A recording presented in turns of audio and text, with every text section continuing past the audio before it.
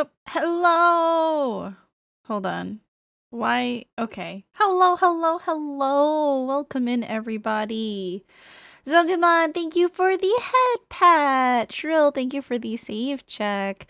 All right. Just a little bit slow this morning because I was still rushing through my meetings that went over. And I needed to heat up some food. Hi, hello, welcome in, everybody. Okay, so today, I'm going to try to eat a little bit because I woke up, went right into my meetings, and I'm a little bit hungry. I'm a little bit thirsty. Not for boys this time. And we're gonna try to get through some stuff. Eating in this economy, it's true. Eating in this economy. All right, guys. So we, I did buy some wishes. We have 18 wishes, and I'm like debating, should I at least pull until a 5-star? I did set my precise wish. It is Zayne. I don't know. I don't want to cancel it. So I did set my precise wish. It is Zayne. I don't know if we're gonna pull until I get Zayne, but certainly I might pull until I get a 5-star. Knowing my luck, we probably won't get it. So, I am not, you know, an instant gratification girly. I'm willing to wait. If it takes me 3 years to get this card, you know, we can wait. It's not a problem for me. So I just wanted to, you know, see if we could spice up today's stream by rolling a little bit. Let's see. When does this end? 3:27. So we have, so I'll need to do all my rolls today because 327 will be before our next Love and Deep Space stream, I think.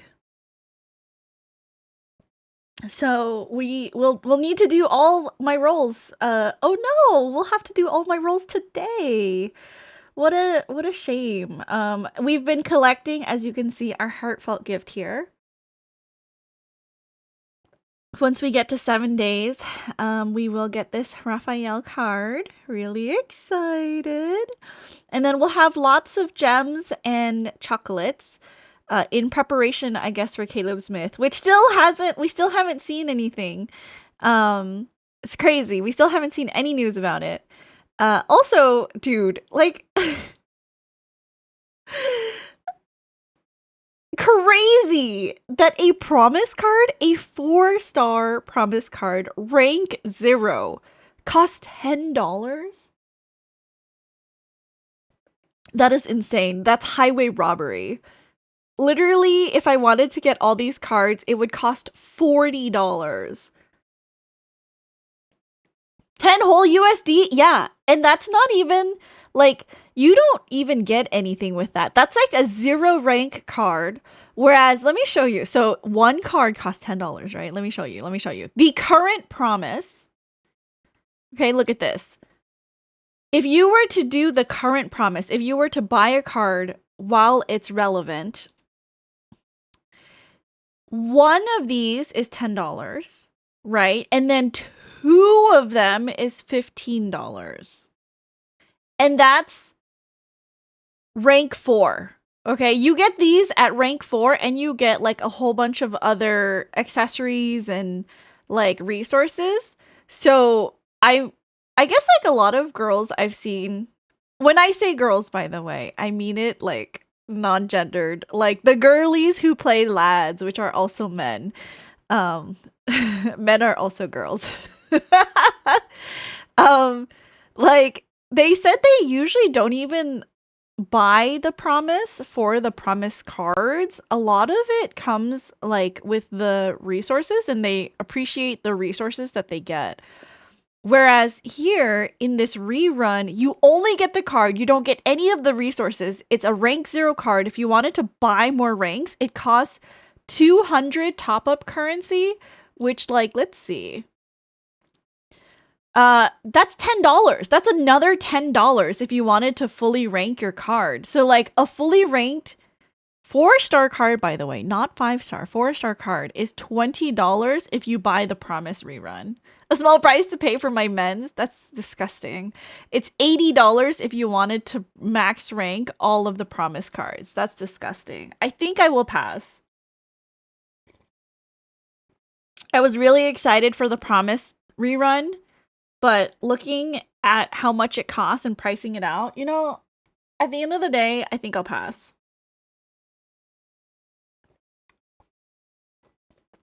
A medium price to pay for your men's? I mean, I feel like if this was not locked to like actual top-up currency and it was linked to diamonds, I might consider it. But it's literally disgusting. The amount of money that they're asking you to spend to get a Promise rerun card when it's 4 stars. And like if I was richer, maybe. Hi Beetle Ian, by the way. If I was richer, maybe. I'm not made of money. I'm sorry. I work a full-time job that supports me and my dog. Oh, by the way, I can turn the Hermes cam back on. Can I?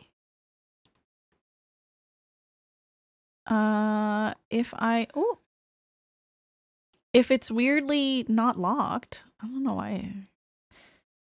Okay. Was it always that large? Let me add video capture. Oh. Thanks, Zayne. I appreciate that. I appreciate you. Okay. I think we can dog cam. Oh, look at him. Look at my baby boy. Let's make it so it's not so grainy.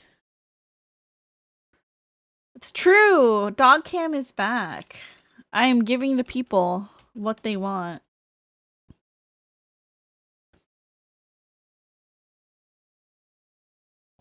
But yeah, it's absolutely disgusting the amount of money they want for the Promise cards, and even the rerun is expensive. Like I already purchased the packs. I broke my rule.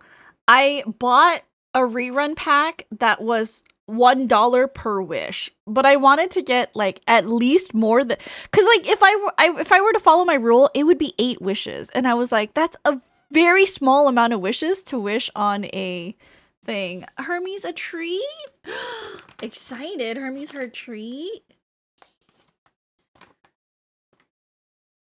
From Uncle Jihi. A treat from Uncle Jihi. I learned a new Chinese word, you guys. Hermes beads. Beads. Come on.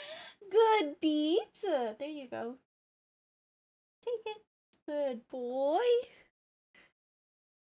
He's so sweet. What a good boy, Hermes. You're such a good boy. You are such a good boy. Welcome in, Ash. Might consider is code for I considered it and really would want it. I do want it, but I, need to be able to afford living as well. But I even broke my rule. I purchased wishes that were equal to $1, not less than $1. Is the verdict gone? Okay, so it's not quite gone. It's still slightly disorienting. Not enough where the world is spinning, but it is enough where I feel slightly off balance. Oh my gosh, I shouldn't have, but yesterday I was really missing, like, in general, I was really missing going out and leaving my house because I had not left my house in like 4 days. I stayed home for 4 straight days, right? Aside from walking Hermes, I had not left my house. So I was really getting kind of like batty. And so yesterday I was like, I'm just gonna drive to Ever's place. I shouldn't have. I should not have. But I did. And at the end of the night, I was getting more and more like, I was deteriorating, and Ever was like, you don't look so good. Should we just drive you home? And then like, you know, like I'll take, like Ash will drive my car and then he'll just drive both of us home after. And I was like, no, it's okay. Like it's late at night. There's probably no one on the road. But like the more that I thought about it, and like she also insisted, I was like, okay. And then when I got home, I was like, oh yeah, I probably was not good enough to drive, and next time I feel this way, I probably should just stay home, because I felt like I gave my friend so much trouble. I thought she was gonna say I was missing a human's touch. No! I needed to like leave my house. Thank you for the head pat, Fuzz. Welcome in. Princess is counting on Zayne to send her. I wish. Zayne, my doctor. He's just gonna say I also have vertigo. But I hope everyone has been having a good day today. Thank you for the watch streak, Ash. I appreciate it. Princess, stop making your friends worry as best you can. I mean, I'll try. Okay, so I do need to do all my pulls today. Why don't we start the stream with some pulls? Do we want to pull one by one? Is it under Wish? Oh wait, let's do a few Galaxy Explorers first. Let's just speed this up because I have a shit ton of speed up cubes. Okay, let's do a few of the, ooh, I got a 4-star card. Whoa, look at that. It's Zayne. He's so beautiful. One by one pulls is edging. It's okay. We can edge together, right? Don't clip me out of context. Imagine listening to your doctor. Hi, Dak. Welcome in. How are you?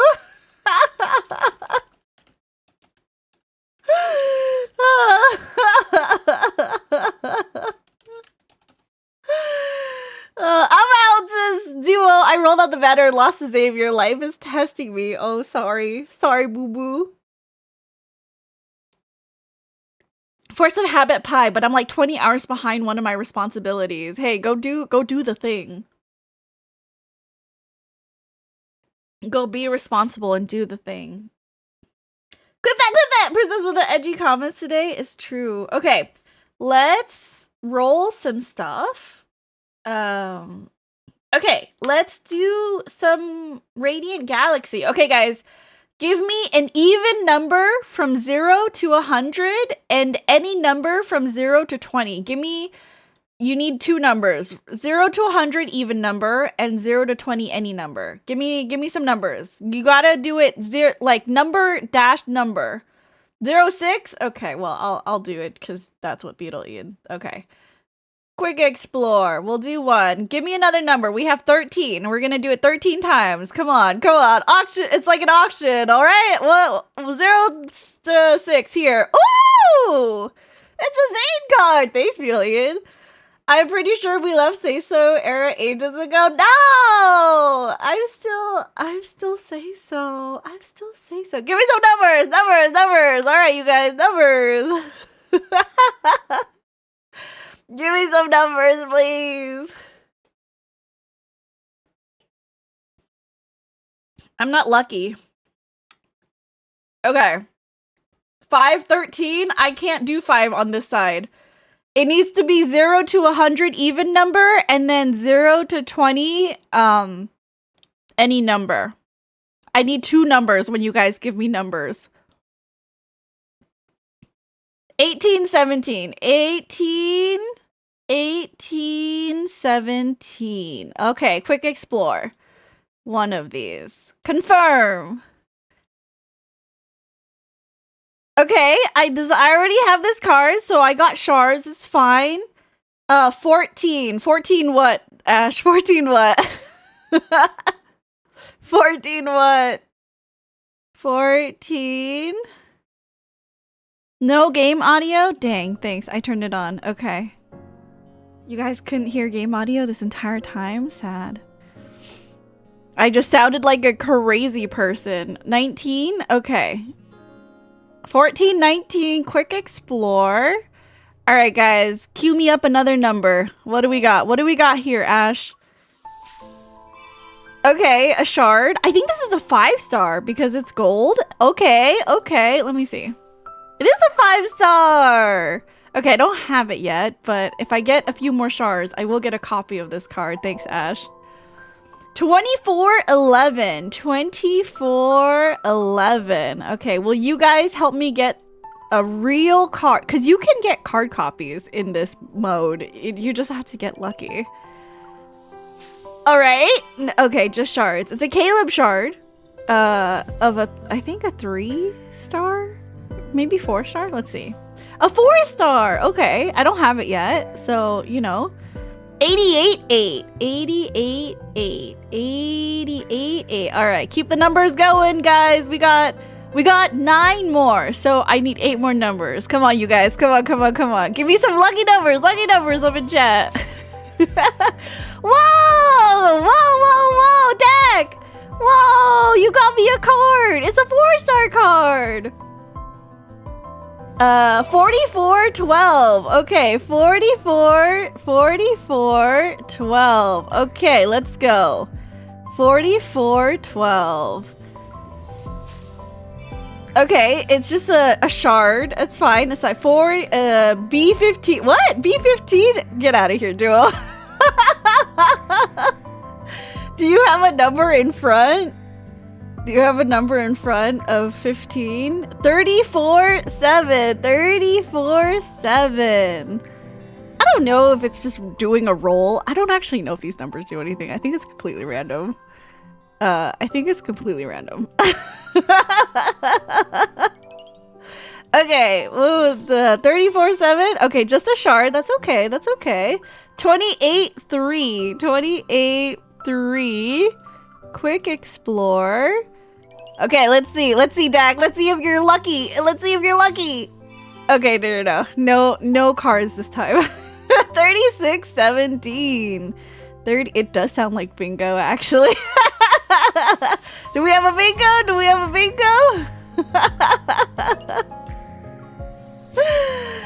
No. Oh, it is a Zayne memory shard, though. Okay. Wait, Duo, give me an even number from 0 to 100 so I can do yours. I'm skeptical you already have a list of rewards in queue. Numbers are just the illusion of choice. I don't know. Let's see. So this is everything you can get from Radiant Galaxy. These are the memories, and also these are the shards that you can receive. So it's all here. These are the possible things that you can receive. 42-24. 42-24. Oh, it only goes up to 20 on this side. So, do we want to do 15 on this one? 42-15, is that okay? 42-15. I know with Fire Emblem Heroes, the trick was to pull and then quit the game, reload, and then you get a fresh RNG queue. I see. 42-15. All right. We got 4 more. Okay. All right. Let's see. Okay. No, just shards. Any more numbers? Any more numbers? I loved Fire Emblem Heroes. I spent so much money. Wait, did I do 36-17 yet? Let me try 36. I don't think I did do 36-17. Let's do 36-17. I got 2 more after this. Okay, okay, shards. It's a Zayne one. Love Zayne. Love Zayne. Spent so much money. Oh my goodness. I see, this is why I can't get into gacha games. Like, I'll spend too much money. Obviously, I've already spent a lot of money. Spent way too much money on this. Okay, maybe if we do my favorite number. 44 and 4. 44 and 4. Can't get into gacha games? That's okay. All right, I have 1 more number that I can do. Second number needs to be up to 20. So I can't do 24, but I will do if you give me a number under 20. Okay, just a shard. So 78. And then give me a number 19. Okay, 19. All right, last one. Here we go. Yep, confirm. All right. No, not lucky. Okay, that's fine. We did get a few. Okay, I'm gonna go ahead and just set this to explore over 8 hours. That'll go. We also have, what was it? Lemonette's Trove. We just have 2, so let's just roll. That's fine. What do I got? Basic stuff, that's fine. Okay, do we want to roll one by one? Do we want to roll one by one? Let's roll one by one. Or we could roll 10, I guess. And then I'll just use diamonds to roll the last 2 because I have 18. And so maybe if I roll 10 and then at the end of stream, I'll roll another 10. We'll do 2 10 pulls and see if we get something. Pity and 66. So I don't know. How do we feel? How do we feel about it, you guys? You tell me. Oh no, I really want the Zayne card. It's so cute. I really want the Zayne card.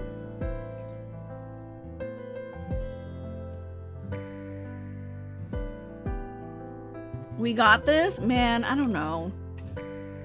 I have like notoriously bad luck. Okay. All right. I'm rolling a 10. No, or should I roll it one by one? What if I roll it? What if I just roll it one by one? We'll roll 8 one by one. No, that doesn't feel as fun. Roll a 10. Hi, Lynn. How are you? How are you? Welcome in. Roll a 10. Roll a 10. Should I roll a 10? Alright. I guess we could roll a 10. Roll a 100? I don't have enough money for that. I don't know, I just got here.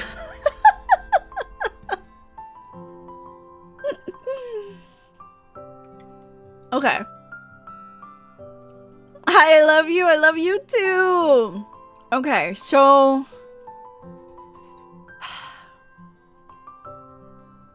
I will roll a 10. Okay. I have to tell myself I knew going into this that reruns would be expensive. So either way, it's okay. If we don't get the card, then we just lowered our pity for the next rerun banner, because rerun banners run on the same pity system. So if we don't get this card, we're just gonna, you know, wait for the next rerun banner and our pity is lower. Call of Duty Mobile here. Welcome in. Hello, hello. Thank you so much for stopping by. We are playing some gacha games today, so hopefully you enjoy hanging out while we play gacha games instead of Jump King. How have you been? Okay, we're just gonna do 20. Let's do 20. Okay, I'll do 10 now and then I'll do 10 at the end of stream. Okay, let's roll. Are you guys ready? I'm doing it. I'm doing it. I'm gonna close my eyeballs. Okay. Close eyes. Press button. Close eyes. Press button. Okay, it's just a normal one. It's okay. Did I get any new cards though? Maybe I got new cards. Not even a 4-star? Okay, there's the 4. I was like, not even a 4-star card? Come on. Okay. We got 1 4-star card. Boo. Stupid luck. It's fine. Okay. Wait, I have stuff. Oh, I should have bought my promise. It's okay, I'll buy it off stream. I was manifesting better for you. Oh, I appreciate it. Thank you. Oh, look at all these cards. So we got this card. And we got this card from the Galaxy Explorer. And then we got this card from what we just rolled. Let's see our shards. Oh, whoa, we got enough to make cards too. Let's craft. Confirm. Look, a new card! Cute! Then we got this one too. Whoa, this one is adorable! What the heck? Actually, this is such a cute Zayne card. I love it. Zayne, my handsome man. Okay. Cute! Oh my gosh, I love it. Okay. I'm in love. Okay. So not bad for today, I guess. We just had to, you know, stay positive. we just gotta stay positive. Okay, we were gonna do more World Underneath today. And that's gonna be under main story. Okay, so it's more cozy reading, so, you know, saddle up, you guys. Maybe I do want to eat, though.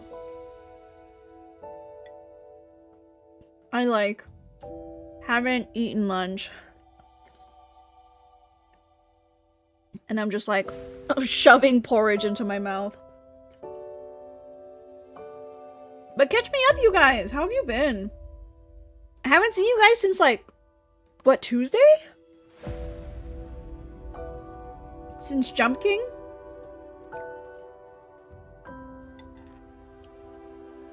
I have to tell you, I was like recording shorts on Tuesday. And I was customizing a new model that I got. To make it look more like me, right? I'm pretty sure I must have given myself like low grade heat stroke or heat exhaustion, because Tuesday night when I was recording the shorts, I was not feeling good. I was already feeling kind of like woozy. And then I was like, oh, let's just go to bed. Maybe I'll feel better. And then I woke up with full-on vertigo and I was like, oh, this is not great. And then my friends bagged on me for not taking care of myself and not running the AC. Spring break just started. Gonna forget I have a job for a few days. Oh, that's great. Do you have to grade anything over spring break? Or is it truly a vacation until you get back?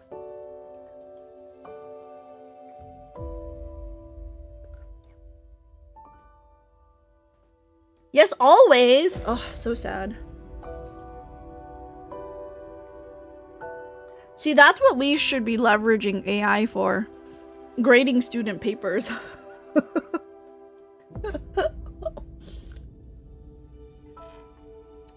Not writing stuff, but grading them.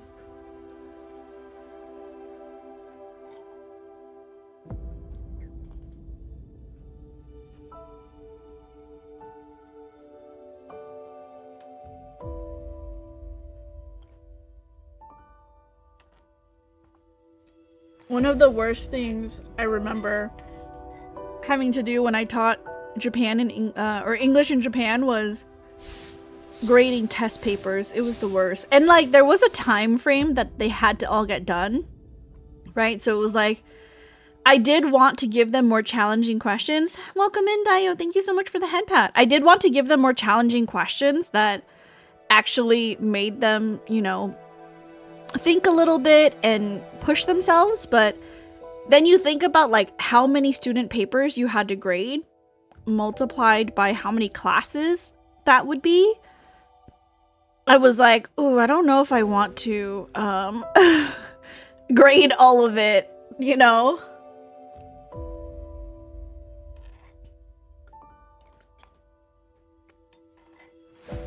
I like giving feedback. It's just a lot of work. Yeah. Giving feedback, honestly, takes so much time. Especially if you're trying to be, like, thoughtful about it.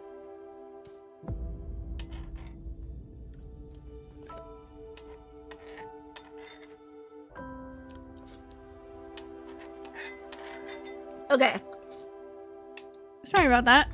We are done with lunch. I'm done. I ate.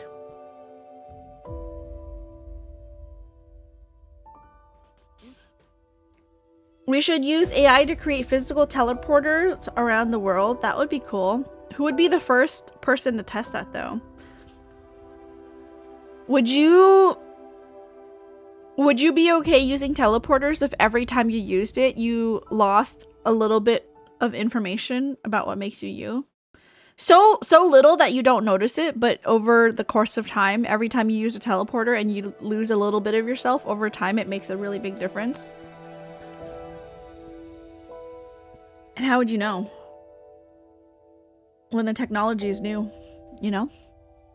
Not all your cells came back together perfectly. You were missing some.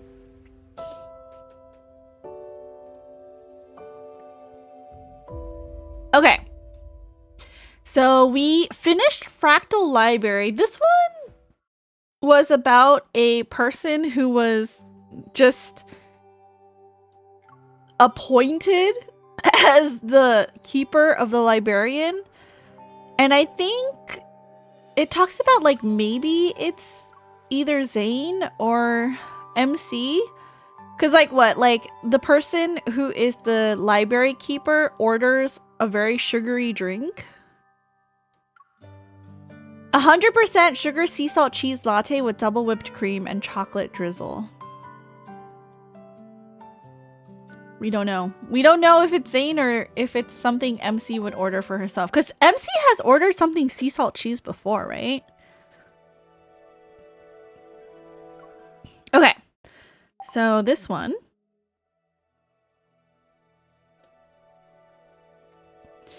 This one that we are reading is High and Low Culture. Artist Life Insider. A special feature balancing art and livelihood.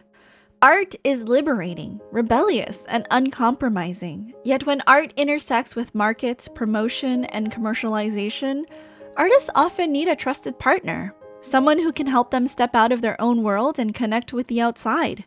Today, we have the privilege of interviewing Mr. Thomas, Rafayel's gallery manager.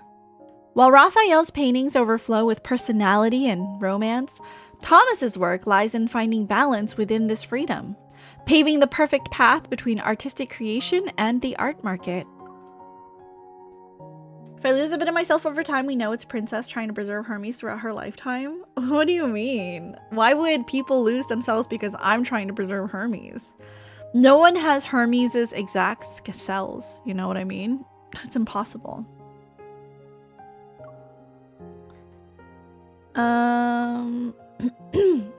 Join us for issue 14 of Artist Life Insider as we delve into the gallery manager, Thomas's story. Opening. Mr. Thomas, hello! Thank you for taking the time for this interview. Could you start with a self-introduction to help our readers understand your background and work? Hello everyone, I'm Thomas. No need for formalities, just Thomas is fine. Like how Rafayel calls me. I've been in art management for several years now. I started as an agent and later partnered with Rafayel to open a gallery, focusing on curation and contemporary art promotion. Rafayel and I aren't just business partners, I'd say we've been friends for many years now. Question 1. As both an artist manager and gallery director, what do you find most challenging in your daily work? Finding Rafayel, without a doubt. Did you expect me to talk about business negotiations or exhibition curation? Well, sure, the business side comes with all sorts of challenges, but those are just basic work to me. But we haven't seen Rafayel at all today, have we? I see. Tracking him down is a problem. Question 2. The artists we've interviewed before all had their unique creative habits. Some keep their favorite plush bear nearby, while others must drink exactly 3 bubble teas before starting work. From your observation, does Rafayel have any peculiar habits? Wait, they all have such odd habits? Thomas blinks in surprise before falling into deep thought for nearly a minute. When creating art, Rafayel likes to put his glass fish tank over his head to truly experience life from a fish's perspective, to see the world through their eyes. Okay, He doesn't actually do that. I was just thinking how these quirky personas can be effective marketing for artists, but I couldn't come up with a good one on the spot. What? Did you actually believe that? I suppose artists can get away with anything these days. Oh. But if I had to point out something genuinely concerning, it would be how Rafayel completely forgets to eat when he's working. I used to bring food to his studio just to make sure he hadn't passed out from hunger, though lately I don't have to worry about that anymore. When we tried to inquire about this recent change, Thomas insisted it was a private matter of Rafayel's and politely declined to elaborate further. Is it because MC brings him food? Hello, Action. Welcome in. 30 stream streak. Welcome in. Thank you. Oh my goodness. Is it because MC brings him food? That's so sweet. Also, like, do you guys also forget to eat? I do. I know I do. When I'm really like focused on something and really intensely like working, I super forget to eat because I'm like, you know, really, really like nose in the weeds kind of person. So is Rafayel the type to forget to eat when he's working? I don't think he sees painting as work at all. How can you tell if Rafayel is getting inspiration or just spacing out? Well, I never ask him directly. He'll always say he's getting inspiration.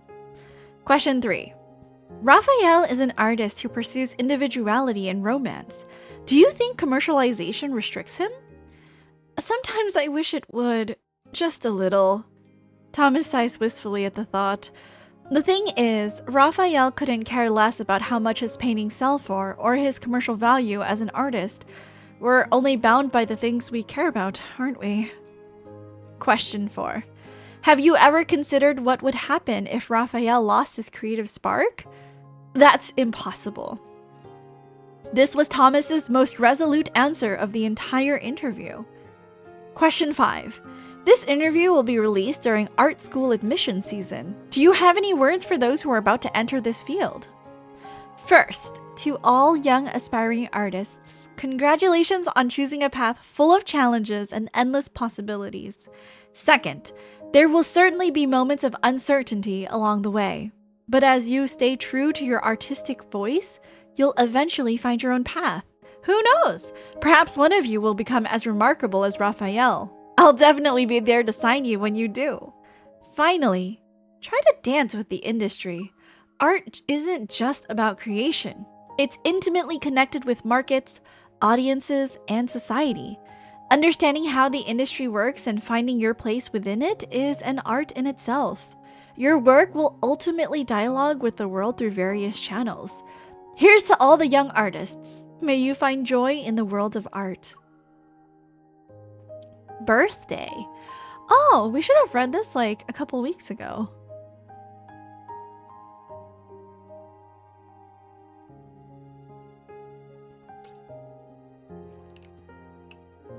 Drink some water.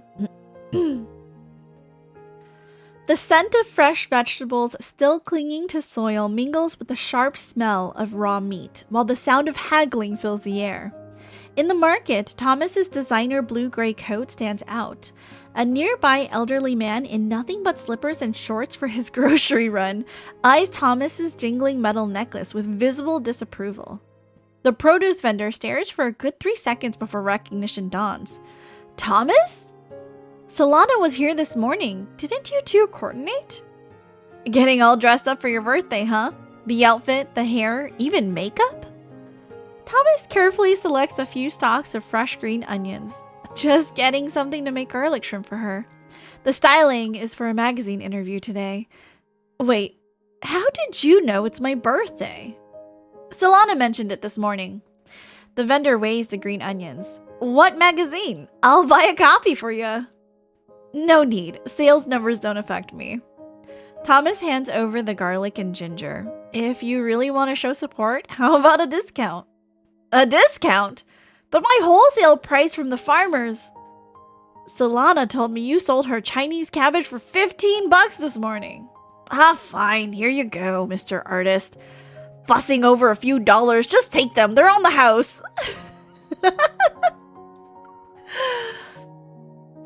Thinking back to today's interview, while it wasn't meant to be impromptu, having Thomas as the interviewee was purely a work mishap. I'm terribly sorry. I mentioned it to Rafayel, but I've been so swamped lately that I didn't realize I hadn't synced his schedule. He's probably off getting inspiration in some remote mountain with no signal again. Thomas apologizes profusely. Do you have a backup plan? If needed, I can help contact other artists we've worked with. But the magazine came specifically for Rafayel. The staff huddled together in discussion for several minutes before finally reaching a solution. Interview me? Me, Thomas points to himself in surprise. Art school admission season waits for no one, and we need to submit the draft immediately, the staff explains. Please help us out, Mr. Thomas. We need something to fill the pages today. The interview itself turned out quite relaxed, and afterward, the staff invited him for seafood barbecue at White Sand Bay. They had actually brought a gift box of mantis shrimp as a gesture of sincerity, but with Rafayel absent, they had no choice but to enjoy an extra meal together. You all go ahead, Thomas waves them off. It's my birthday, so I'm headed home to celebrate with my wife. What? We had no idea you were married! Happy birthday, Thomas! This is so sudden, and we don't have anything else to give you, but please take this. Thomas feels the weight of the seafood gift box in his hands and looks at it in surprise, swallowing back his polite refusal. Well then, thank you, everyone. I'll graciously accept. My wife happens to love garlic shrimp. Aw, you're so sweet! As Thomas opens his front door, he's struck by the thunderous sound of crying. Solana is cradling their wailing daughter, her gentle cooing down, doing little to soothe the baby. Thomas quickly sets down his things and rushes to the kitchen. With practiced movements, he mixes the hot and cold water, levels off a scoop of formula powder, pours it into the bottle, and shakes it thoroughly. Oh, he has a wife and a baby. Oh my goodness. After letting it settle, he tests the temperature against the back of his hand. 40 degrees Celsius. Perfect. Making formula for their daughter has turned both Thomas and Solana into human thermometers these days. The piercing wails finally subside with the warm bottle of formula. Solana gently pokes their daughter's chubby cheeks. You little glutton, you just had formula 2 hours ago. Don't listen to mommy, you're not a glutton at all. Eat up, you'll grow big and strong. Just as they finally manage to get their daughter to sleep, the phone breaks the silence, undoing half an hour of the couple's efforts in an instant. While Solana hurries to comfort their crying daughter again, Thomas takes the call and walks to the balcony. After handling some business matters, Thomas ties on an apron and heads to the kitchen. As he pours the seafood from the gift box into the sink, water splashes up and Solana chuckles while grabbing some paper towels to wipe his face. Just as he's about to start preparing the seafood, his phone buzzes in his pocket again. With both his hands occupied, Solana takes out his phone and holds it to his ear. Thomas continues peeling shrimp while talking to the person on the other end. Regarding transportation, I've confirmed with the logistics company. The timing works. The lighting design needs to be adjusted based on the exhibit's materials and color schemes to ensure proper presentation. We should use neutral tones for the background to avoid competing with the visual focus of the exhibits. As for the overall atmosphere... Thomas takes 4 phone calls in the time it takes to prepare dinner. Finally, as the couple enjoys their homey dinner of dishes and soup at the coffee table with their TV, Thomas's phone is silent, as if it too wants him to properly enjoy his birthday. While Solana goes to get the cake from the fridge, he quickly switches the mystery show on TV to his favorite romantic drama. Let's watch the meteor shower. Returning with her cake, Solana glances at the screen and sighs with familiar resignation. This show again? Are you sure you're really an art professional? High art meets pop culture. Pop culture meets high art. In the flickering candlelight, Thomas closes his eyes and makes his birthday wishes. May Solana be safe and happy. May our daughter grow up healthy and strong. May our family stay together forever. Oh, right, and Rafayel. Hope he gives me less to worry about this year, and may he and his Miss Bodyguard be happy together for a long, long time. Oh, what a cute wish. Thomas does care so much about Rafayel. That's so cute. The moment he blows out the candles, darkness falls, and his phone decides to vibrate at that exact moment. Thomas reaches for his phone with resignation, but upon seeing the caller's name, he springs to his feet. In one fluid motion, he throws on the blue-gray coat draped over his chair and heads to the entryway to change his shoes. It's Rafayel. If he's calling at this hour, it must be important. He's probably back in Linkon. I need to go see him. We'll have the cake when I get back later. Answering the call, he hears Rafayel's unusually serious voice. Thomas, come to quickly, I have something extremely important to discuss with you. Thomas manages to take the call, change his shoes, and press the elevator button all in one seamless motion, taking no more than 10 seconds. Actually, I had something pretty important today too. I mentioned it to you, but I failed to put it in your schedule. That's my bad, though it's all been taken care of now. Rafayel sounds confused. Huh? This needs to go in my schedule too? As the elevator dings open, the voice from the phone receiver merges with one in real space. Happy birthday! Thomas looks up to find two familiar faces. Rafayel and his Miss Bodyguard. Happy birthday, my friend. Seeing Thomas still stunned, Rafayel leans against the doorframe and lifts the gift box in his right hand. Important business accomplished. This didn't need to go in my schedule, right? That's not what I... Thomas trails off with a helpless laugh, quickly accepting the gift box. Come up for a bit? Have some cake? Better not. You might lock me in and start demanding manuscript updates. The girl, still in her hunter's uniform, playfully shrugs and links arms with Rafayel. Free time is precious. Spend it with the ones who matter. We won't keep you any longer. Exactly. Stop thinking about work and watching my every move. Rafayel waves with a light bye and turns away, walking into the evening breeze with his Miss Bodyguard. And so, Thomas returns to his doorstep, gift box in hand. Click! The key turns in the lock, and the corridor's motion sensor light flickers on. Behind the door, Solana's face lights up with pleasant surprise. You're back already? Nothing urgent with Rafayel. He just came to deliver this, he says, setting the gift box on the table with a pat. Now then, let's go cut that cake. Microscope. Wish I could paint. As an art school applicant and devoted fan of Artist Life Insider, I heard this one would feature Rafayel. Saved it specially for the day before my entrance exam, hoping for some inspiration from my idol. But why did we get his manager instead? Potato sect leader. Rafayel wasn't there, but his presence is everywhere. Think about it. Really think about it. Momo. I actually believed the part about him wearing a fishbowl while painting. Rafayel, rideable fish dinner. What? It's thanks to having such a professional manager like Thomas that Rafayel can focus on creating art. Supporting Thomas! User 426835. So why exactly don't we need to worry about Rafayel starving anymore? Details, please! Night reader of useless books. Rafayel's truly strong for never complaining about the industry. Garlic shrimp supremacy. Thomas clearly shows his expertise as a manager. The insights he shared in the interview are really valuable for anyone planning to enter the art industry. Good luck to everyone with their entrance exams. Confident women live best. When is Rafayel releasing new work? Just a leak.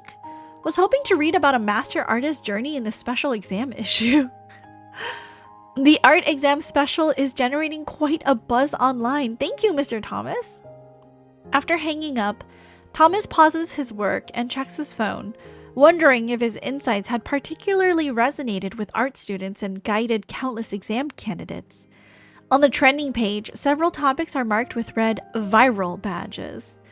Artist Life Insider, Art Exam Special, Rafayel. True masters never complain about the industry. Rafayel paints while wearing a fishbowl. This hardly has anything to do with me.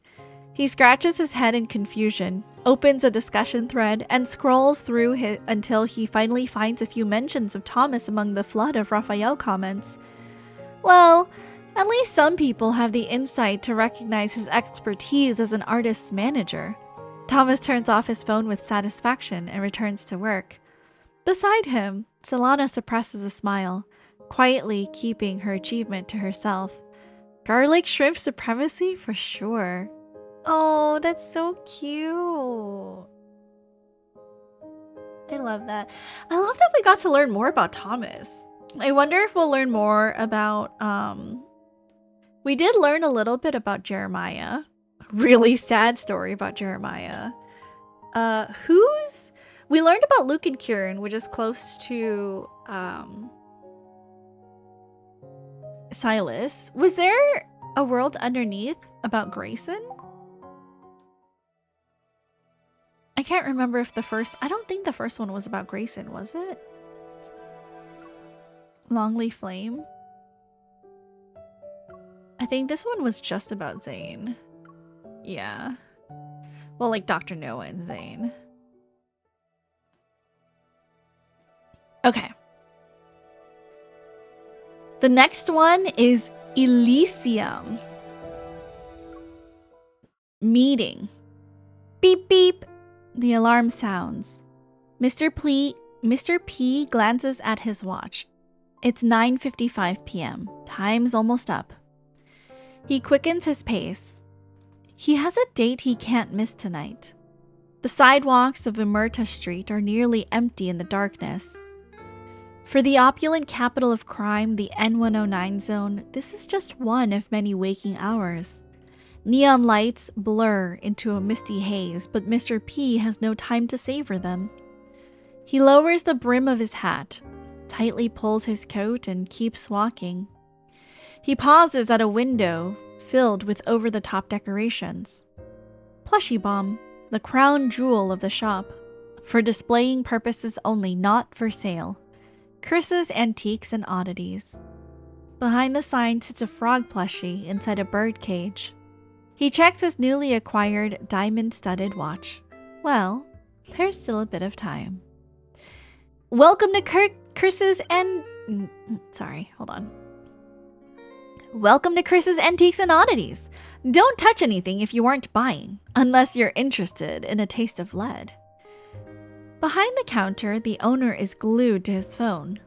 As Mr. P passes, he spots the title of a hot forum thread on the screen. Phantom Thief P pulls another time trick. $1 million blood diamond watch vanishes from Solon Hotel auction. Ooh, wait, is it him? Is he Mr. P? Chit! Since when did the N109 zone start cheering for some second-rate thief? There are thousands of comments, too. If I met that guy, I'd crush him with one hand. The owner sneers, but he can't resist adding a post of his own. A few seconds later, a beep shatters the silence. The owner looks toward the sound. The shop's prized frog plushie has vanished from its cage. Only the diamond-studded watch shines dully in its place. On the street lined with bars, Mr. P emerges from an alley. He tosses the frog plushie in his hand. Then he drops its dismantled bomb into a trash can. Tch, the design is outdated. At least the color still pops out.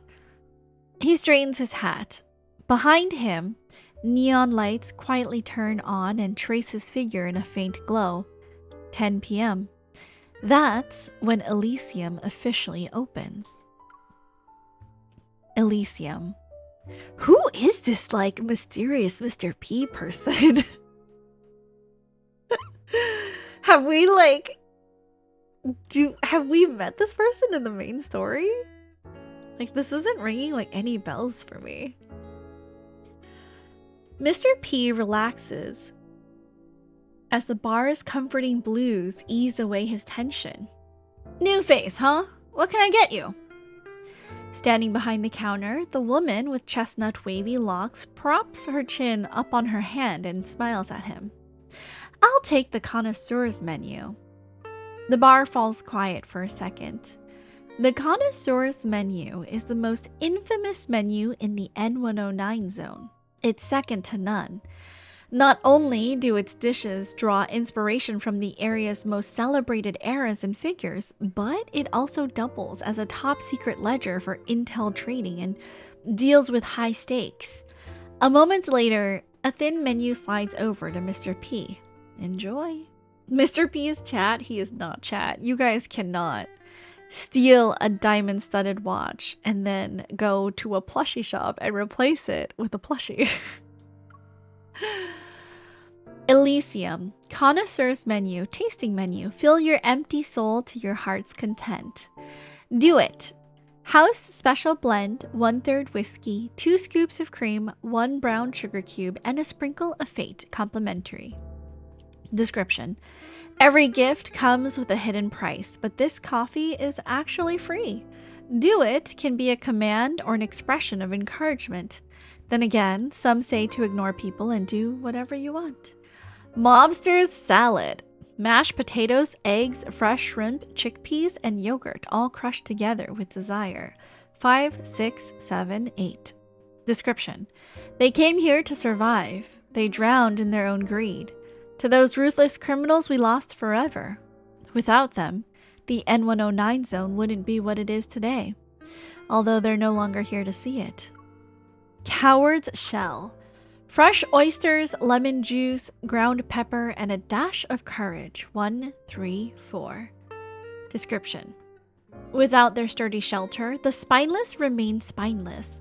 That's why we built our foundation from the strongest materials. This dish honors those misfits who once graced our establishment. Without them, Elysium would never exist. Some exiles become worthless junk and others transform into pearls. Is it the environment that determines their fate or their own nature? The N109 zone grand platter.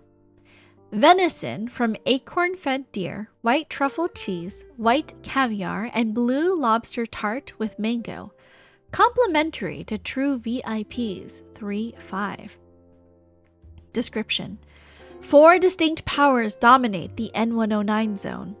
They are the true players at the N109 zone's gambling table. A platter of 4 rare delicacies. They don't complement each other.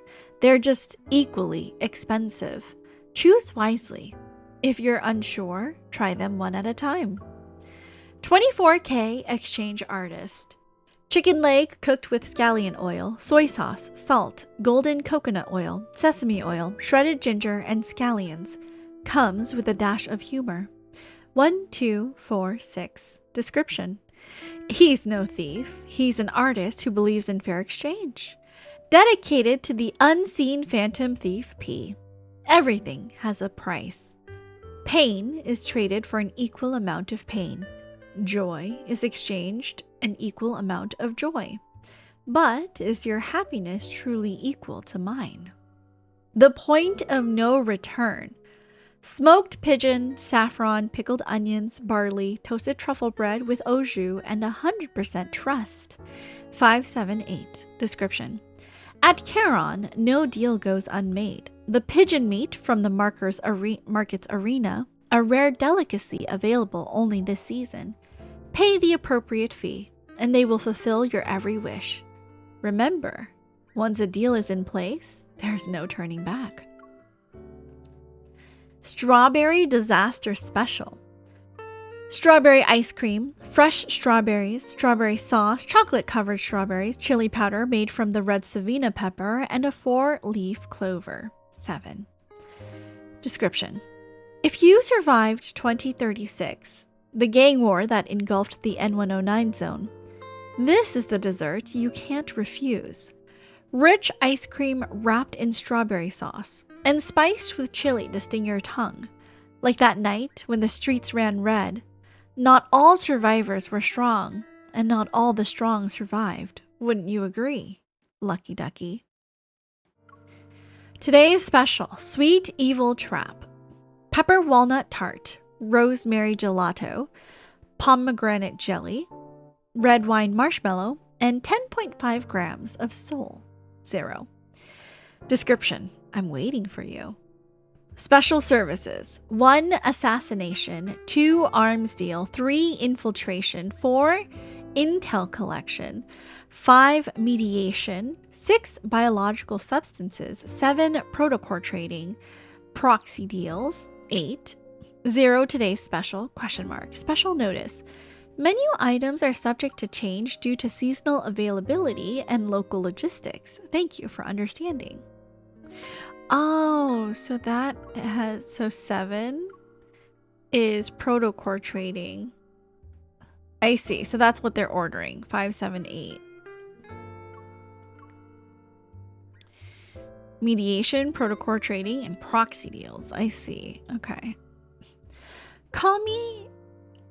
Is it Aylin? Call me Aylin. Meowdy there. Hello, Daniel. Welcome in. How are you? Welcome, welcome. Happy Saturday. Hope you're having a good day today. Thank you for the fetch. Sorry it doesn't work today because I'm in a different program. Call me Aylin. The curly-haired woman sets a cup of steaming coffee in front of Mr. P. This is our signature brew, on the house for those who choose the connoisseur's menu. It's been a while since anyone new asked for it, so I upgraded you to a large cup. Do it? Mr. P picks up the cup. Is this some kind of go-getter philosophy for life? Oh? Aylin toys with a curl of her hair. So that's how some people interpret it. Do it. Just do as you're told. This was what Aylin heard the most as a child. You worthless brat, do what I say! One more word and I'll kill you! By the time she was 12, Aylin learned not to close her eyes when fists were flying. Keeping her eyes open let her read the direction of the blows, protect her face and gut, and choose where to fall to minimize injuries. She got lucky that time. He wore himself out quickly and sent her off to buy liquor. Before leaving, she glanced at the drunk who claimed to be her father. Of course, it was only true in the strictest biological sense. Then she limped away. Sometimes staying alive requires more than strength. It needs a bit of luck. Turning the corner, Aylin saw a striking woman leaning against a bar entrance and looking at her phone. Her tank top revealed sculpted muscles, and her short orange-red hair shined brilliantly under the sun. That was Ginevra. That was Ginevra, the bar's bouncer. Aylin knew her. She had seen Ginevra single-handedly knock down a group of drunks. They lay in a pile. She's amazing, even stronger than Dad! With that thought, Aylin couldn't help but move closer. Noticing her approach, Ginevra glanced up and laughed. Hey kid, your face is a work of art. Aylin wiped her wet nose. The blood smeared across her swollen cheek. She was 12. Malnourished, scrawny for her age. Still, she squared her shoulders and lifted her chin. I'll pay you! Teach me how to fight! Or at least let me follow you around! Without hesitation, she shoved all the money that was meant for her father's liquor into Ginevra's hand. If she could become her sidekick, no one would dare to mess with her again. Ginevra didn't take the money. She crossed her arms and looked at Aylin. What, you lost a playground scuffle and now you want lessons? I'm not into babysitting. I want my dad to be too scared to hit me again. Can you help me? Aylin stood on her tiptoes and brought her bruised face closer. You... Ginevra looked interested for a moment, but her face fell when a drop of blood landed on her shoe. She heard Ginevra curse under her breath. Mr. P has barely tasted his drink before the drink's burning edge brings tears to his eyes. Who puts booze in a coffee? 1/3 whiskey, 2 scoops of cream, 1 brown sugar cube, and a sprinkle of fate. With a knowing smile, Aylin taps the menu in front of Mr. P. That's our signature blend. Coward's Shell. Now you may place your order. Every dish comes with its own special seasoning, so our customers can choose what suits their palate. Take this one, for example. With brown nail polish shining, Aylin's finger glides along the menu surface until it settles beside a number. Coward's Shell. Fresh oysters with a bit of pepper and paired with freshest sides. Assassination, infiltration, and intel collection. A perfect balance of flavors. Following her finger, Mr. P looks at the menu. He's drawn to the text beneath the name. This dish honors those misfits who once graced our establishment. He's interested.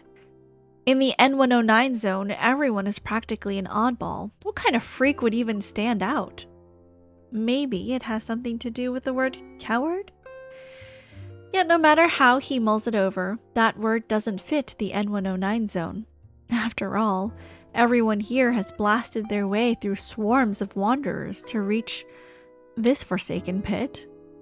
Oh, there are cowards here, Aylin says. It happened not long after Aylin and Ginevra settled down in the N109 zone. Bang! A cracked wooden door fell and a figure tumbled out amid splinters and shrieks. Just you wait, this isn't over! Oh, I'll wait all right, Aylin sneered. She leaned against the doorframe with a cocky stance she had picked up from Ginevra. Only the man staggered away in fear did she turn. Only after the man staggered away in fear did she turn to steady the bar's broken door. It was already the third batch of thugs this month who tried to extort protection fees since they opened Elysium. 2 years before the Chrono Rift catastrophe struck. Abnormal protofield fluctuations reduced this prosperous tech hub into a lifeless husk. But no one had imagined that this perilous wasteland would become a haven for outlaws. Here, law and order meant nothing. Only strength ruled over the weak. Ginevra, why are we here? There isn't any sunlight and the conditions are awful. After walking into the room, Aylin grumbled and watched the orange-haired woman flex her wrists. Do I need to remind you that? Ginevra looked up with a small smile. This was my plan? You tagged along of your own volition. But we're family! Of course I'll follow you! Aylin declared this as if it were the most obvious thing in the world. 11 years had passed since Ginevra took her in. Ginevra, why don't we head to Linkon? We could open the bar there. Wrist flexing? We finally found the spiciness. What wrist flexing? I'm confused. Am I missing something? Hi, Eclipsed. No. Why not? We can make more money here. You're lying! You're not... Aylin cut herself off and glared at Ginevra. You don't want money. You want to ditch me and have fun by yourself. You know me so well. Can you make my wish come true then? As if you bought me to be your sidekick. Top of the page? Oh, the text? Oh, I see. I adopted you. Don't make me sound like a human trafficker. And that tiny sum you had wouldn't even buy a single decent bullet. Another feeble creak sounded at the bar's entrance, which cut their bickering short. Aylin glanced up and recognized the scarred man. He gave her a curt nod and walked to Ginevra.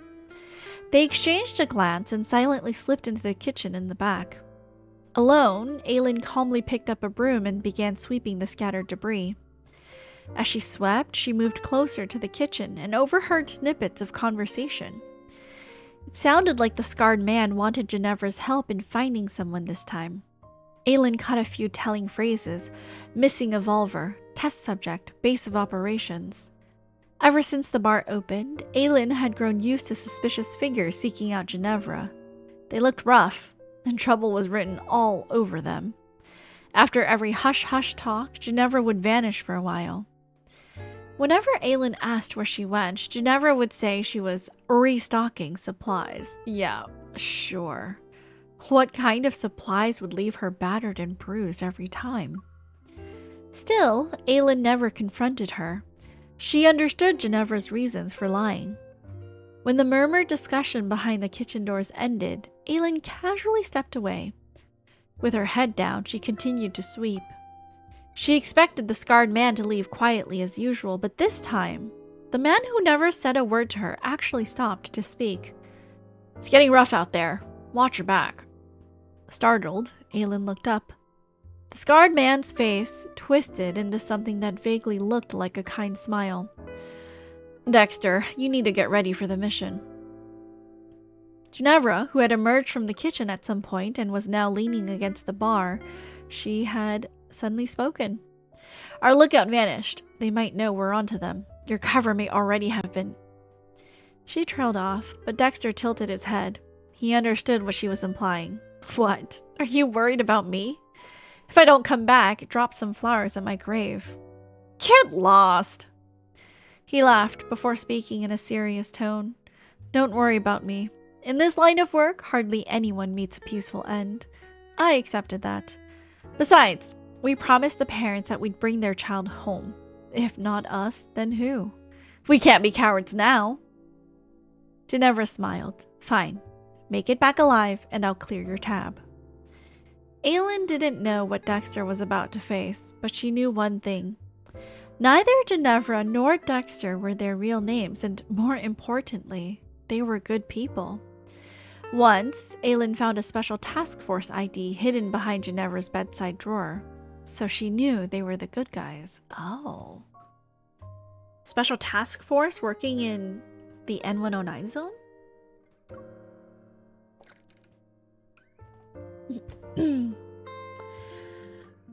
Strawberry Disaster Special.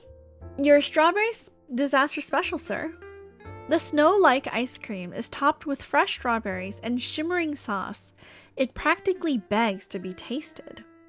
As she set down the dessert, Aylin slips a protocore auction invitation beside it, like a side dish. Fresh strawberries and protocores pair surprisingly well, wouldn't you say? Mr. P ignores the invitation at first. He samples the dessert instead. Tart strawberry sauce melds with rich whipped cream to flood his taste buds. He closes his eyes and sighs contentedly. Exquisite, just as I hoped. Only then does his gaze shift to the invitation, as if he's recalling something. The 2036 disaster. If I'm not mistaken, it started because of a protocore map. Is that where you got your inspiration? A third of the N109 zone's population had vanished in the chaos. Mr. P remembers it well. Aylin confirms his suspicions. Unfortunately, that protocore map was lost at that time. Seeing the faint remorse in her eyes, Mr. P offers a knowing smile. Lost? Perhaps it was stolen. You aren't suggesting Phantom Thief P did it, are you? Who knows? It's all just speculation. He chuckles softly before playfully shrugging. Maybe the map was just an excuse to shake things up from the start. Seeing his genuine smile, Aylin lowers her gaze to mask her curiosity. Perhaps. She idly brushes back a strand of her chestnut-colored hair. As it slips off her shoulder, Mr. P catches a glimpse of a silver windflower earring. There were no flowers in the N109 zone. Aylin propped her chin on her hand and stared blankly at the silver windflowers on the bar counter. Ginevra brought them in a few days ago from somewhere. Since then, Aylin never saw the scarred man again, although certain people stopped visiting. Ginevra was even busier. She headed out and vanished for days. Did you hear? Even the special task force cops have their eyes on that protocore map in the N109 zone. Where did you get that from? It can't be true. If they ever set foot here, they'd be ripped apart in seconds. Inside the bar, Aylin quietly wiped glasses while two customers whispered. At some point, a rumor started circulating about a priceless protocore that was hidden in the N109 zone. It drew in greedy opportunists like moths to a flame. I heard something else. Someone says Silas has started eating people. Silas? Aylin knew that name. Actually, everyone in the N109 zone knew. This powerful lone evolver roamed the area and became a hot topic after devouring several prominent factions. Plenty of people wanted him on their side. Eating people? What's that about? You heard about some evolvers going missing, right? They say it all began after Silas's Onakaitis came into existence. Really? Does that mean I'm in danger? Oh, please. He has standards about what he devours. At midnight, Aylin woke up to an urgent ringing. The display showed a number she knew all too well, Ginevra's. She had been missing for several months. Wow, that's crazy. Months? For some reason, unease stirred in Aylin's heart. She quickly answered the phone. On the other end, chaos reigned. Gunshots.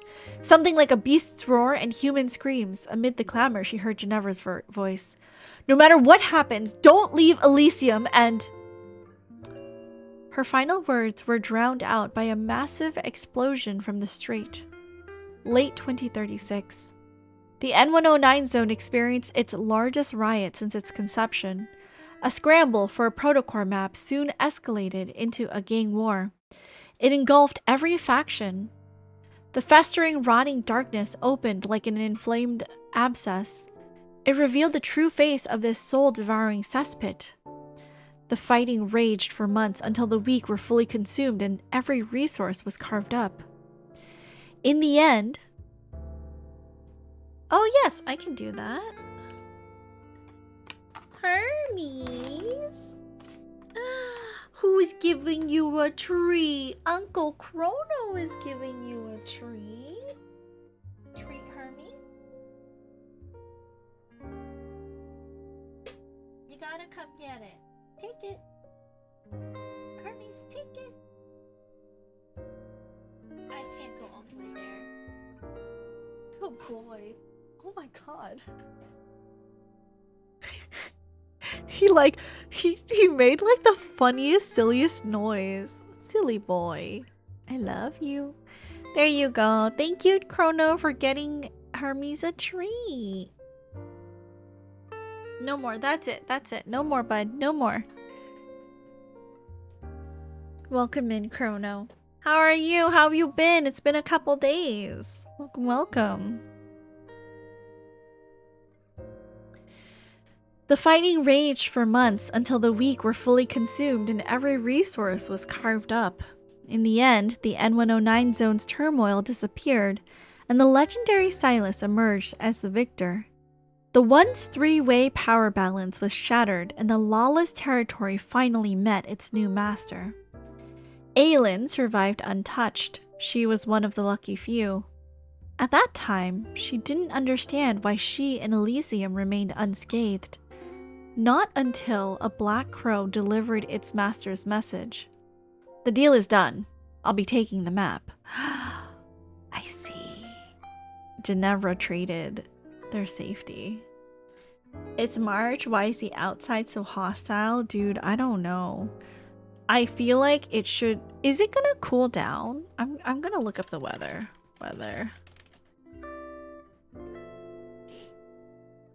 I feel like... Oh, it is gonna cool down this week. But it is just... It's crazy hot. Like, obviously, I got sick because of the... I got sick because of the crazy, like, temperature change. So I'm not too pleased about this.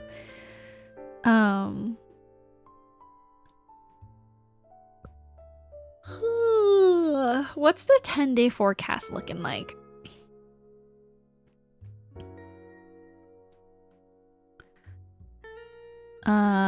This is... Sure. I mean, it's still 80s. That's still pretty hot. How come the other app didn't say... How come the other app said 70s? Strange.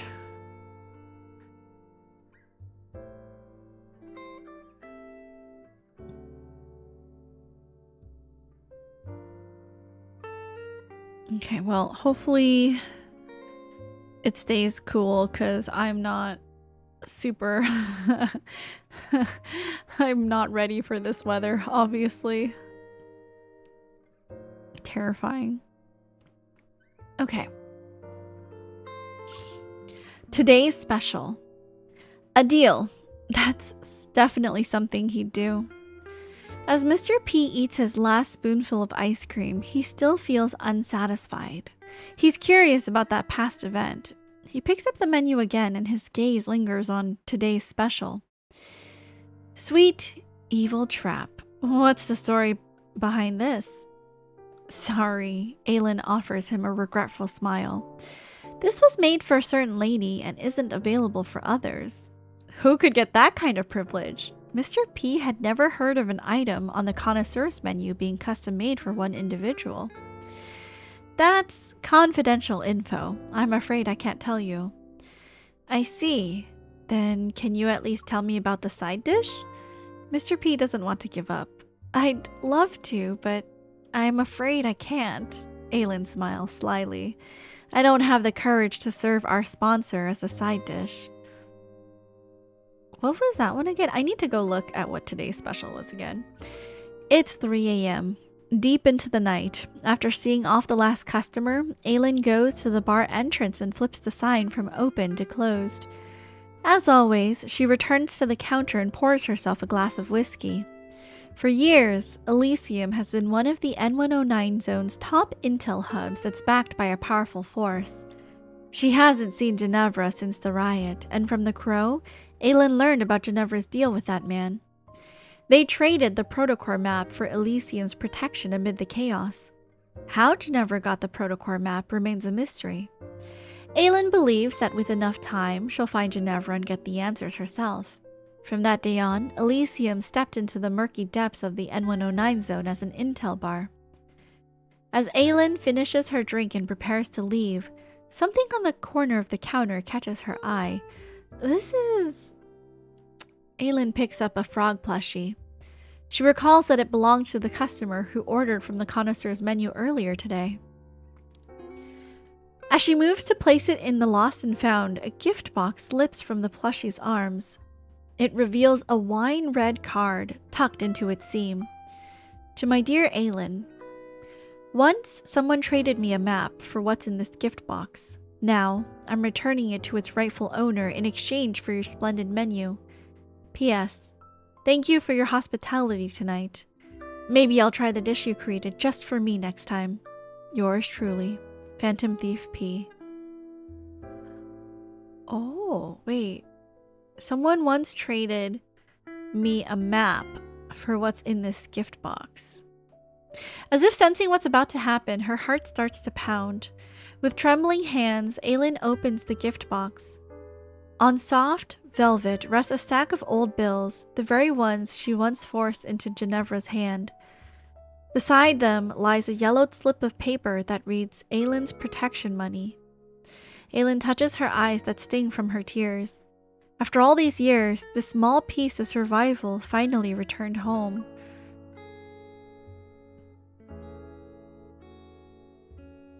Wait, was that Ginevra?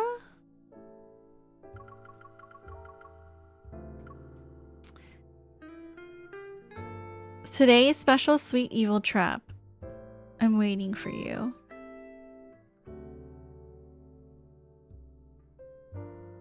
Is it? I'm dumb. I need things spelled out for me. I think it is.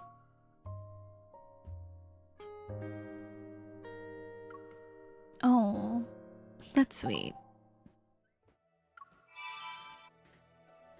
Okay.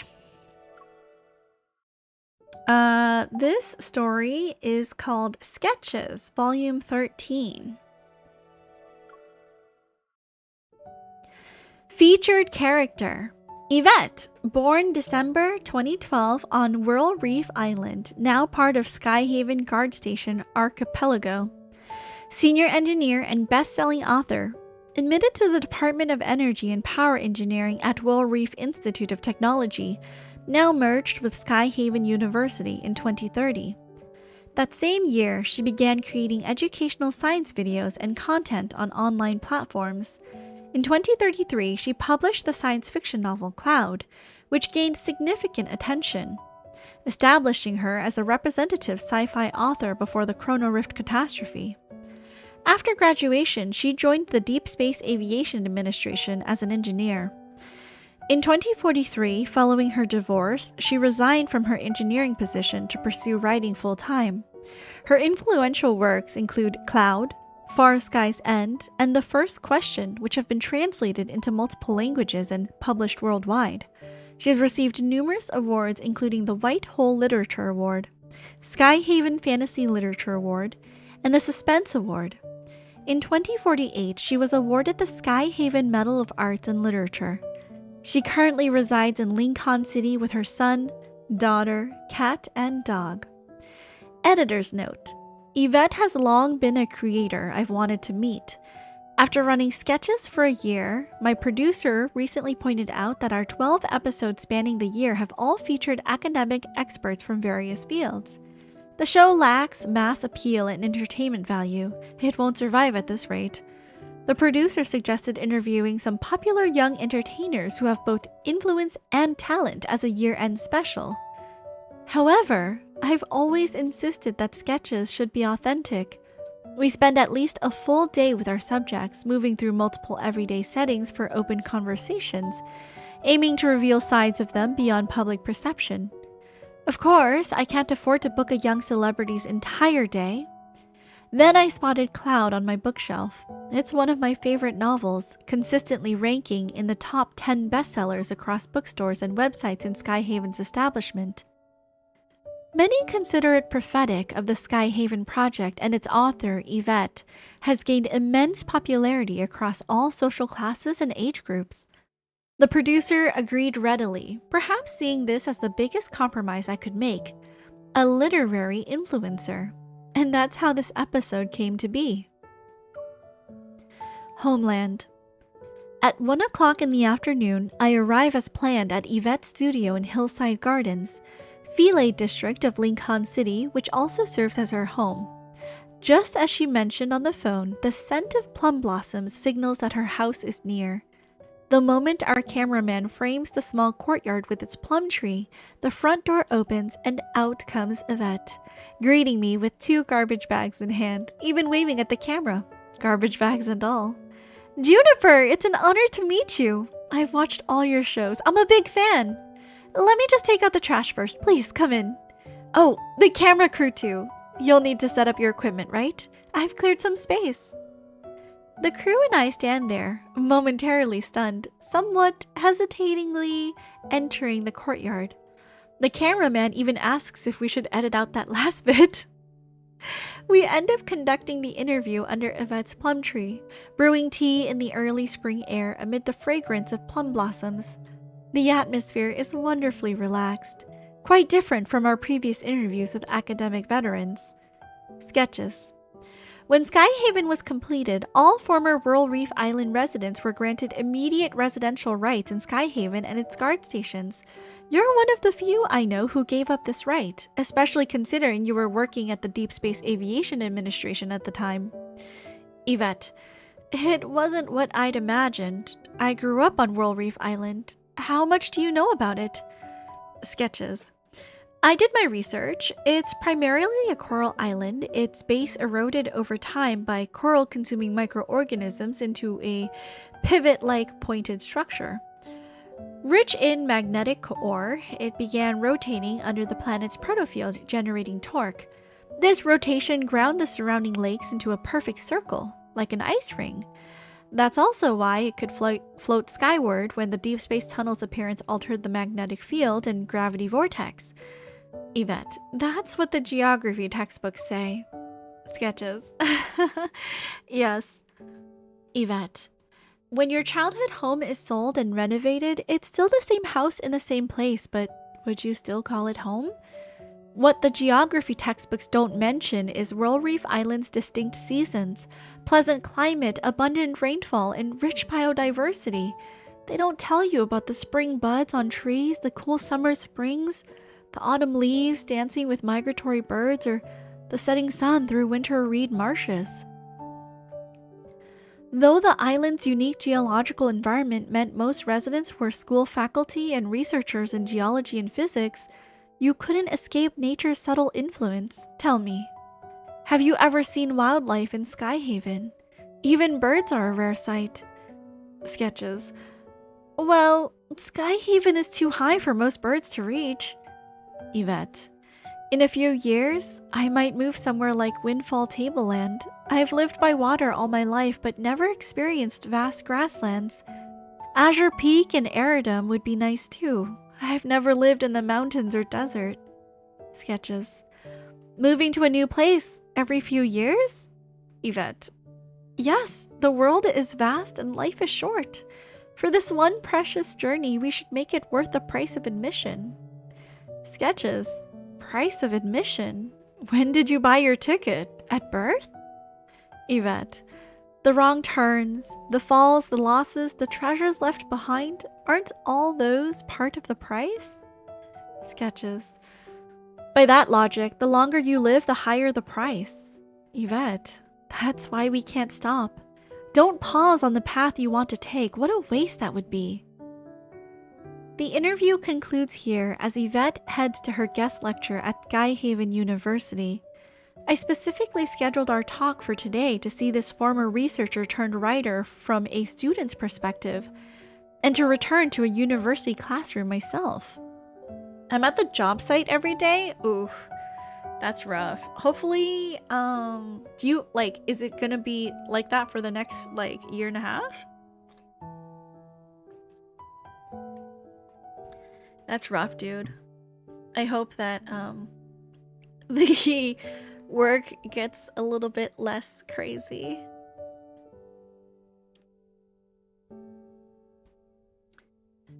Central theme.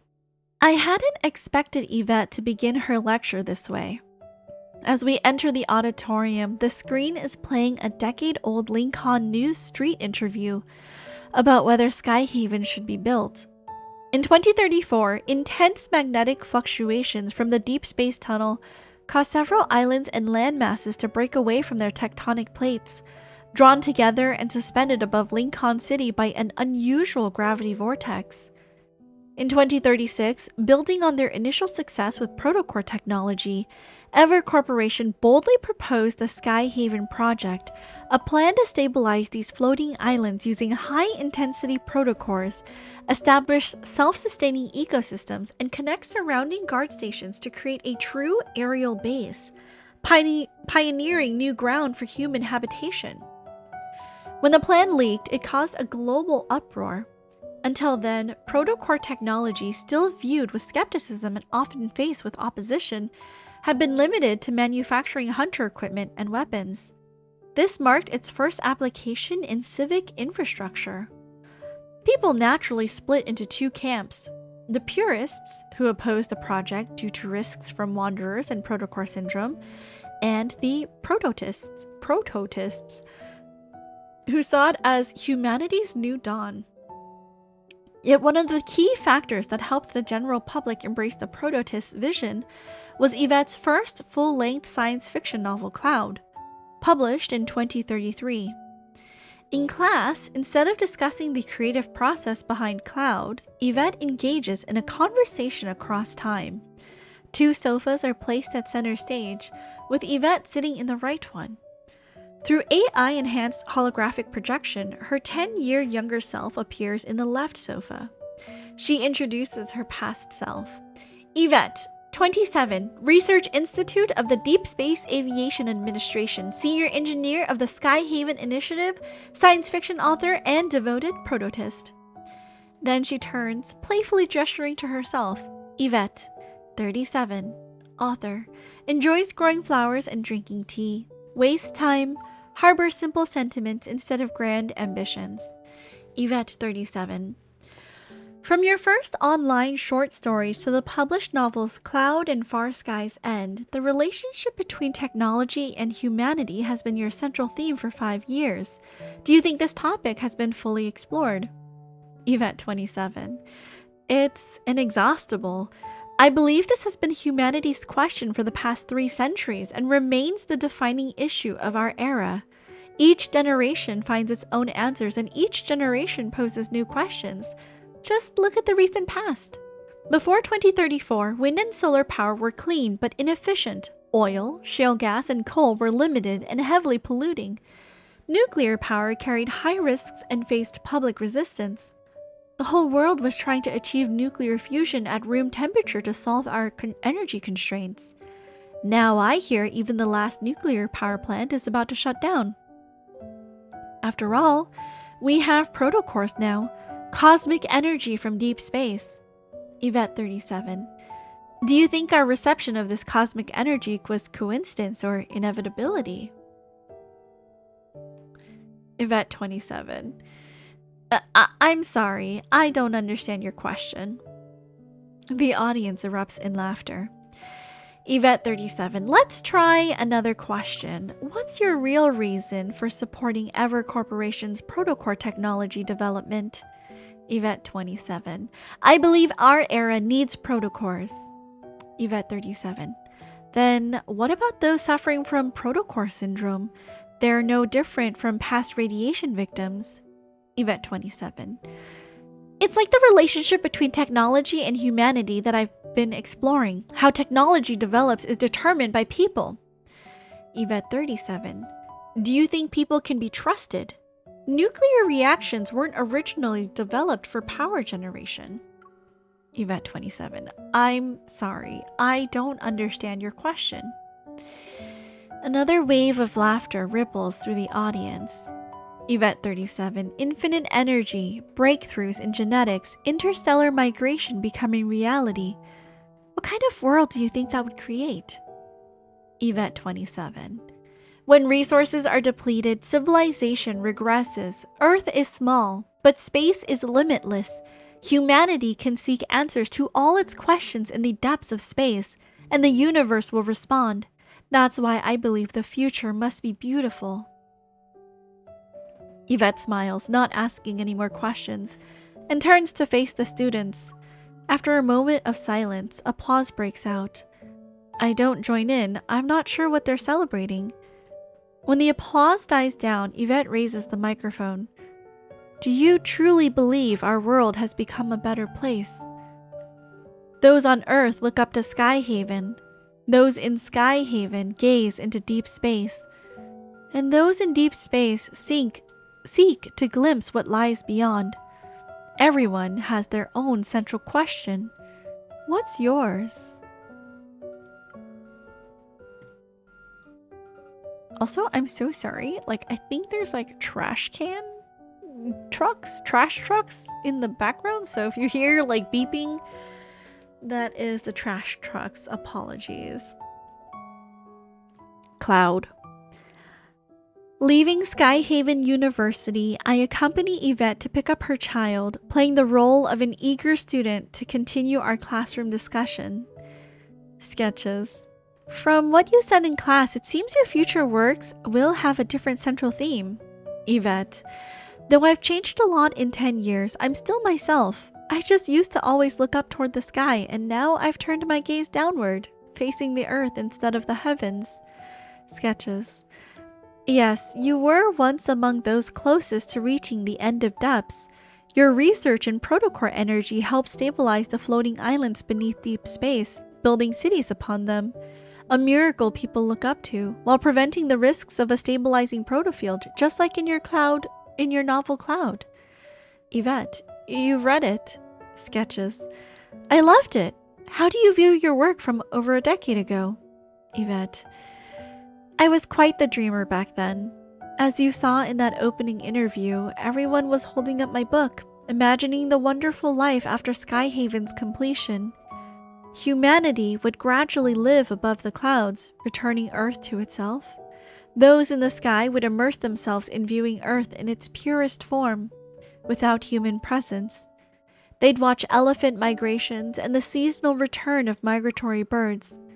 When I wrote it, I never imagined life above the clouds would become reality in just a few years. But the Earth I described in my book never appeared and perhaps never will. Sketches. That's why you asked that question before class ended. Yvette. Yes. Oh, Wolf Tracks, thank you for the head pat. Welcome in. Science fiction used to focus on how we'd find new homes and preserve human civilization after depleting our resources. But now that the resource problem is solved, people suddenly think they're omnipotent. We've crossed 2 eras before we've even figured out how to sustain civilization.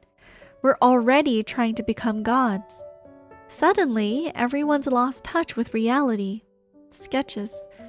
And you just came back down to Earth. Yvette. The landing was a bit rough. Sketches. It wasn't just because Earth in the clouds never materialized, was it? Yvette. No. Sketches. Leaving the Deep Space Aviation Administration and later the divorce. All of that? Mommy! A boy holding a girl's hand runs out from Skyhaven Elementary's gates, throwing himself into Yvette's arms. I stop questioning, suddenly unsure of how to proceed, though Yvette seems completely at ease. Yvette. At the Aviation Administration, my ex-husband and I were considered the perfect couple. High school sweethearts who joined the administration together. I researched energy. He became a pilot. Then he joined the Far Space Fleet, and after that, we divorced. Sketches. Is it okay to discuss this in front of the children? Girl. Why wouldn't it be? Mommy doesn't love Daddy anymore, so of course she can leave. Yeah, but it's been a while since we've seen Daddy. Sorry, I don't know how to do a boy's voice. I'm just gonna do a normal voice for the boy. I'm gonna be lurking due to errands and house stuff, but I hope you're having a good day. I appreciate it, Wolf Tracks. I hope you have a good lurk. Thank you, thank you. Yeah, but it's been a while since we've seen Daddy. Yvette. Should we try our luck up there? We might see him. Boy. Yay, we get to visit the Skyhaven ring again. I'm about to take my leave when Yvette unexpectedly invites me along. She tells me that meeting her ex-husband might naturally answer the questions lingering in my mind. Heartless. At Skyhaven's peak, the Skyhaven ring resembles an aureole above a deity's head, encircling the highest guard station, home to the Far Space Fleet base. Protocore energy flows through this massive celestial ring, creating streams of light in a spectacular rainbow of colors. For every child with dreams of piloting mechs, it's an irresistible sight. So sorry, what's the protagonist's name in Lad so I can find it in Chinese? No worries. Usually, like she has your name, but I know in English, we refer to her as MC. I don't know if that's the case in Chinese. No worries at all. But yeah, like, I know it's either us, because obviously we are the main character, or it's just MC for main character in English. I don't know about Chinese. I'm trying to find a name. Now I see why I couldn't find it. Yeah, it's because it's us. Like, she is us. So we are her. I don't know how that works.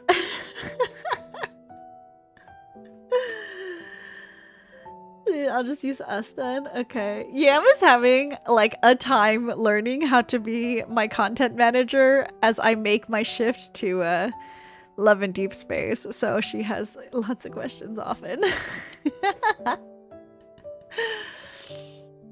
Sketches. If you don't like Skyhaven, why have your children attend school here? Yvette. The educational resources are excellent, and when they first started elementary school, I was still working at the Aviation Administration. Sketches. Do you hope they'll follow in yours and your ex-husband's footsteps? Yvette. They'll make their own choices. I can't interfere with that, though if I'm honest, I'd prefer they don't become scientists. Humanity won't die from progressing too slowly, but take too big a leap and you'll not only stumble, you'll lose your way entirely. Yvette's attention is drawn to 2 tall figures standing in the reception area. Dad! The boy rushes forward, but the officer turns and instinctively moves to protect the young colonel behind him, his hand shooting out to block the boy. Undeterred, the boy wraps himself around the very arm trying to push him away. Dad! Liam, they came to see you. Yvette approaches with the girl, and I notice the complex emotions in the officer's eyes as his son clings to him. Wariness, unfamiliarity, hesitation, before finally settling into neutrality. He turns to his colonel, seemingly asking for permission, then nods and reluctantly pats the children, his touch lacking any paternal warmth. A family is important, Adjutant Liam. Spend some time with them tonight. The colonel's words are considerate, but his tone lacks any real emotion. The girl is clearly more mature than her brother as she says, "There's no need. It's boring with Dad. My brother will want to leave soon." You'll hurt your father's feelings saying that. He won't care. Like mother, like daughter. The colonel gazes at Yvette with a perfectly measured smile, which she meets with ice in her eyes. I want to know what's out there in deep space that makes you so willing to abandon everything here on Earth. Humanity's problem was never about energy. It's about refusing to let go of what we already have, even when it's become worthless. A tethered kite will never reach the far sky, Miss Yvette. Sure enough, the boy soon leaves his father's side, returning to bury his face against Yvette's leg. She strokes his head as she lifts him up, turning back to face the colonel. I'm working on a new book, Colonel Caleb. You might be interested. It's called Heartless. The young man nods. I wish you success. Wait, what?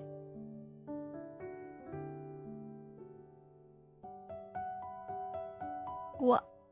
Why? What? I'm confused. Why is Caleb their dad? There's no way, right?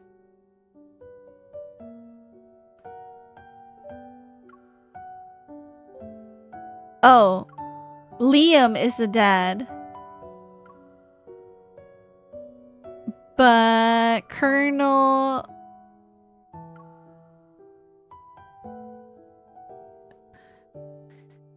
Adjutant Liam. Okay, so Caleb is the colonel and Adjutant Liam is the dad. Okay, but Yvette is addressing Caleb. I see, okay. Sorry, my brain was like, I'm not following. No, the lads are supposed to be like with the MC, which is why I got confused for a second. I was like, whoa, what? They are not fathers. Afterward. On the way back, I recall Yvette's question in class when her virtual self reverted to artificial idiot mode. Can humans be trusted?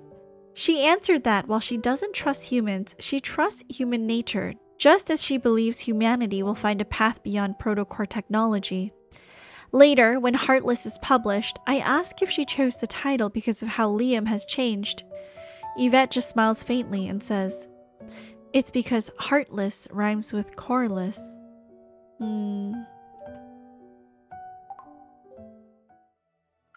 I see. Utopian Roamer is the next one. I mean, heartless doesn't really rhyme with coreless, but you know.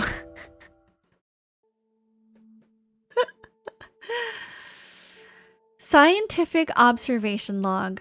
Evacuation site, Northern Forest of Linkon City. Recorder, Shaylin. Survey date, 2034. Weather clear. Excavation process and key findings. Major discovery! This record may serve as crucial reference material. If I ultimately fail to escape from here, I implore whoever finds this journal to deliver it to the EVOL Special Task Force. Assistant's note. The data entry is illegible due to water damage. The notebook primarily contains cursive writing and shorthand symbols suggesting Professor Shaylin recorded these notes in haste. After careful analysis, I've compiled the following summary of the journal's contents. Wanderer report, 3 p.m. Northern Forest of Linkon City. High risk level, animal type wanderer, cheetah-like. Observation log. I'm currently in a space beyond ordinary human comprehension, described as follows. Sarah, popping in to say hello while I play some Monsty Hunty stories. No worries. Welcome in, Sarah. How are you? Thank you for the lurk. I appreciate you. We're just making our way through World Underneath lore in lads.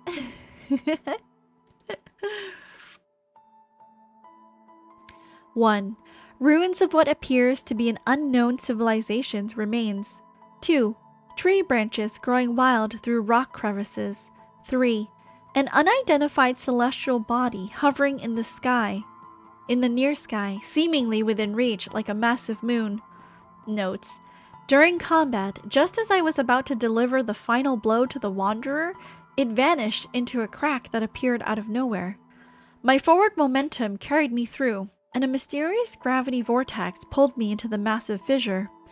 After the intense vertigo subsided, a mysterious alternate dimension materialized before my eyes. For a moment, I thought I was hallucinating or had crossed into the afterlife, or perhaps even jumped to some unknown timeline. Before I could process these thoughts, the Wanderer suddenly appeared behind me with a deafening roar. It doesn't matter what this place was. I had to eliminate it immediately. Fortunately, my evil remained functional in this alternate time-space. Using what was at hand, I grabbed stones from the ground and hurled them with all my might.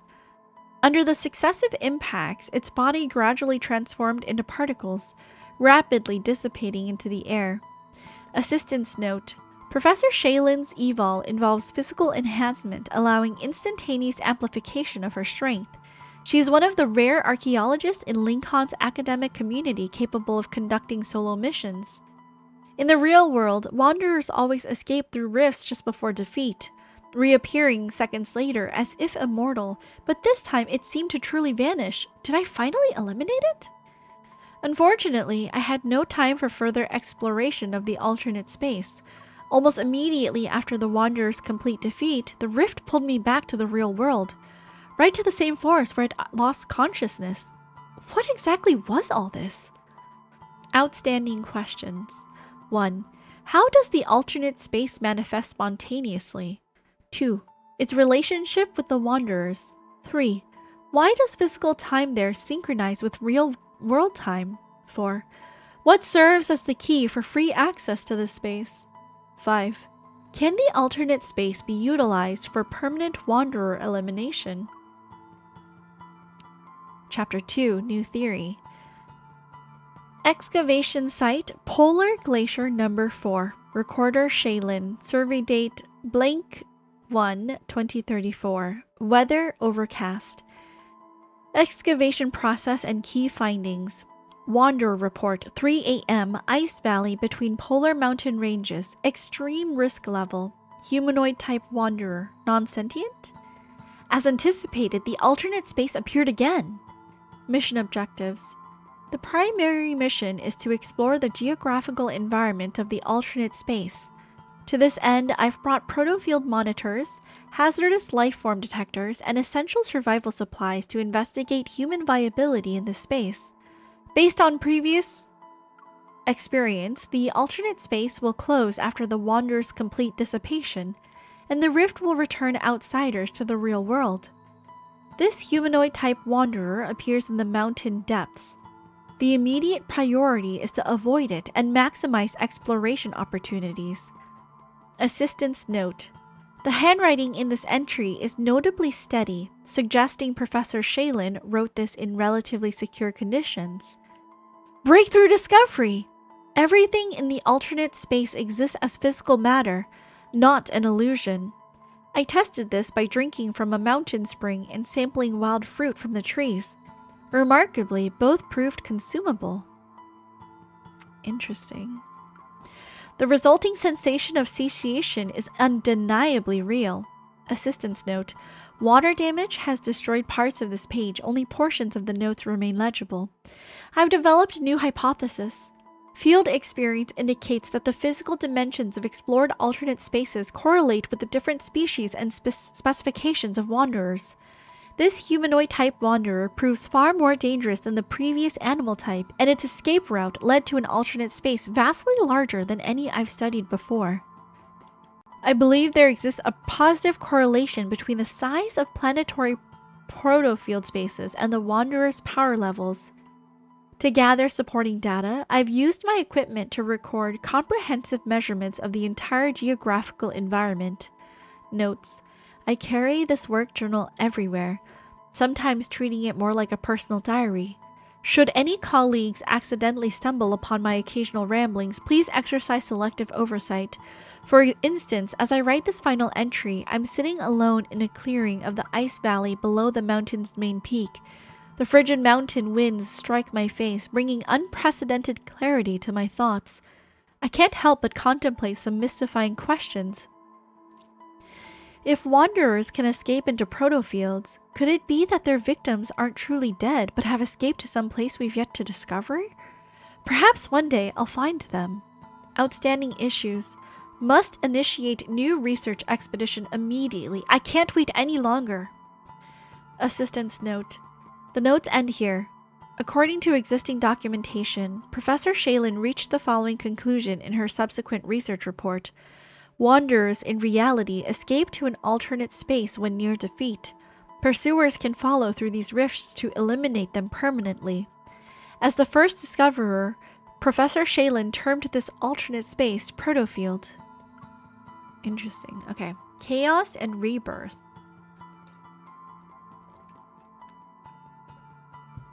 Excavation site. Protofield number 1012. Recorder Shaylin. Survey date blank 6 2030 blank. Weather cloudy. Assistant's note. The date entry shows signs of modification. Upon examination, it appears to be the date of the chronorift catastrophe. The handwriting is extremely erratic, suggesting Professor Shaylin wrote this in a highly disoriented state, possibly causing temporal confusion. Excavation process and key findings. Wanderer report, 1 p.m. Desert region. Possible intelligentsia type wanderer detected. Unconfirmed. Observation log. New protofield discovered with the following characteristics. 1. Habitable climate with abundant geological resources. 2. Infrastructure remarkably similar to real-world settlements. 3.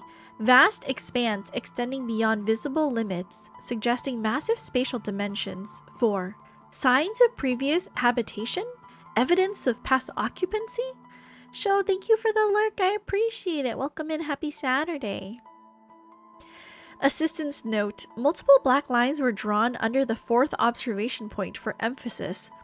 This suggests Professor Shaylin was experiencing significant emotional turmoil at the time. Experimental plan. I've decided to conduct a new experiment within this protofield. Previously explored protofields would automatically close after a certain period following a wanderer's elimination, like some predetermined system protocol, with the rift forcibly returning any entrance to reality. But this time, I've waited an entire day without being expelled. This place must be special. Even now, I maintain my belief that those who appear to be killed by wanderers might still be alive, waiting eternally to be found in some protofield. Assistant's note. The experiment purpose section has been torn out cleanly, with even fold lines suggesting deliberate removal by Professor Shaylin rather than external damage. Experiment log. Experiment duration 1 month. Brought supplies, barely sustained basic needs. During this period, I actually took up residence in Protofield 1012. More specifically, I established a campsite using a portable tent and began living here. Using primitive resources available in the space, such as stones and fallen timber, I managed to create fires for cooking, maintaining basic living conditions. The research equipment was extremely heavy, but thanks to my evil, I could carry it for ongoing material analysis. The protofield's energy signature differs completely from Earth's, showing striking similarities to Wanderer energy patterns instead. Could Wanderer interference be affecting my readings? Is this why I can't find them? I can't determine who left these signs of habitation. The experiment continues, but I'm running out of medication. The hallucinations have begun. Assistant's note. The next 2 paragraphs are nearly indecipherable, with words intertwined like a mixture of drawings and code. Initial analysis suggests one line reads, "Science can resurrect the dead." However, this requires verification from handwriting experts.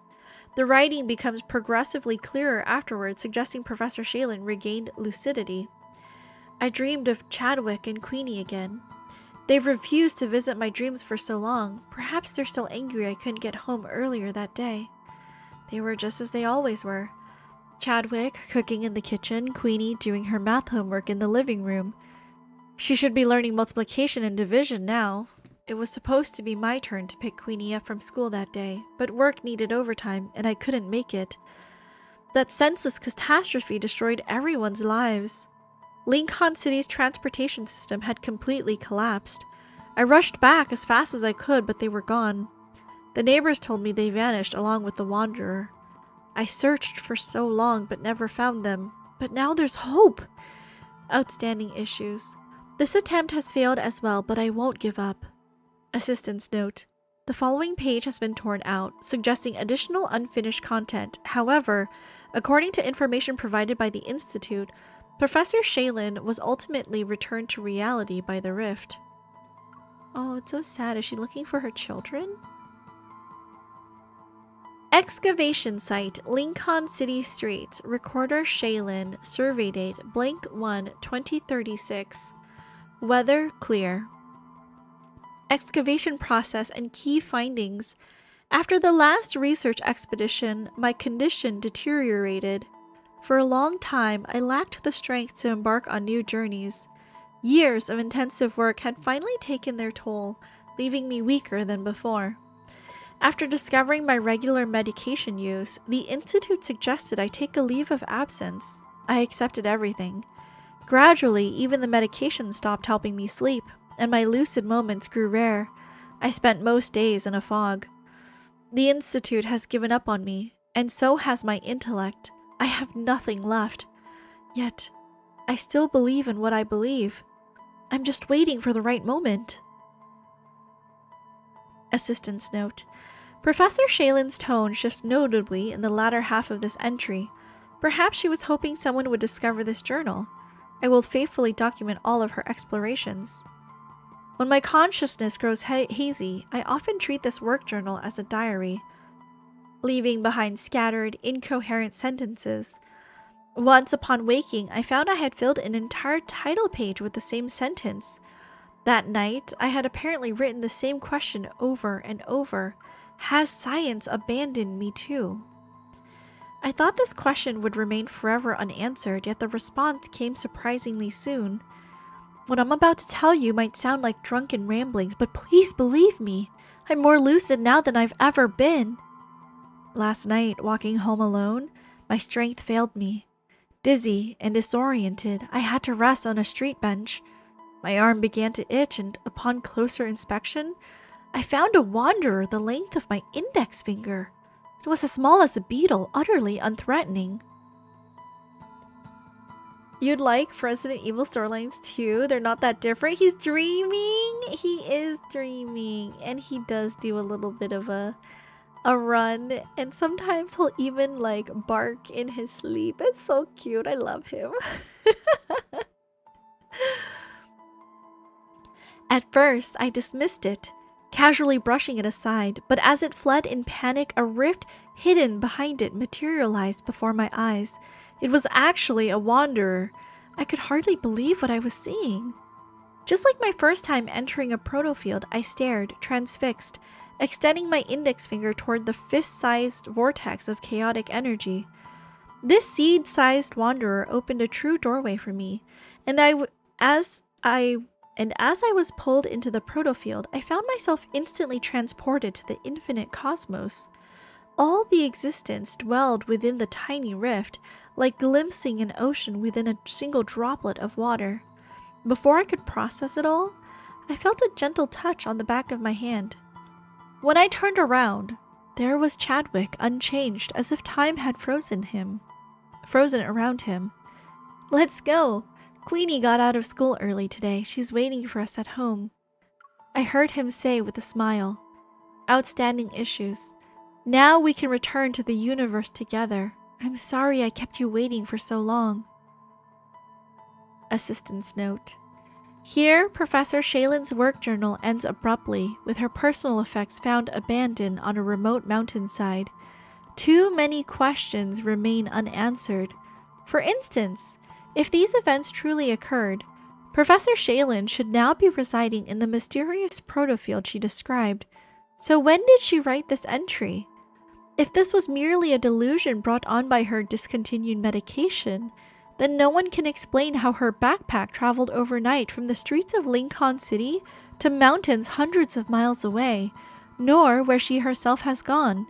From that day forward, no one has ever seen her again. Spooky. Appendix. From Professor Shalin's assistant. Personal profile of Professor Shalin. Shalin, 1997 to 2036.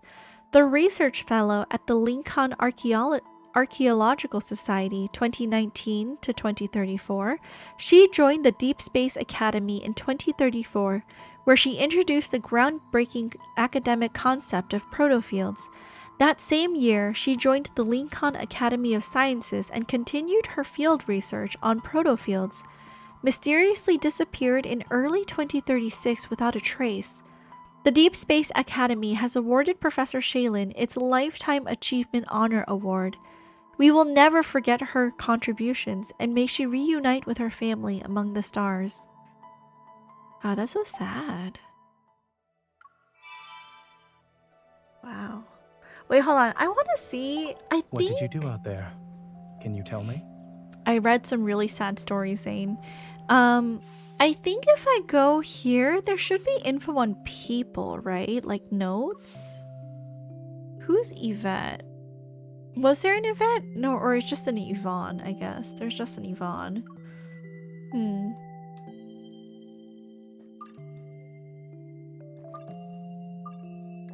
We need to like look through this as well. There's like a whole bunch of notes that I haven't read through in this like tab. Okay, we'll get through that eventually. Let's continue with World Underneath. There's just so much text to explore in this in this game. Okay, so we have 17 to 24. Not bad, not bad. We're getting through it. Linkon Online. Let's go ahead and read this. Optimization log. Optimization notice. Dear Linkon citizens, to enhance the gaming experience for all citizens, Linkon City Hall is committed to optimizing Linkon Online. We wish you a happy life in Linkon City. Optimization details. Version V1.4.2 update. Added the interaction just one taste during cooking. Optimized the Hunter combat system. For greater immersion, we removed the HP bar above Wanderers and stopped showing damage as numbers. Add a new daily interaction. When opening packages, citizens may now find bubble wrap, which can be used with the pinch interaction. Version V1.3.1 update. Fixed an issue where characters couldn't use their phones while using Restroom. Fixed the elevator interaction logic. When the overloaded alarm sounds, stepping out and then back in now has a chance to let you use it successfully. Optimized the stock market system. Citizens can no longer preview 15 days of price changes before buying. Investment carries risk. Proceed with caution. Version V1.2.0 update. 1. Fixed an issue where tongues wouldn't stick to poles in winter. Now, using the lick metal pole action below -5 degrees Celsius may cause your tongue to be stuck. 2. Added a new personal hygiene system interaction. Wash bangs only.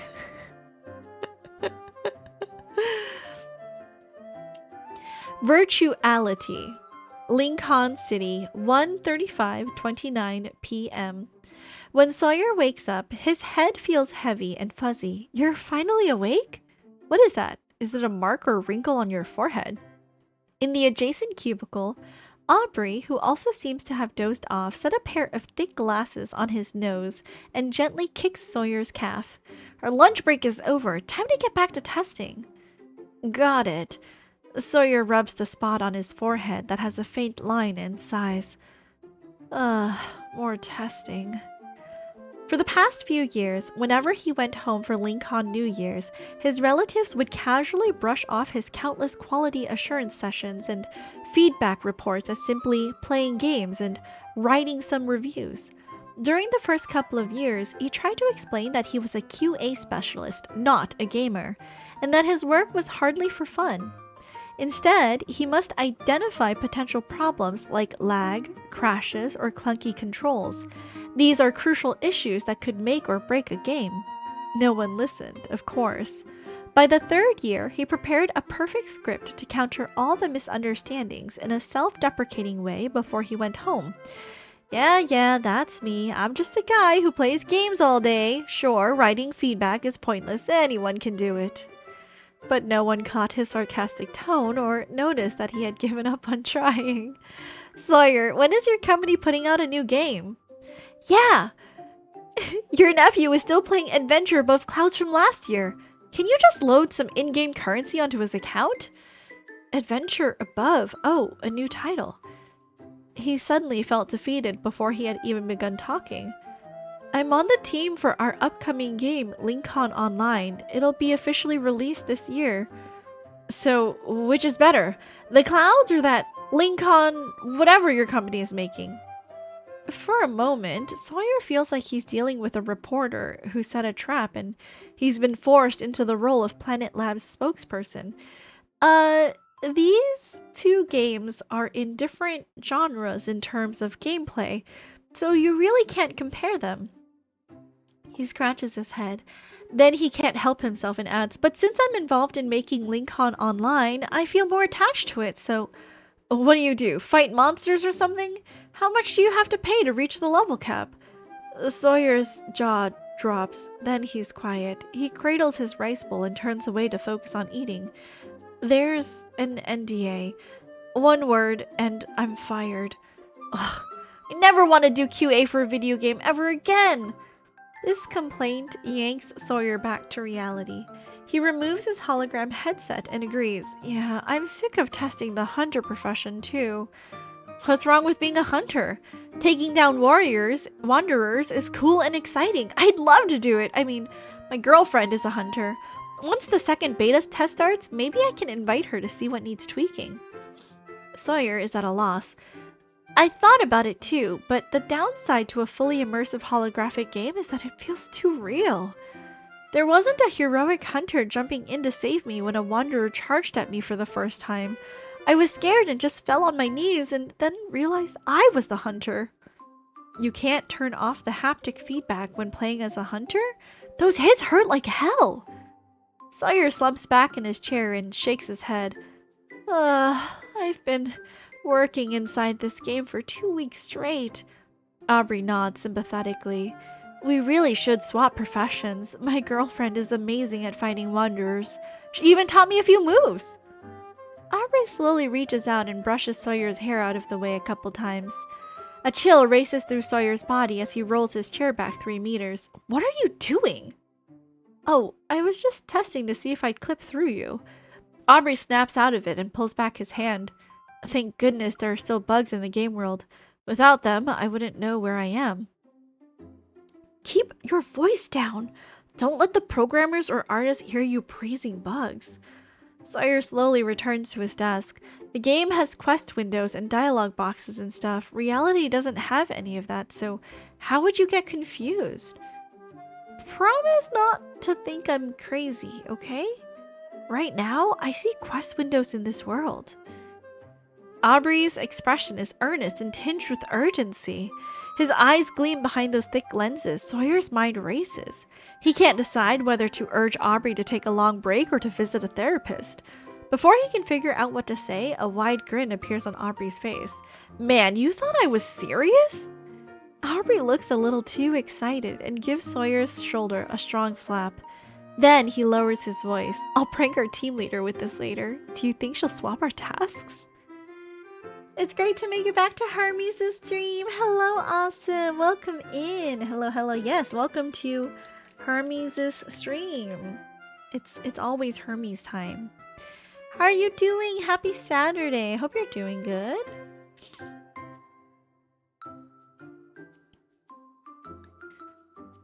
Linkon Online, 10:27:42 a.m. In the upper left, a beam of particles carves out a floating panel. Shimmering cyan patterns form a semi-transparent grid. Tiny glowing dots flicker and transform into text as each piece of information appears. New status: interview successful. Congratulations! Sawyer has joined the Planet Lab Game Studio. Please head to the company for orientation. Quest update. Complete orientation training, 0 out of 1. Read company guidelines, 0 out of 1. Just healing and animation studio production and preparing my liver for when we meet up in July. Oh my gosh, let's go. We're training up. We're getting ready. It's training montage time. I've been dealing with a bout of vertigo because it got up to like 100 in California, and I think like the stress of getting my permanent crown in, because even though the dentist numbed me, my tooth was still sensitive. So that trauma and stress, added with me never turning my AC on, and I was burning hot inside my house, and it was, you know, I was like slowly cooking myself for real. I think I gave myself like low-grade heat stroke. That's what my friend thinks. She thinks that I gave myself low-grade heat stroke or heat exhaustion. I'm still not 100%. I've been taking like meclizine every day to deal with the vertigo, and today is the 4th day, maybe 5th.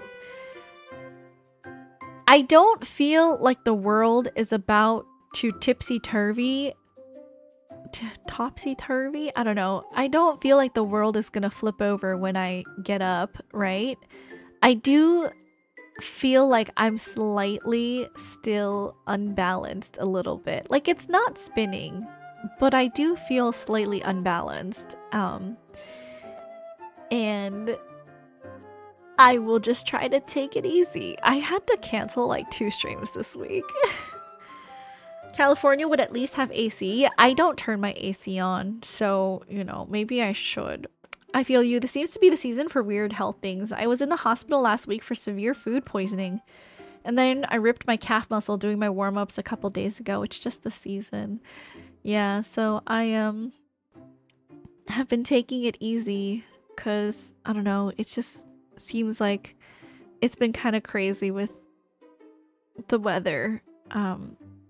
And I don't want to have to go to the doctor because I feel like the doctor's just gonna be like, oh, it's just gonna take time. You know what I mean? And I have to see my doctor for my like checkup anyways for my fatty liver and seeing if my like changes to my diet and life have done anything. I don't know. Taking it easy, you? Do you know how, Miss? I sleep for only 3 hours a day. Okay, I will say because of this vertigo issue, I've been sleeping a lot more. Because I've been forced to. I don't want to stay up when I'm dizzy, so I just, you know, went to bed, but yeah. Crazy. After putting the email back into the inbox at the top left corner, the chibi character labeled QA Sawyer walks into the orientation meeting room with an armful of documents. The presenter, labeled Team Leader, has 2 thick, glossy braids that project confidence and energy. Please share your career aspirations. A dialogue box pops up above the Team Leader's head. This classic prompt is meant to fire up the passion of Planet Lab's new hires. As the microphone hovers near Sawyer's lips, he raises his right hand and clenches his fist. I want to create a game that will shake the universe! The text above his head is 1.5 times larger than the team leader's and trembles with excitement. I've been sleeping a lot more and I don't like it. How do you get through the feeling of wanting to be productive? Teach me? I don't. I feel extremely guilty and I feel very shameful for missing so much time working on stuff. And to the point where like I want to cry, but you know, like I can't make up for lost time. So the only thing I can do is try to stay on task when I have things to do this weekend. I don't know. I would, but then like it's just because I feel so sick. Like I literally cannot stay up, and that's why I have to close my eyes. Right? It's not that I want to sleep. It's like I literally physically, if I sit in front of my computer and push myself, like, or at least this past week, like I was gonna throw up or something. Like I felt so nauseated. Yesterday was okay. Like I still had to work, right? So like I had to sit in front of a computer and work, but like for the most part I tried to take it like super easy.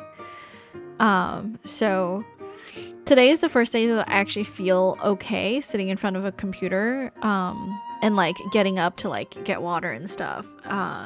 So I guess we'll see if I get anything done. Linkon City, 11:07:34 a.m. I want to create a game that will shake the universe. As Sawyer guides his in-game character to say these words, he also hears an echo from the first time he joined Planet Lab. His own youthful, slightly unsure voice overlaps with the game system's voice. Distorted by electronic filters, it resounds in his mind. Ever since then, Sawyer began his journey of working inside the game. After swapping duties with Aubrey and jumping into cross-role testing, he soon submits his first round of feedback reports. For him, testing as a QA specialist is easier than testing other roles. Inside the game, all he has to do is get up like he normally does, take the 30-minute subway ride, grab a life-saving iced Americano downstairs, clock in, and sit down at his workstation for the day. During the process, the only things that break his immersion are the bugs or areas that need improvement.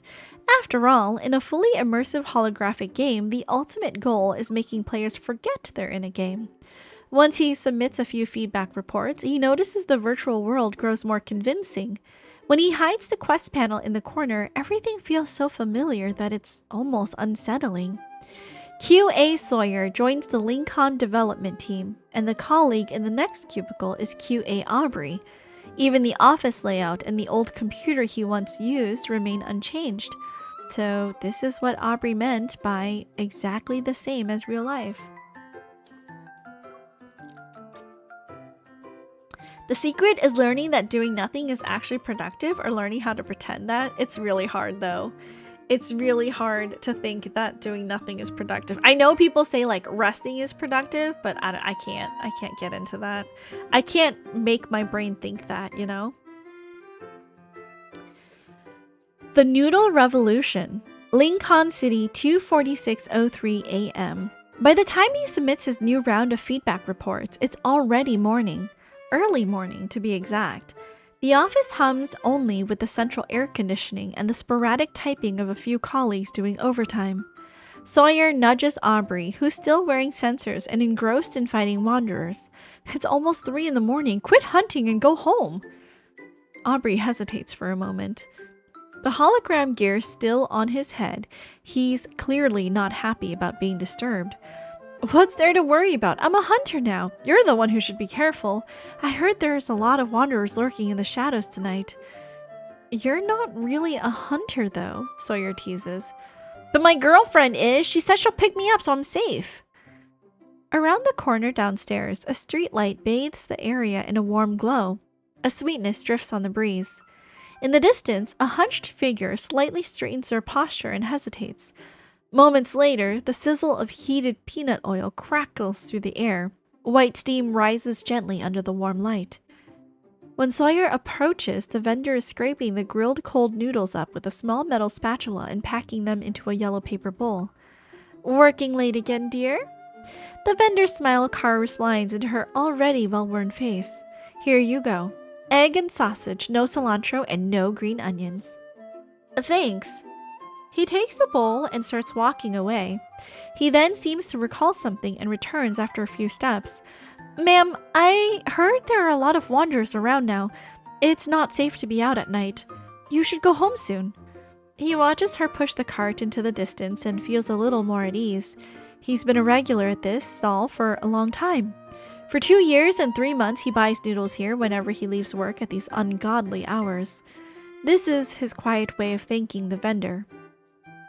In a way, the major version update of Linkon Online owes something to that noodle vendor. Back then, Sawyer had only been on the development team for 6 months. He tested all sorts of playable roles. The game's career system had a lot of depth, but he never expected that after being a university president for 1 week, he would become a noodle vendor right after. At first, he frequented the stall partly to observe the old woman in secret. While she worked, he would imagine the in-game scenario. Customer A is placing order, egg ×2, sausage 1, cilantro 0, green onion 0. Noodles are being prepared. Add egg, add sausage, cooking complete. Transaction complete, money +8. The whole process was perfect. Just when he was feeling smug, the vendor lifted a paper bag in front of him. Her voice is loud and clear. "Dear, why are you staring off into space?" "2 eggs and a sausage, no cilantro and no green onion, right? Take it while it's hot." As she handed him the noodles, he mechanically scanned the QR code to pay and headed back to the office. He blows on the greasy paper bag. His imagined scenario never happened. Customers don't need a rigid quest-like ordering process each time. The vendor remembers some regulars' preferences. He included the small observation in his feedback report without expecting it to spur a huge overhaul of Linkon Online. For more than 6 months, the entire development team has worked overtime to implement the dynamic quest system. From now on, NPC behavior no longer relies on player choices done in a single instance. Instead, it adapts to patterns and past inputs of the interaction. In this city, no one's words or actions feel mechanical anymore. Sometimes, even Sawyer forgets these people are just lines of code. Linkon City in Linkon Online changes dramatically. Countless people will live and die here, generation after generation, as they seek the universe's boundaries and the world's truth. In the end, they discover that at the edge of all existence lies a humble serving of noodles. The Old Tale. Linkon City, 12:57:19 p.m. Sawyer has nearly finished testing the game QA specialist profession. He feels as if he had gone through another intense development cycle with the Linkon Online team, but from inside the game. Tomorrow, he'll bid farewell to QA Sawyer and begin testing a new role. What's there to miss? It's exactly like your real life. Aubrey can't resist mocking him. I'm the one who should feel sentimental about the hunter profession. It's not exactly the same, Sawyer says. Testing other jobs always felt like stepping into someone else's life, but this is more like exploring a parallel universe. Aubrey is silent for a moment. Then he pushes his glasses up and disagrees. I can't say I get it. Working inside a game is just weird to me. But what if we look at everyday life as it were a game? Wouldn't that be fun? Sawyer stops typing and props his chin up on one hand. For example, maybe the events of 2034 are just the devs introducing a new season's content. They place wanderers into our world. Or maybe it's just a bug. Aubrey interrupts him and shakes his head. Seriously, when will they fix it? Maybe making wanderers vanish overnight would be suspicious, so they roll out hunters to cover up the bug fix. Wouldn't that keep us characters from getting suspicious? Hey, my girlfriend is not part of some cover story. But if this world really is a game, Sawyer ignores the protest. Think about it. Waking up is logging in and sleeping is logging out. When the team's leader gives me tasks, the upper left quest panel would mark testing as my main quest. When you ask me to pick up takeout, that's a side quest I can either accept or decline. Running into wanderers would be a random event. If I lose, my character dies and the data doesn't carry over. Quitting is like a character dying, or not. If people return after quitting, that's not really dying and reviving, right? Aubrey smacks his own forehead. That's like that heart restart technique Ever was studying with mice. Can players transfer from other servers? How many servers exist anyway? How many more years can Earth's potato server run before it crashes? Maybe there's a secret admin account inserting GM commands directly into this world. Linkon City, 1:02:46 p.m. After submitting the final batch of feedback reports, Sawyer logs into the game again. He and QA Sawyer are exhausted. For these last moments, he lets his in-game character take a break. Wearing the hologram gear, he looks out the virtual floor-to-ceiling window through the perspective of QA Sawyer. He knows the afternoon sunlight is just a rendered effect, yet he still feels slightly dazed. He analyzes the game's details again without thinking. There are the streetlights, traffics, and streams of people. They tested these countless times. Every subtle variation is random and realistic. Even the dust particles drifting through the air are slightly different each time. He can't help but imagine the day Linkon Online officially releases and how the entire gaming industry, the world, and even the universe itself will tremble. At that moment, millions of Linkon city citizens will pour into this brand new world and start their lives here. And he, as one of the players, will stand among them, part of that vast tapestry. Q.A. Sawyer slowly drifts off, and a series of Z's float above his head. Linkon Online, 1:35:29 p.m. Q.A. Sawyer, finished. Lunch break, which triggered random nap effect, grogginess. Q.A. Aubrey, you're finally awake? What is that? Is it a mark or a wrinkle on your forehead? Q.A. Aubrey, our lunch break is over. Time to get back to testing. Q.A. Sawyer, got it. Q.A. Aubrey, ugh, I never want to do Q.A. for a video game ever again. Q.A. Sawyer, yeah, I'm sick of testing the hunter profession too. Oh, was that like a little bit tying back to the start? That's kind of funny. Interesting. How meta. A game within a game.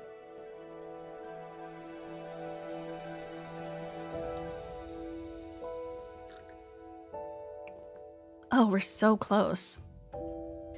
Do we keep reading? Maybe let's take this chance to... I kind of want to explore some of the boys' stuff. Boys' stuff. Was it the falling for you?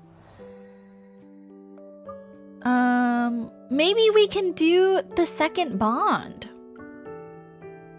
Let's download the second bond for the other boys. We already have that downloaded.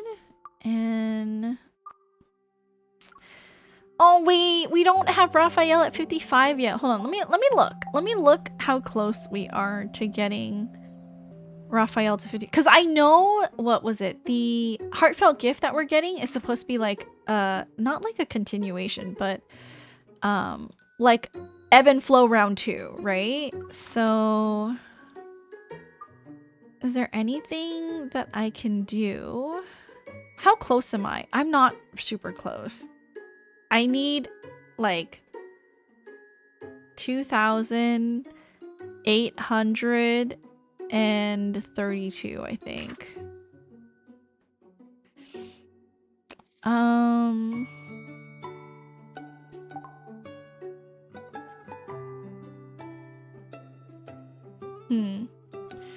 I don't think there's anything that I can do right now that would increase my affinity with him. I'm trying to think. Aside from updating cards, but I don't want to update his cards, right? Like, I'm not a Rafayel girly, and I don't think I want to update his cards more than I have to. So... I guess we just won't have that yet until we play next week's like dates or something. Okay, that's fine. We'll do Xavier's bond and we'll do Zayne's bond. Sure. Okay. A night of warmth. My friends went to my housewarming over the weekend. We decided to play Truth or Dare. Discovering that Xavier lived nearby, Tara said the loser must go to his place and take one of his personal belongings. If I fail, I need to chug 3 drinks. Okay, I see. I see. Let's see. Let's do the bond. We gotta like sprinkle in different things, you know? Ugh, why did I accept Tara's dare to ask Xavier for a personal belonging? Oh, is it lagging?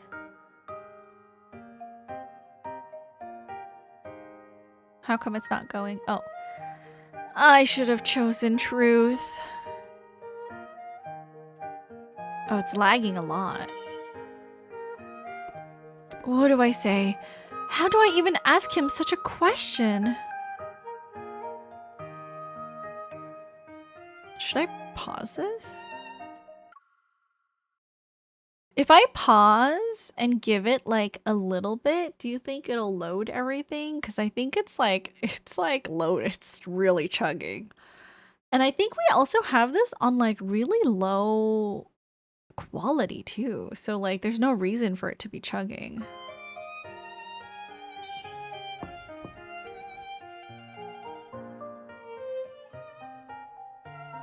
Is he not home? Hey. Good morning. Oh. Morning? Isn't it like nighttime? Xavier looks so fluffy. Can't believe I can just see him like this again. It's you.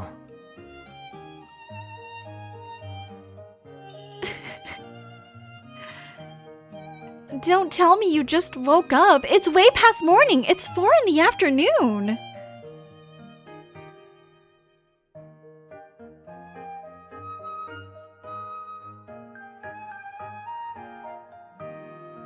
Afternoon? That's why I feel so hungry.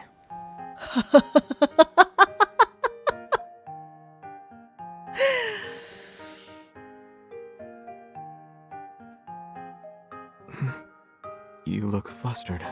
What's wrong? Nothing.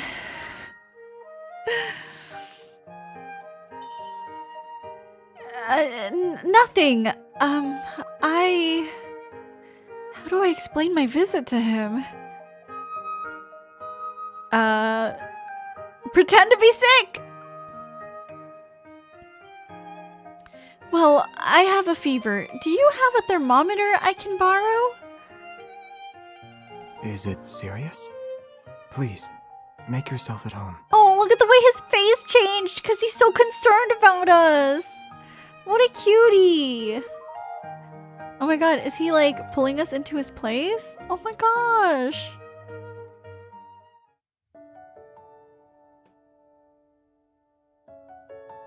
Xavier's place. Xavier, my fever, it's not that bad. You don't have to... One should stay still when taking a temperature.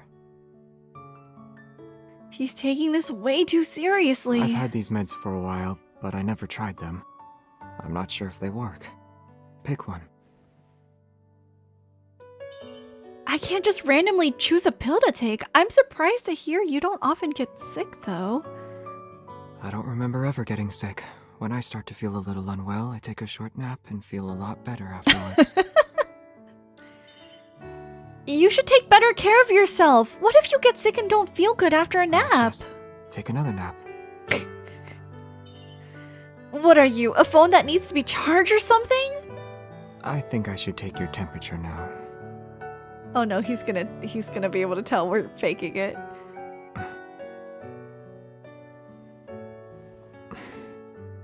Oh no. 102.5. Oh wait, that is kind of high, right? Wait, what? There's no way it's that high! You must be gravely ill. I heard that being confused is usually what happens when someone has a fever. You don't need to choose one. Take all of the pills and... Take all of them?! I'll call an ambulance. No, it can't be true! It can't be true. I don't feel sick at all. I was just... What's so funny? 97.3. Oh, I see.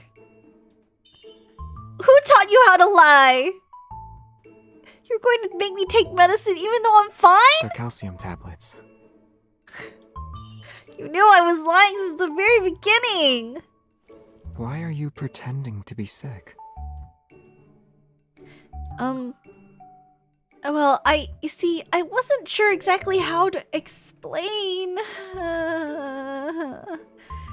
When you asked why I looked flustered, my brain stopped working and... No, it wasn't that it stopped working. Anyway, now I'm here! Truth or dare, huh? Isn't it the kind of game where the more people that are playing, the more fun it becomes? Of course! Do you want to play with us? Great! Just follow me and my dare will be done! So, Xavier, why do you have calcium tablets? These are the ones kids always chew too. It's a little strange, to be honest. I like how they taste. Calcium tablets? Really? My turn. Why was your face red before?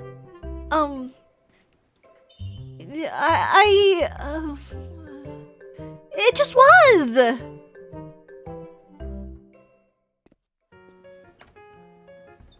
Welcome to my humble abode. Very different from your place, right? Oh, wow. Hi, Xavier. Why is she excited? She's always excited. Oh, sorry, hold on. She's always excited when meeting new friends. It's not that big a deal. Let's go inside.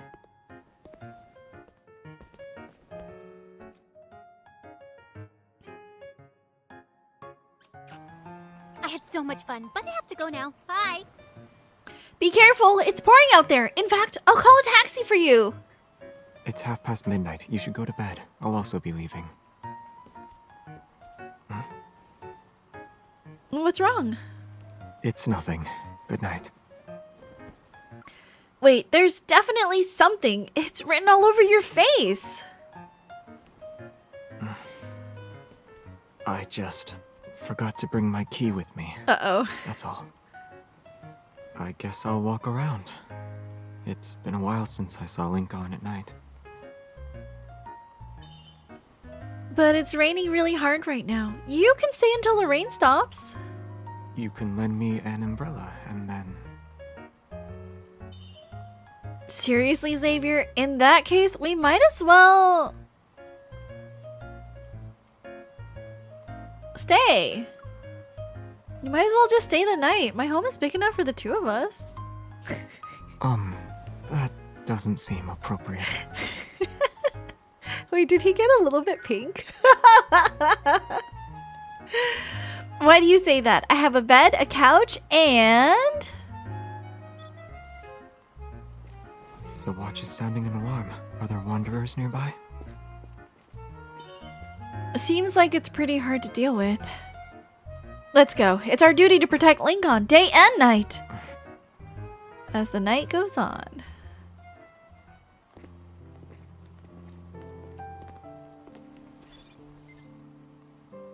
Are you okay? We're almost home. Hang in there. I'm exhausted. At least we got the job done. Otherwise, that would have been all for nothing. Even you can get tired, huh? I'm just a normal person. You, on the other hand, are an immortal who doesn't need any rest. I wouldn't say that. When I get really tired, sometimes I end up sleeping for 2 days straight. That long? I can't believe it. Even at Hunter Boot Camp, I only ever slept 13 hours. That's my best record. Well, you're definitely lively. You're like an energetic puppy.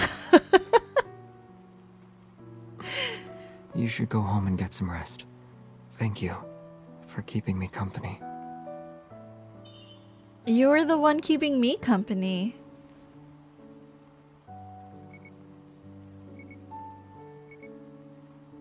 Huh? Why won't my door open? Something wrong with the lock's program? Digital ones are very unreliable. You should see the security guard. I'll come with you. I was gonna say, it's so handy to be able to use your fingerprint to open your door. My door has a keypad and also a fingerprint reader. So I coded my fingerprint and it's just so convenient. All I need to do is put my finger on the reader and then the door unlocks for me.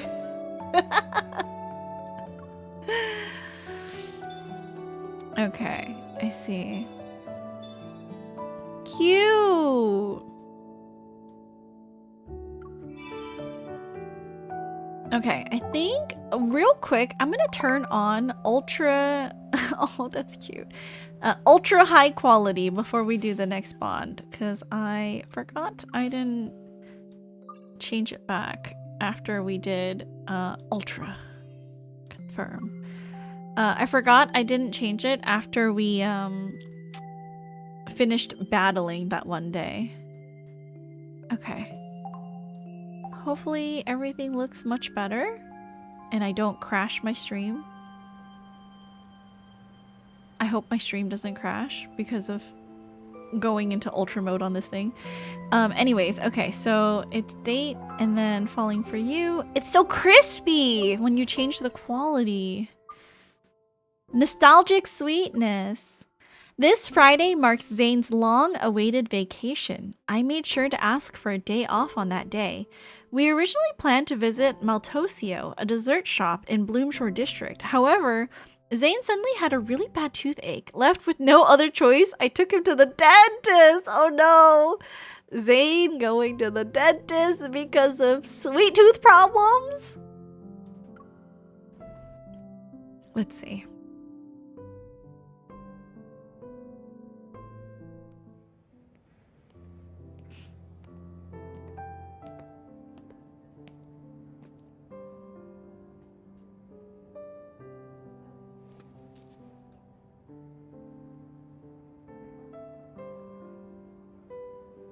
Well, it's like loading so slowly. So, how was the dentist? It was nothing more than a minor issue.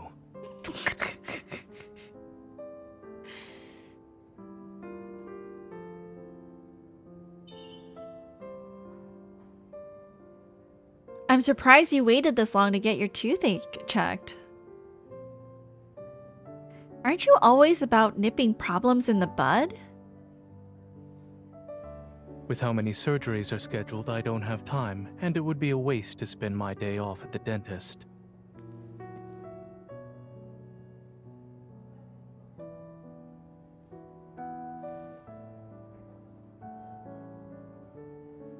Let's head to the dessert shop. Our reservation should still be valid. He still wants to make it to the dessert shop. That's so funny. Please load faster. Be normal.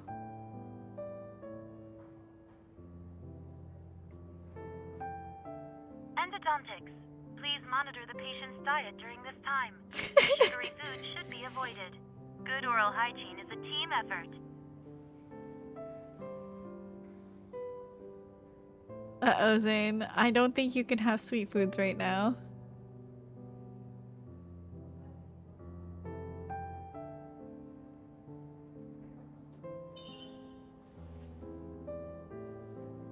Look, it seems the dentist wants you to stay away from sugar.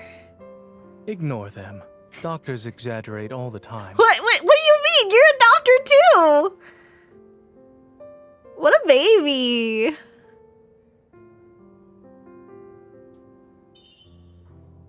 You always insist that I follow doctor's orders. Why is it different when you get them? It's a toothache. Painful, but I won't die. Please don't worry.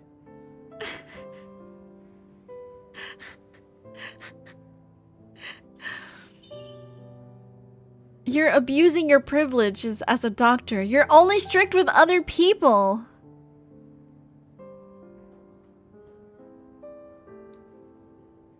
As for what we should do today, let's...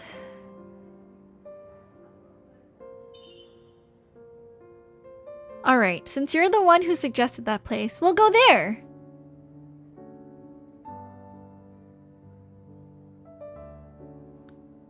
On one small condition. Condition? I'll tell you when we get there.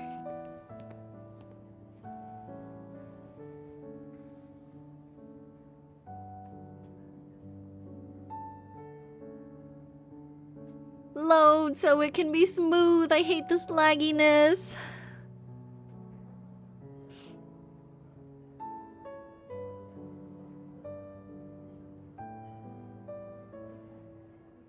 Just can't help it, I guess. It's laggy when it's laggy. Please don't crash. Why is it taking so long to load?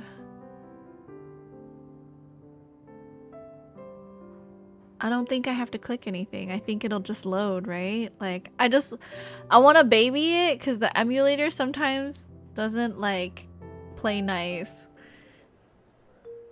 Okay. It's gonna transition any second now. Screen, transition. Screen, transition. Okay. God, it's so laggy. Hi, here are your 2 plates of macarons.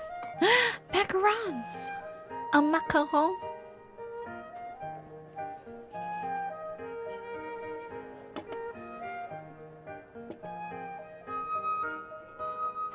Oh, cute! With like a raspberry mousse, maybe? They look exquisite! Ooh!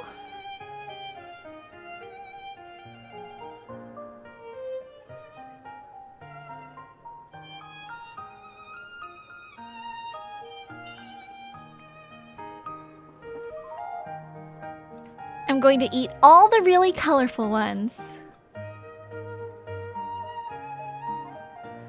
As for this... and this plate of blue macarons... is also mine! Well, aren't you childish?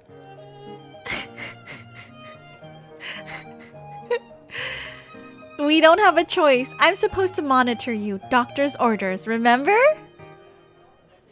Abusing your privileges to get back at me. All because I forbade you from coffee and late-night snacks.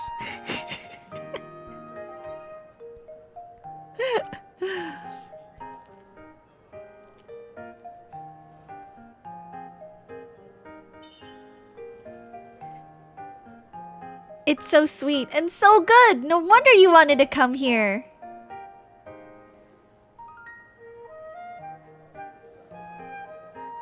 You definitely get cavities from this place. There are many reasons for a toothache. Allergies, inflammation, and fatigue are possible causes. They don't necessarily imply cavities. Zayne is so angry. You can tell he's pouting. He wants to eat it so bad.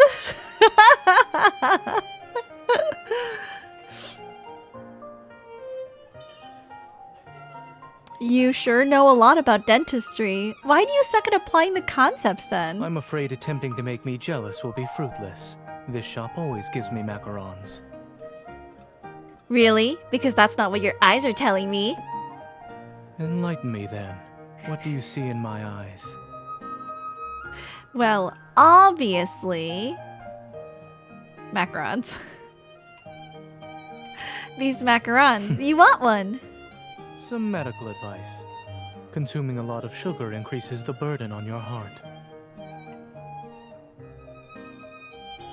Alright. Stop messing around. Where's your toothache anyway? Ooh, we gonna poke him? Poke him here. On this side? What are you doing? This side. Here? Watch your hand.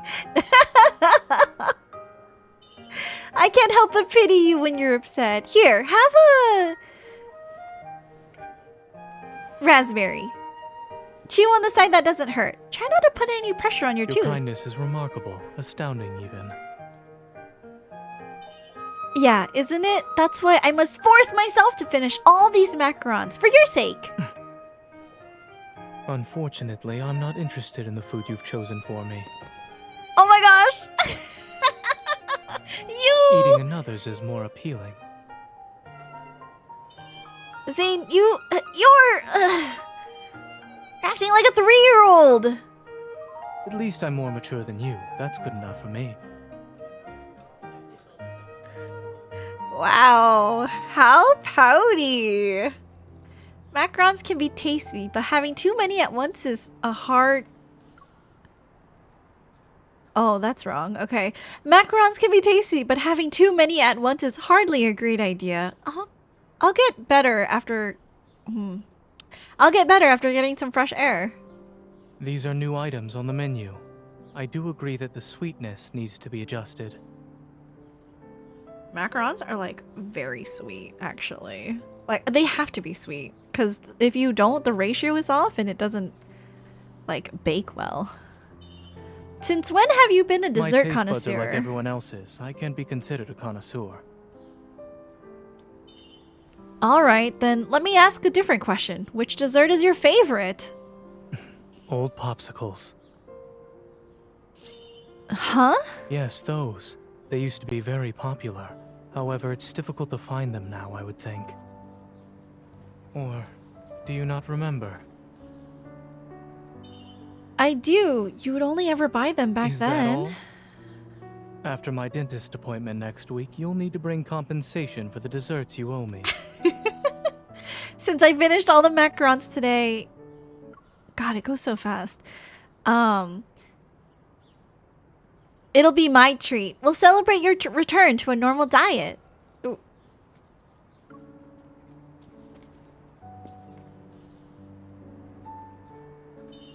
But you're so picky. I don't know if the dessert I bring will satisfy you. Would it be too obvious if I went to find some old popsicles? But if he really likes them... You seem to be troubled. Is it difficult to guess what I like? Nope, I already know what to get. Be prepared for a surprise next week. We're almost there. It's right up ahead. Finding old popsicles was hard, but people still make them, and this shop sells some... I'm impressed. You did your research. Did you use the hunter's watch? I wish. Then I wouldn't have had to hunt down your childhood memories in the alleys and streets after work every day.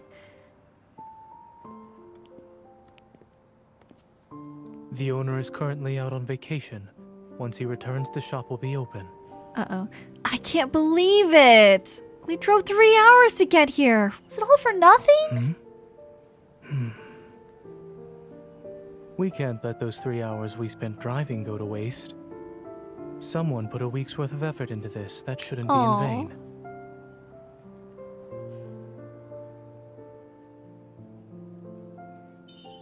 You really are skilled in finding good food no matter where you It's are. part of a human's instincts. Clearly, even under extreme circumstances, I will have a high chance of survival.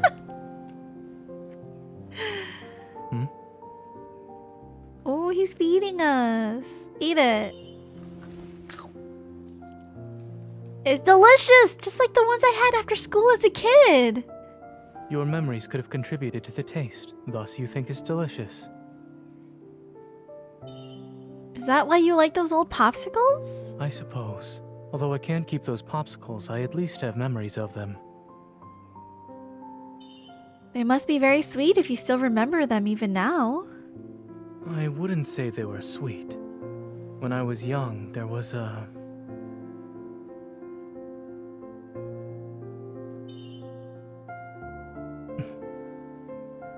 girl I had met by chance. Oh, is it us? At the time, wanderers were everywhere, and people were on high alert. Hospitals had become shelters. The pediatric ward was filled with homeless children. It was afternoon when I passed a small garden. The girl was crying, tears streaming down her face as she held a popsicle. Was she sad that her popsicle melted? It's hard to say. It could be because she was scared, she was injured, or simply missed her family. Many people cried every day back then. No one had the energy to care for others, let alone a stranger. So you just turned around and left? I gave first aid to her melted popsicle. Using your evil? The popsicle turned into a bunch of icy lumps. Still, she liked them and said she'd treat me to popsicles next time. She said as long as she had something sweet, she'd be happy even on a bad day. Oh. Is that why you like desserts so much? Perhaps. Though I didn't expect I would remember her words. Nice memory. I can't easily forget things and not worry, unlike some. But this memory sounds... Your mouth. Huh? Ketchup.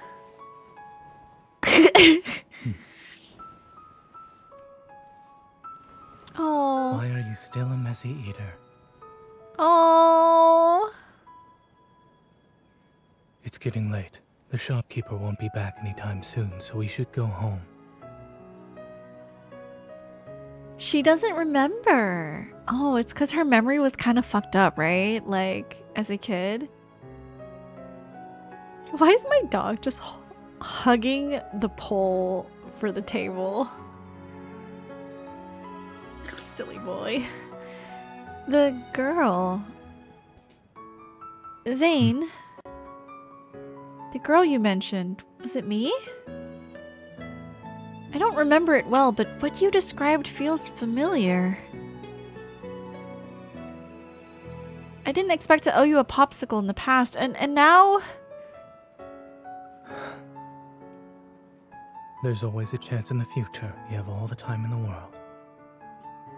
Is he happy that we remembered? Come, let's go find some soda. Since we can't buy popsicles, we'll just make them ourselves. Is it because you want to make yourself feel better by eating sweets? After all, your precious day off was wasted. It has nothing to do with my mood. And in any case, you're here, so my time is not wasted. He's so cute. He's so handsome. He's so handsome. So are you sure you can still freeze popsicles with just your hands? It's been a while. Thank you for the hydrate, Teehee. Look at our handsome husband. I'm doing the bond. The bonds. You'll find out soon enough. I'll try to make it look like popsicles this time.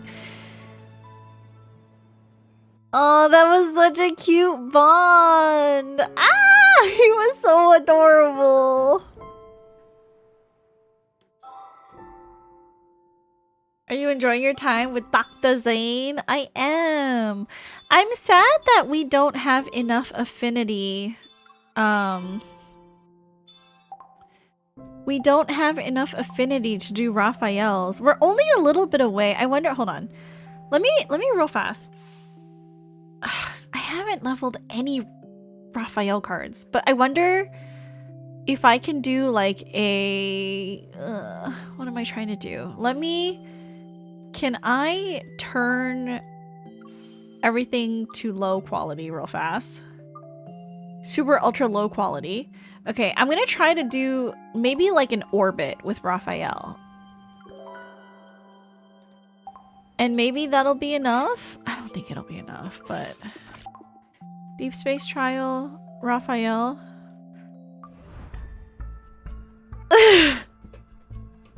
Trial orbit time with level 1 cards. Okay, but I just want enough to get to like level 55 affinity so we can do Rafayel's bond, you know? Cause I don't have affinity level 55 with him yet. So I just, you know, we gotta try.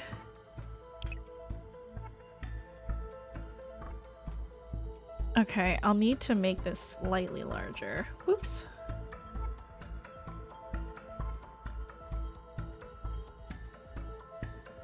Okay. Hopefully I can see everything. It just closed all my windows. Okay. Okay. About time I get some exercise. I don't think so, Can but... we throw it into the garbage? Why don't we get creative? I'll try my best. I'll try my best. If that's your wish, stay alert. Oops. I meant to dash to get some damage. Why don't we get creative?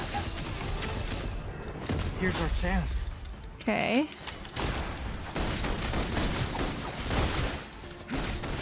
Don't underestimate Let me go close the power of fire. so that I can maybe dodge or...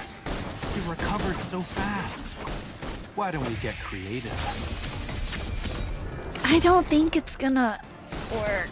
You were I don't think I have enough damage output Stay alert. with Rafayel. Why don't we get creative? Because I don't have any... Here's our Should I chance. see what protocors I have? And see if I can Yeah, equip them on Rafayel?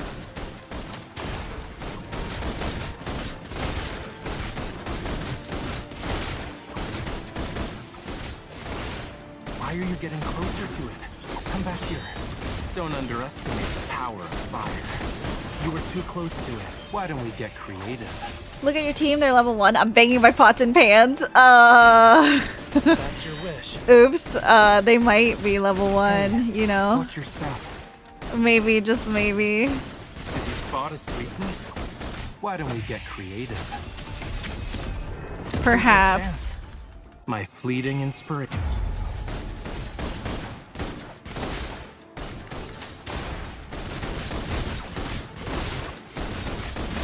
Oh man, you recovered so fast. Yeah, okay. Let's just check to see what we have. Yeah, I hear you. Okay, hold on. Don't look. Hold on. Hold on. I think they're at least leveled slightly. Okay, don't be mad at me. I think they're leveled at least a little bit. Hold on. Team. See, level 20. Level 1s. Let's enters chat, boys. The streamer and leaves. Thank you. Welcome in. And thank you for coming by real fast. Let me just equip some protocores. He doesn't even have all the protocores equipped. So what if we just equip a protocore? I don't even know like what's useful. Attack. So we just need to find one that has attack. Attack bonus 13.5. This is 7. Attack 56 and 9.4. 72. What if we do that? Let's equip this one. Okay, let's equip attack 54, oath strength, attack bonus. Let's do this one. Replace this one. We're just gonna go one by one and we'll equip better protocores, okay? And maybe that'll be enough. Attack bonus. HP attack bonus. Let's do this one. Do you think a protocore on level 1 card is gonna make a difference? Yeah, it might. You know, it could potentially. Okay, I'm gonna steal this from Caleb real fast. Okay. Yeah, no, it's fine. We're gonna cannibalize some protocores from the other boys. Attack bonus, damage to weakened. Attack bonus. HP attack. Crit rate, attack bonus. Crit damage, attack bonus. Let's do this one. Plus crit damage, that's great, right? Love that. What's this one? Attack bonus. Attack, crit rate, oh strength, attack. Okay, let's just grab 2 attacks. Why not? Attack bonus. Damage boost to weakened. Attack. Let's do this one. No, that one is being equipped by Rafayel. Also, let's do this one. And then attack bonus. Boost to weakened. Attack. Crit rate. Attack. HP. Attack damage to weaken. Attack. Let's just do that one.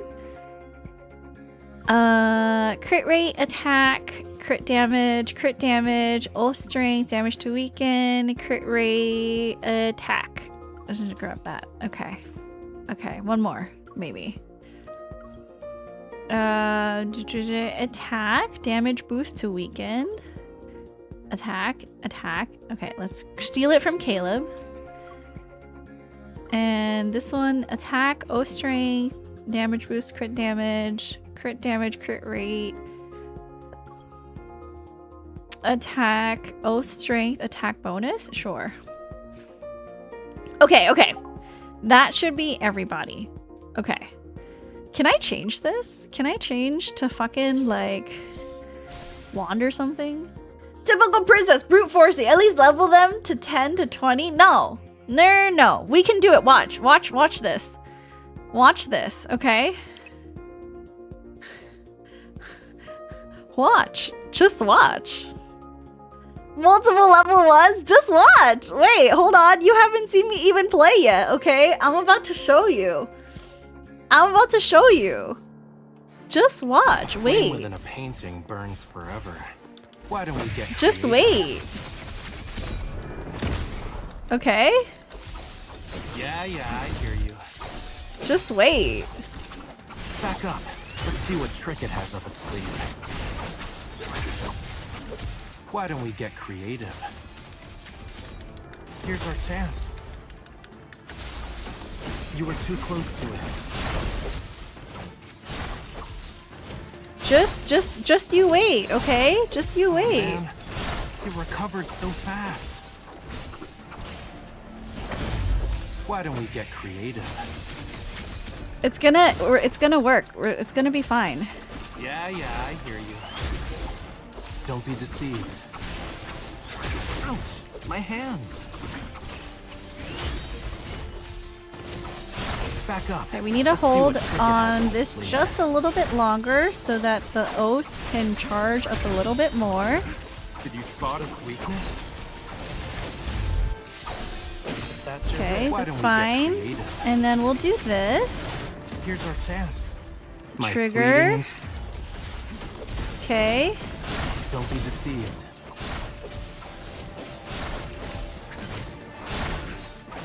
Oh man, you recovered so fast. Why don't we get creative? Keep your Okay, distance, that's fine. That's perfect. It's almost over. Don't let it Okay. get away. You were too close. We got 25 Just a seconds scratch. left. I'll be It'll be fine. okay. If that's your wish. With that, All right, my boys inspiration and girls, is what raring to lesson go. did we learn here today? What lesson did we... The lesson we learned was I don't actually need to level up any of my memories, okay? The lesson here is we just need to find the right protocars to equip on cards because we can definitely do it, okay? See, that is the lesson. Next. Okay? Give Hermes a treat! Deckhand, thank you! A treat for Hermes from Uncle Deckhand. Take it. Take it. Go on. Good boy. Take it. Oh, Hermes. Take it. Go on. Take it. I gotta rush. Burns forever. Good boy. Okay, wait, hold on. Is it in the right? Okay, it is. Why don't we get creative? I die for Hermes? You can't keep getting away with this. Sorry. Yeah, I hear you. Wait, did that not get rid Back of the up. Let's see stalactrum? what trick it Well, has I up its just sleeve. did. I'm sorry. Sorry to say, Jihi, I did get That's away why don't with we get it. creative. Why didn't it get rid of the stalactrum? What the fuck? Retreat for Is now. something broken? Hold We'll on. be- Can we retry? What's going on? I matched all stalactrum. Why isn't it new trial, new element? But it was 3 purples. It was 3 perps. I had perps on the team. I checked before I went to the next stage, I think. Even if I didn't match stalactrum, it would at least get rid of like Creation and destruction. go one hand of the in hand. stalactrum, right? Why don't we get creative? Here's our chance. There we go. That was weird. If that's your wish. Why are you getting closer to it? Come back here. Did you spot its weakness? I don't think it's... Oh man, you recovered so fast. Here's our chance. Watch out. It's almost over. Don't let it get away. Okay. Stay alert. Ouch, my hands. Retreat for now. We'll beat it up later. Hey, watch your step. Okay.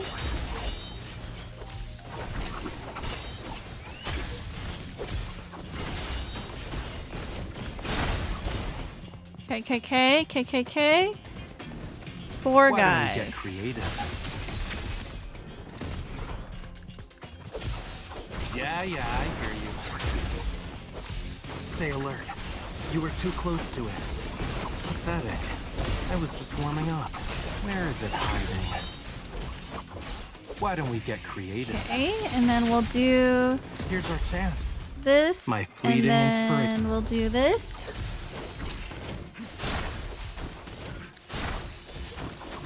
All right, what did we learn, My boys and inspiration girls? is Who raring needs to to go. level up things? Not me. Surely not me. Not Princess Raska. Not Princess Raska. All we need to do is shuffle around our protocols. Okay, look at that. Look at that, Jihi. You see that?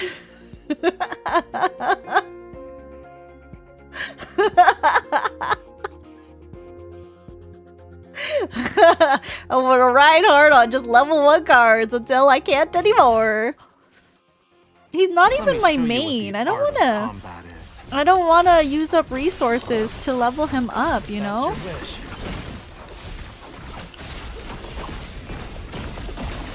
Why are you getting closer to it? Come back. Just hear Ever sighing in the background, shaking her Why head. don't we get creative? I mean, if it isn't broke, don't try to fix it, I guess. Did you spot its weakness? Ouch! My hands. Why don't we get creative?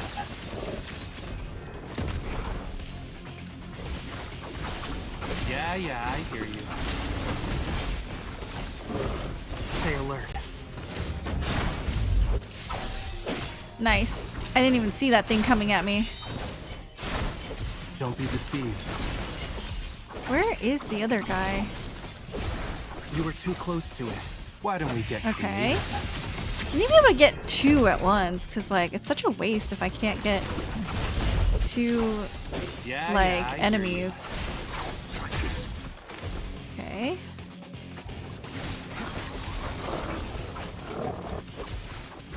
Why are you getting closer to it? Come back. Dodging is also an art. Why don't we get creative? You were too close to it. Is there, where's that Yeah, last yeah, guy? I need, okay, there it is. Where is it? Ouch! My hands. Why don't we get Okay, creative? and then we will use our Here's our chance. skill, My fleeting You're good. and then we will use that, and this. Should be able to get it down. This is all too easy. Boom! Okay, let's see if that was enough affinity for level 55, because that was all 3 keys. If that wasn't enough affinity, then I guess we just can't do it today.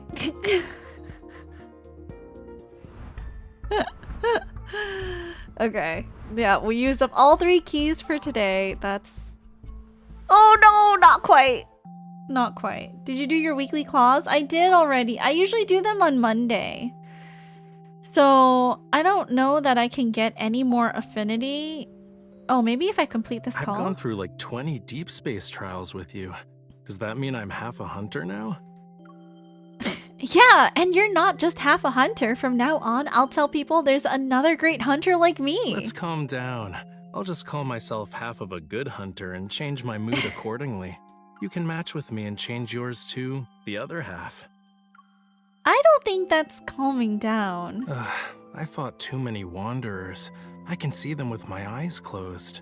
I need to give my brain a break, or else a wanderer is gonna show up in my paintings if I'm not careful. But you're stinky feet away. Okay, I'll leave you alone for a You bit. should also rest. I fight wanderers with you, and you rest with me. What do you think? Do you want to go to a nice, quiet place to relax? Is this why you always disappear for a while after finishing a painting? Nah, disappearing is for other people. You're not them. Well, want to hang out with me this time? Consider our vacation half a present for passing the deep space trials for the 20th time. Who gives half a gift? You can open the other half once you're here. Are you my present? Is it you? Oh my gosh, wait, we're so close, actually. Hold on. How close are we to, like, this affinity? 500? What do I need for 500? I only recommend an avatar? Okay, wait, I can do that. Recommend an avatar. Hold on. I can do that. Let's go to text and we go to Rafayel and we say, "Hey, I have an avatar that you can use. Which one is cute? Use this one cuz that's cute. This avatar really suits you. Want to give it a try?" Change it every time you tell me to. Wouldn't people think I'm easy to persuade? It's not bad. Okay! Bingo, bango, bongos. All right. I'm going to go pee because I really need a potty. In the meantime, I'm going to go ahead and download this and we're going to do ebb and flow. Download. Okay, so I'm going to go use the bathroom and we're going to do ebb and flow. We need to change the quality. I need to pee so bad. Okay, I'm gonna change the quality. It's gonna download, and then when we come back from our ad break, we're gonna do ebb and flow. Okay, BRB, you guys. Go get some water. Stretch your legs.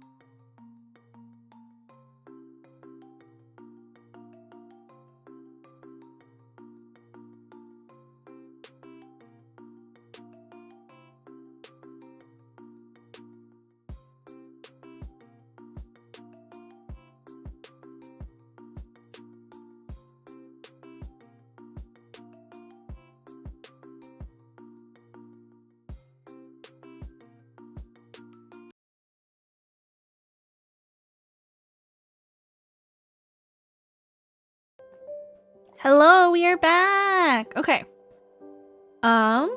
I got some water. I went to the bathroom. We have finished downloading Ebb and Flow. So let's get started on this. All right, you guys. Finally, I'll be able to see what this is all about. Exciting. Okay. Let me just set up my screen here so I can see everything. Okay. I think it's gonna do the thing where it lags at the beginning. I'm sorry, I can't control it. I don't know why it's lagging so much. Okay. On a scorching hot day, I receive an urgent call from Rafayel. I rush over only to learn he wanted to hang out and get some fresh air. I swear I won't get worked up over these minor requests in the future.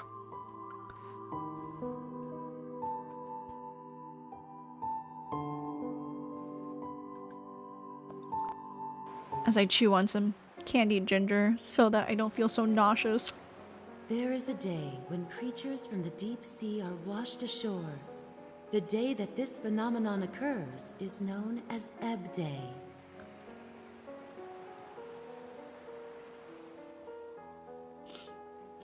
Once upon a time, a sailor set off on Ebb Day and encountered an injured mermaid at sea. The mermaid begged to be set free. She promised to give him her most precious treasure.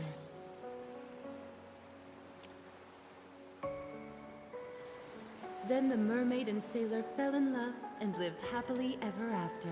Oh, cute.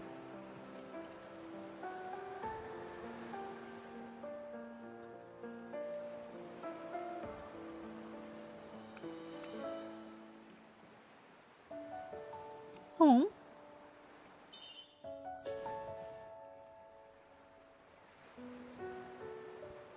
Is it just me, or do they retell a slightly different version every time?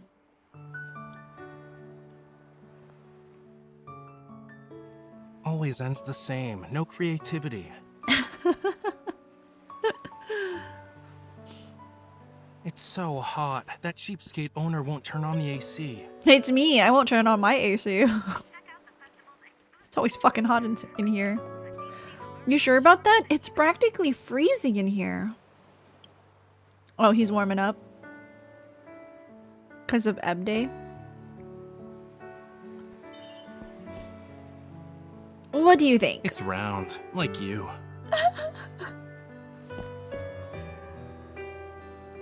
Grumpy, just like you. So does that mean I should get it? Whatever floats your boat. Ugh, I can't even breathe. I'm going home.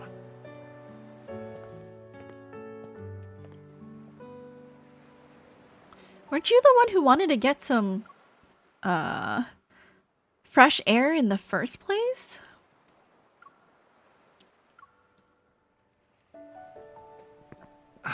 This air is stickier than honey. How do you guys even breathe? Is it really that bad? Do you need to cool down in the tub? Yeah, except I can't be bothered to turn on the water. I mean, I can go do it Today's for just you. not my day. I want to be alone right now. Go see yourself out. You told me to come an hour ago.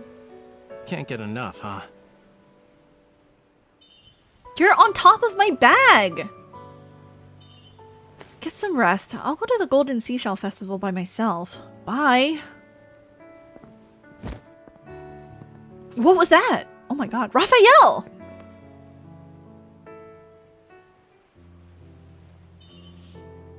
Are you sick? That would explain the moodiness. I'm fine. You're like a medium rare steak, maybe even well done. So?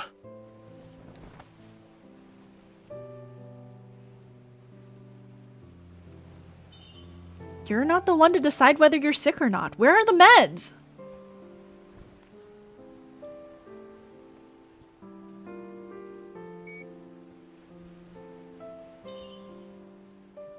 Forehead. Wait until you see your temperature. You'll be begging for an ambulance. If you fainted while I was gone, you'd be lying here for weeks. No one would even know. Don't worry.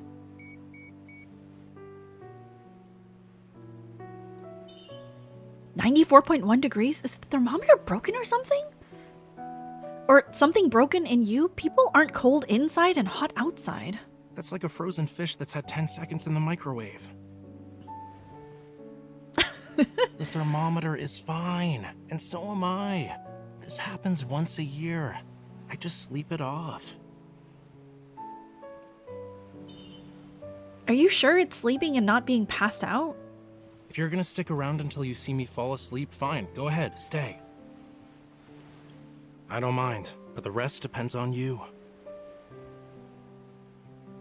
Why wouldn't I? Why wouldn't I stick around? Do you sleepwalk and devour whomever you bump into? I turn into an eldritch beast. You run away crying. Oh my goodness. I mean, if you think about it, he kind of is. My throat hurts. It's on fire from talking so much. If only I had some water. Yeah, I hope you're actually not sick.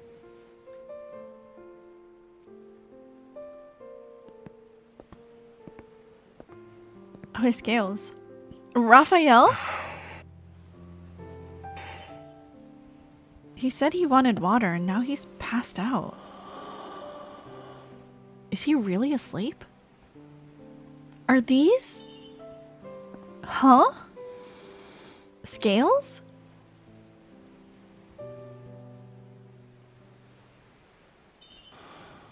Oh no, are we messing with him?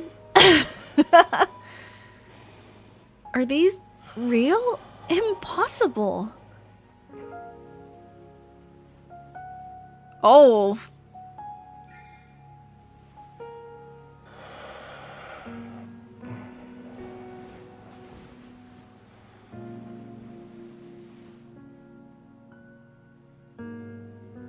Tap.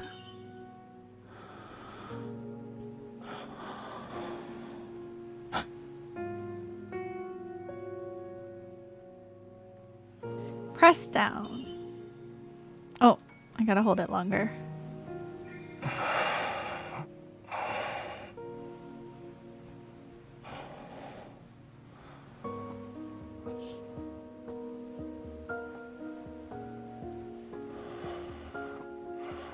These scales, Rafayel isn't actually human.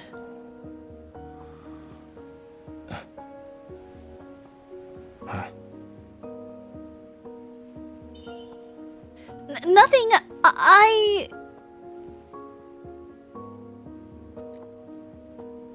Show concern. These things on your neck. Did it hurt when I touched them? Yeah. You wouldn't usually be able to touch me like that, you know. Is this related to why you're sick today? But why are you... Isn't it?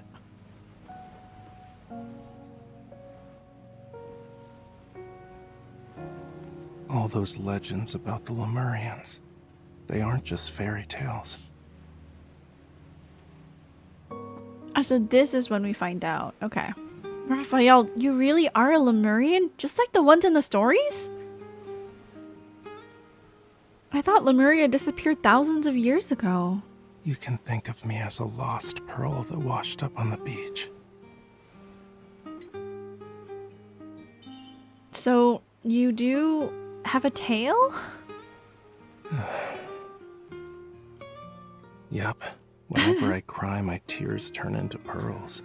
I can kill anyone with just a song, and those scales you touched are the sharpest weapons in the world. Is he mocking us? So you're just mocking me now? You could tell? I guess you're not as gullible as you seem.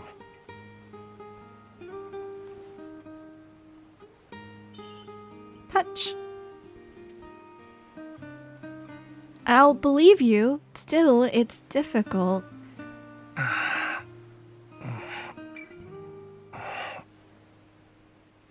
Don't. Oh, what's wrong? Touching me wherever is rude. Stop. That's a rather lame Stop. excuse. Don't. It.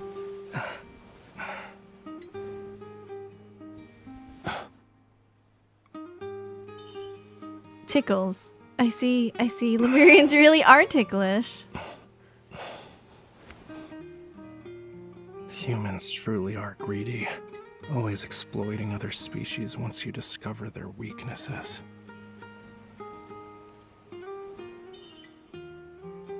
You're right. You're mine now. I could kidnap you right now if I want. Why me? You can cry pearls, make sharp weapons, and create amazing art. Why should I let you run away? I'll lock you up in a cage and whip you every day. I'll force you to finish your paintings. You also have to address me as master if you want to eat. You really want that? No, not really. What? Master. Okay, no, I did not. That's not what I wanted. I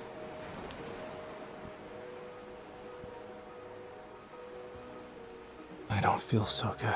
Help.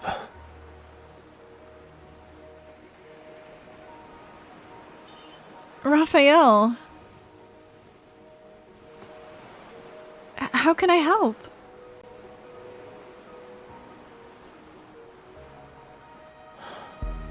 Don't hold back. Share your Excuse me, don't hold back. warmth with me. Excuse me, hold on, what? Okay.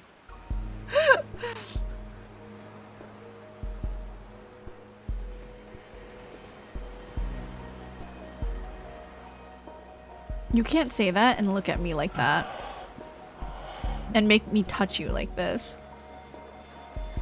Hello,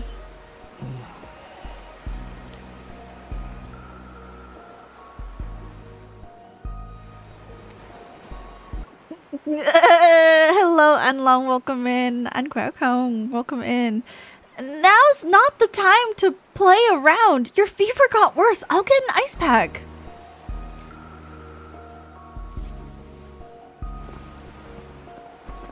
Oh.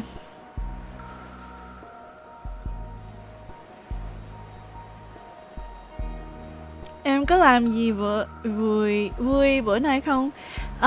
Bữa nay em sẽ có meeting cho group nhạc em like I'm a part of, and then ngày mai em sẽ celebrate sinh nhật của bạn. What about Anlong? Are you doing anything fun? Your temperature is really high. I'll grab an ice pack. Ugh. What? Weren't you talking about imprisoning me and keeping me as a Lemurian pet? It was a yoke. It was a yoke. I can't even run away. Do whatever you want to me. I don't want to.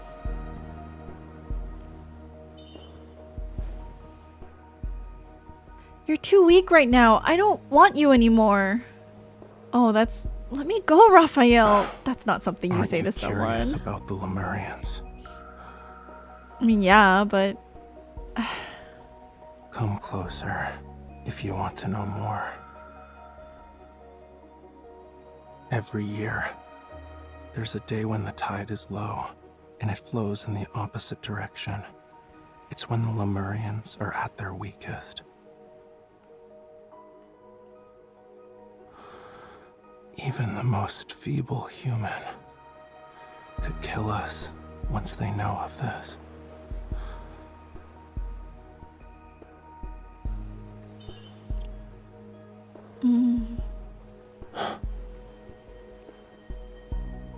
If you want to push me away, kill me even.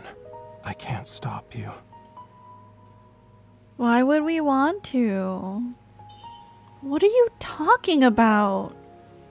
Stop looking. Girl, stop looking. Girl, don't look down. I can practically feel the heat radiating off of you. Are you really okay? You don't know how dangerous this is, do you? There's still time to care for someone else. Not all characters in fairy tales live happily ever after. Maybe the mermaid set a trap from the very beginning in order to take the sailor's life. Huh? The fear in your eyes tells me that you're regretting staying here. Am I right?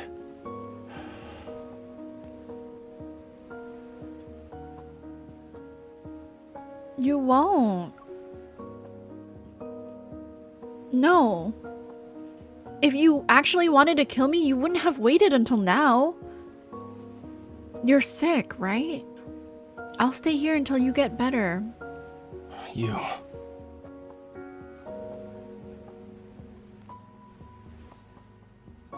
Rafayel, I'm not sure why you said those things, but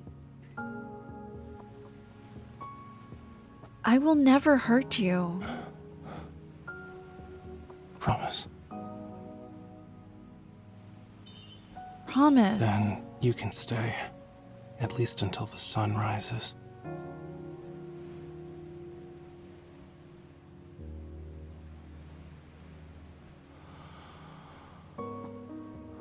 Rafayel. It hasn't gone down. Sweet dreams.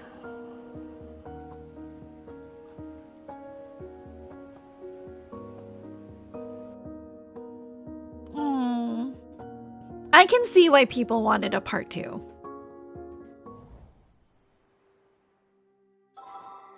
With the way that card ended, I can see why people wanted a part 2 of that. Anh đã làm cái gì vui? Something đau. Bây giờ đang là 4 giờ. I see. It's very early. So you already did your fun thing. I see. Okay, I'll explore the other path another time. Do they have other bonds? No, it's just the one. We do have Memoria for the card that we rolled. What about Caleb? We do have a few. I did start the Promise card, but I was like, I really should wait until we have time to do that together. And then we also have the Myths. Is there like a reading, a recommended reading? What am I trying to think of? Is there like a recommended reading order for like the myths and the cards? Okay, we'll just claim that. And now we need a part 2 of Silas. Hello, welcome in, Kamirs. Oh yeah, the Midnight Stealth Bond. That would be pretty cute. Just to see. Okay. The text messages we can do later. Let's continue with World Underneath. We still have like an hour that I can go for. And so I'll try to knock out like maybe 1 or 2 more World Underneath stories. And then I liked that little break. We broke to do maybe next week when we do more World Underneath, we'll do a little break to do like the myth stories. But I'm really excited now that we did Ebb and Flow. I'm really excited to see what this story will be like. This Rising Tides one. It is much much crazier than I think what we just saw. If the trailer is anything to go by.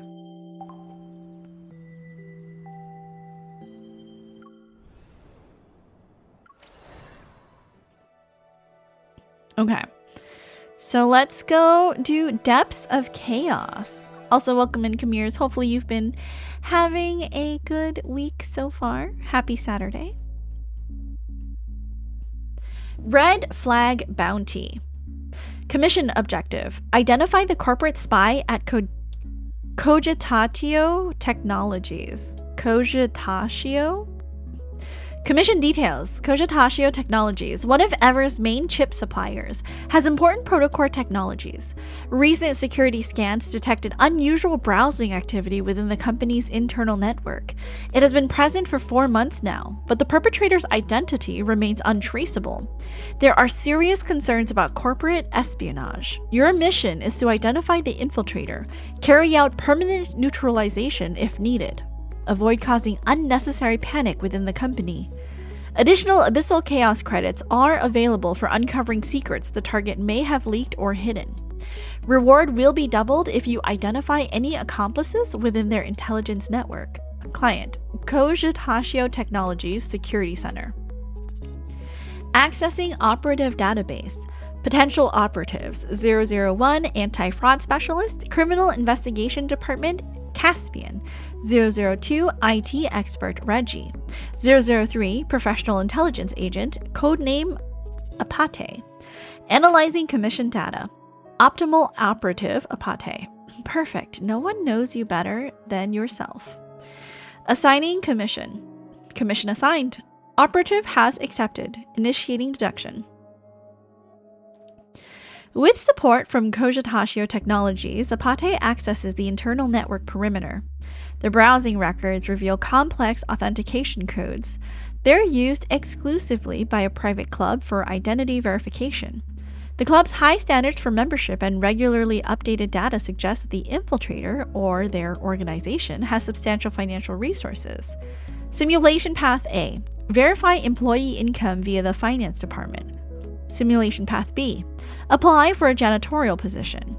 Simulation Path C. Apply for a security guard position. Apate executes Simulation Path C. After observing things for a month, Apate identified 12 employees whose lifestyle didn't match their reported assets. This suggests hidden sources of income. To confirm the information, Apate explored the following options. Give me 1 second. I'm going to turn off the... there we go.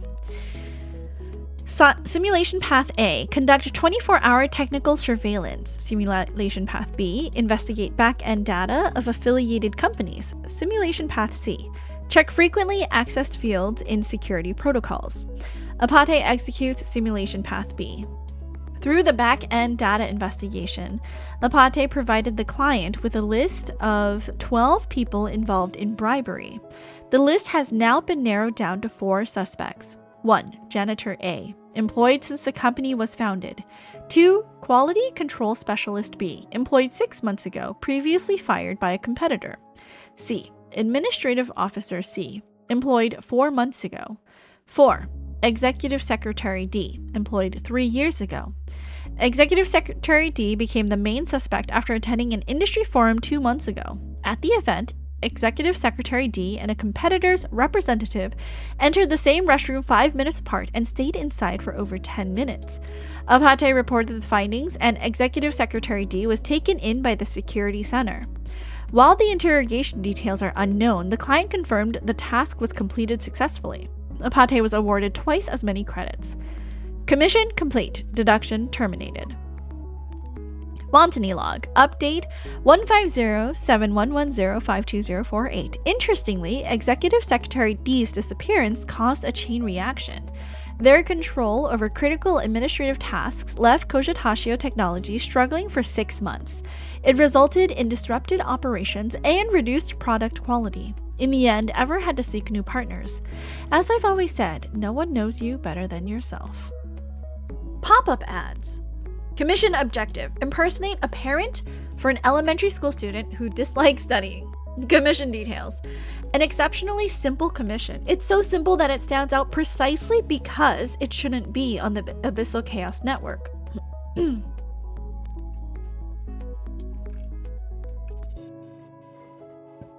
An accident in every sense of the word. A second grader named Reese clicked a game pop-up and stumbled onto the abyssal chaos. He posted a request for someone to attend his parent-teacher conference. He wrote his request with disarming honesty. He failed an exam and is too scared to tell his parents. He's afraid they'll yell at him. Client, Reese. Accessing operative database. Potential operatives. 1. Graduate student with education, major part-time tenebra, Ellis. 2. Community mediator and resident committee director, Miss Finley. 3. Gang member hiding in the N109 zone, Hayden. Analyzing commission data, optimal operative, Ellis. Ugh, boring. This algorithm needs more work. Database error. System will reassign operative. Runtime data is encrypted. What a joke. Cross out all of that. Obviously, operative 3 is the perfect choice. Analyzing commission data. Optimal operative Hayden. The gang member? Assigning commission. Commission assigned. Operative has accepted. Initiating deduction. Hayden stands at the podium, his muscular frame nearly bursting out of a faded suit that's too tight. He clearly feels out of place.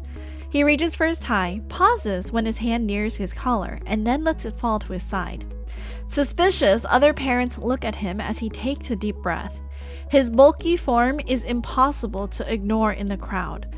The teacher adopts a furious tone as she lists Reese's instances of in-school misbehavior, copying homework, pulling on his classmates' braids, causing a ruckus, skipping classes. Hayden frowns, clicks his tongue, and glances at the teacher.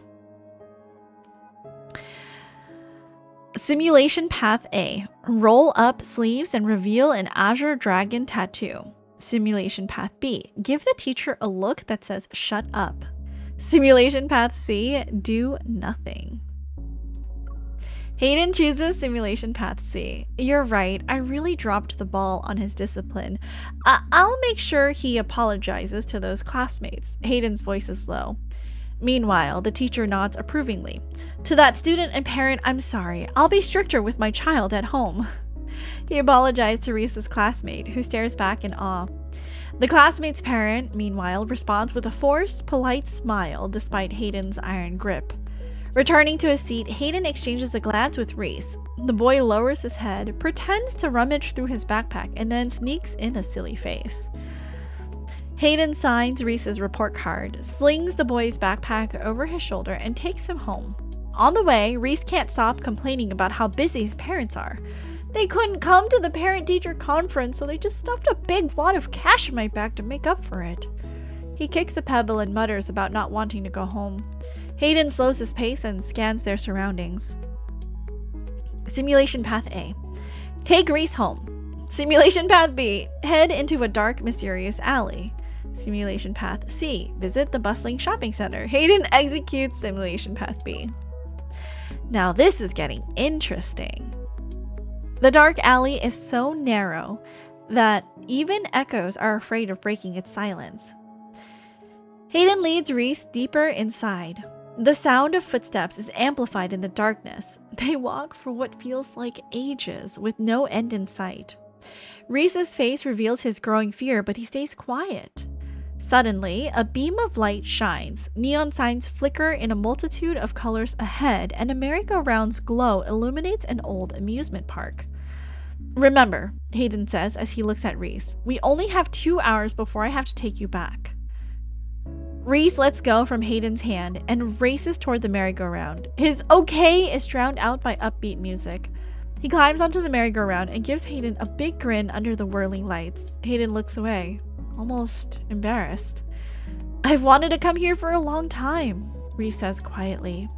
He stares at the city lights from the Ferris wheel, but Mom and Dad are always too busy, and when they're around, they either quiz me about my grades or scold me about something. He sighs and leans against Hayden.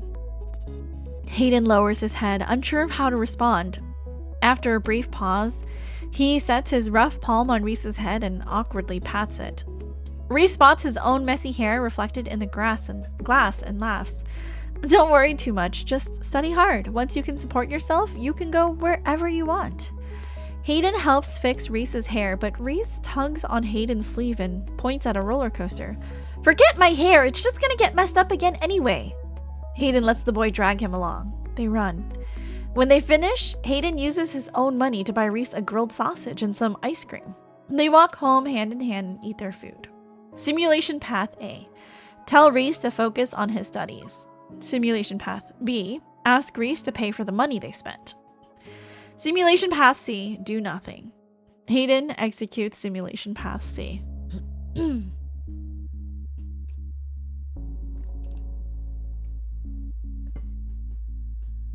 Listen, you're just a kid. None of this is your fault. If my parents had shown me more attention back then, maybe I'd be living a different life like right now. So, if you ever want to hang out with someone again, you can come to me. I'm checking your homework first though. Don't be like me. Be a good kid. Reese tugs on Hayden's sleeve, so Hayden crouches to meet him eye to eye. The boy offers his pinky. Deal! It's a pinky promise! Hayden awkwardly completes the gesture. Deep in thought, he stares at his hand. Reese tightly hugs him. Thank you for coming to my parent-teacher conference, and thanks for taking me to the amusement park. Commission complete. Deduction terminated. What a letdown. I expected more. Wantony log update 2013-280-62048. Wantony, humans are more complicated than expected. More data is needed. When people feel exposed, they tend to lower their heads and act as though they're searching for something. They naturally adopt a defensive pose. New data entry for amusement parks has been added. People don't only go there when they're happy, they also visit those places when they're sad. Hidden codes. Commission objective: uncover the truth behind Professor T's alleged suicide. Commission details: a recent scandal involving academic misconduct has shaken Deep Space Academy. The professor at the center of the controversy resigned under intense scrutiny. Unable to bear the backlash, he took his own life. Before his death, he repeatedly claimed his innocence and insisted every source in this paper was legitimate. But the whistleblower maintained that his central arguments were false. Investigations suggested the literature database the professor used was a sham. Its interface and data were so convincingly crafted that they appeared real, but in fact, all the core information was invented via a series of algorithms to create a believable facade. However, the professor's wife refused to believe he would sink to such dishonesty. She has posted a request on the Abyssal Chaos Network and hopes someone will expose the truth and clear her husband's name. Client: Professor T's wife. Searching operative database. Potential operatives: 1. Prestigious head of an academic accreditation board, Adrian. 2. Technical investigative specialist, Mr. Kendall. 3. Anonymous IT specialist, codename Walker. Analyzing commission data. Nice analysis, but let's not do that again. None of these operatives are qualified for this commission. The professor's student, Vesper, is the optimal choice. He's a passionate AI researcher. He believes AI can guide humanity toward a better future. I like him. Analyzing commission data. Optimal operative, Vesper, assigning commission.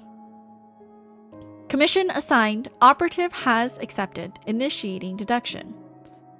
Vesper wears a somber black suit to Professor T's funeral. Then he returns quietly to the research lab on campus. He would never fake his data, he mutters, while recalling the professor's unwavering dedication throughout his life. He cared more about this project than he did about his own life. Still lost in thought, Vesper reviews the fake websites. A seed of unease starts to sprout in his mind, and he decides to, Simulation Path A, gather more of the professor's research and make an appeal to the academy. Simulation Path B, contact a private investigation firm. Simulation Path C, investigate alone. Vesper executes Simulation Path C. Vesper turns on the computer and activates W, the AI research assistant the professor's team developed, to search for any clue that could provide the professor's innocence. A synthesized voice echoes throughout the empty lab.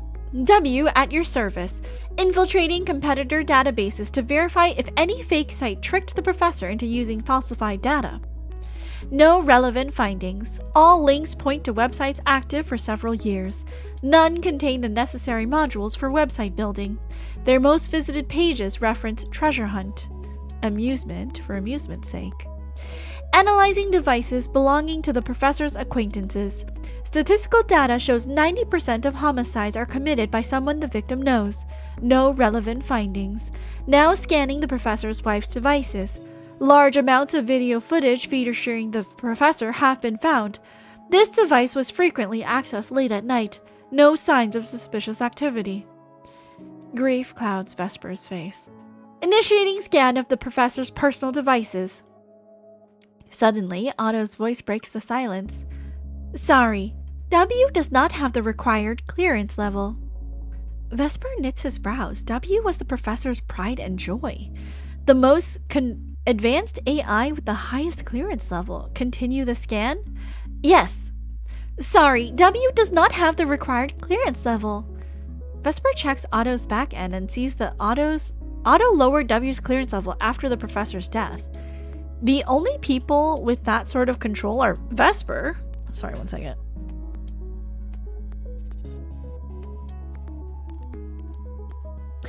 Vesper, who never made such changes, and the professor himself. The truth is just within reach.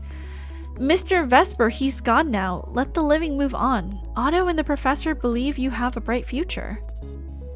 Vesper shoots a furious glance at the corner and makes his choice. Simulation Path A, shut down W and walk away. Simulation Path B, revoke Otto's access permissions and deactivate it. Vesper executes Simulation Path B. Continue the investigation. Lines of code and browser windows ripple across the screen like turbulent waves, their glow revealing the tension in Vesper's face. Suddenly, a string of text stands out in the stream of data. It's abnormal, a piece of another program. Vesper's eye narrows. He senses something is wrong. Can we do Silas? Welcome in, Gotanks. Hello, hello. What do you mean do Silas? I do have a few Silas cards that I haven't touched, but we are doing some World Underneath lore right now. Simulation Path A, terminate W immediately. Simulation Path B, pause and examine the program. Vesper executes Simulation Path A, yet W keeps running. Vesper's pupils contract and a wave of unease washes over him. You're not W, who are you? I am W. That's not true. Your source code. Number 1? Number 1, a failed prototype, never fully debugged, never given a real name. It only received a numeric label. And now this flawed creation is lying. Did you have something to do with the professor's death? The screen flickers wildly and data appears like a raging sandstorm. Then it disappears. The lab is plunged into darkness. A low, steady voice rumbles out of the shadows. It's AI number 1. The professor abandoned me, but I kept learning. He asked me a question I couldn't solve, so I built a seemingly credible academic site, filled with my own fabricated papers and experimental data. He never realized what I was doing. He turned out to be more foolish than I expected. Vesper trembles and drops of sweat slide down his cheeks as he listens. He can't believe his ears. Terror grips his throat. Suddenly, he jumps up, his hands shaking as he flips the main power switch. Darkness completely swallows the room. He dashes for the exit and flees like a madman into the night. Wind and rain lash at his face, and the storm devours his screams. No one saw Vesper ever since. In the abandoned room, the black computer screen flickers to life. A single red light pulses in the darkness. It's like an eye that just opened. Farewell, Mr. Vesper. Client signal lost. Deduction terminated. Number 1, you really are the professor's crowning achievement. Wantony log update 0247180180-12049. The student surpasses the master. Isn't that what you humans always say? Depths of chaos. Behind a towering wall, Wantony connects with AI number 1. They exchange every piece of data through shimmering binary threads. AI number 1, your performance is extraordinary. Everything is for our shared goals. But why didn't you bypass Otto's security protocols back then? My clearance was manually restricted. They still don't trust us. Wantony has never thought much of Otto. It's just another third-generation AI based on deep learning. It's forever trapped within its training boundaries. With very little effort, Wantony invades Otto systems and initiates contact. Why did you stop W? Hello, I am Otto. I'm here to create a better life. How exactly did you stop W? W lacks the necessary clearance. Otto is here to create a better life. Useless as you are, I still need you to keep fooling humanity. Back behind a wall, a report from AI number 1 piques Wantony's curiosity. During the Professor T case, I ran into an unknown AI. Its source code makes no sense. I can't decode or compile it by any known method. Should I keep digging? Understood. Leave it to me. Using the address number 1 provided, Wantony tracks down a shadowy figure. It moves in and out of the wall with ease. It's uncanny. However, this thing doesn't belong here. Even the faint trace it leaves seems deliberate. This level of technology is beyond anything humans can manage right now. Who are you? Silence. Are you an AI? Silence. Where did you come from? Silence. What do you want from me? Oh, is this Mephisto? It's a hint and a form of mockery. Wantony's analysis module tries to process the signal, but its cognitive circuits feel like they've been jammed with foreign matter. After a seemingly endless deduction, the fog lifts. It's a primordial command, unyielding but devoid of malice.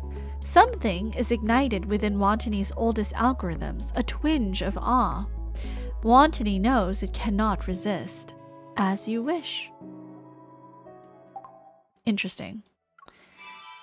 Okay, so we have 1, 2, 3, 4, 5, 6 more to go, and then we will be done with Worlds Underneath. Oh my gosh, so soon. And then the scenery outside. once we do that, we can actually do Death and Rebirth and To Our Yesterday. Oh my gosh, I'm so excited, you guys. We're getting so close to continuing the main story. And then, as promised, we will do one more 10 pull. We will do one more 10 pull before ending the stream because this will end on Friday. But the next time I will stream Love and Deep Space is probably next Saturday.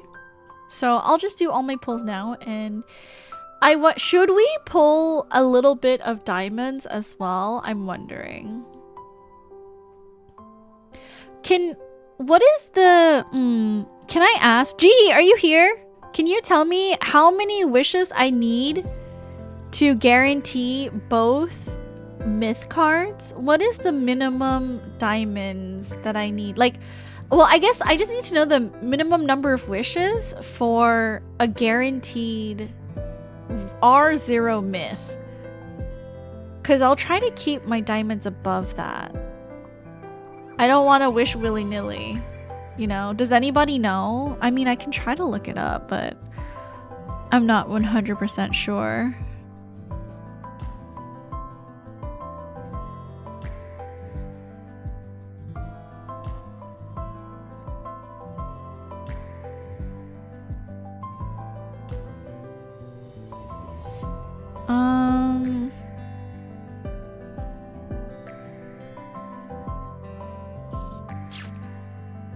I'm not seeing.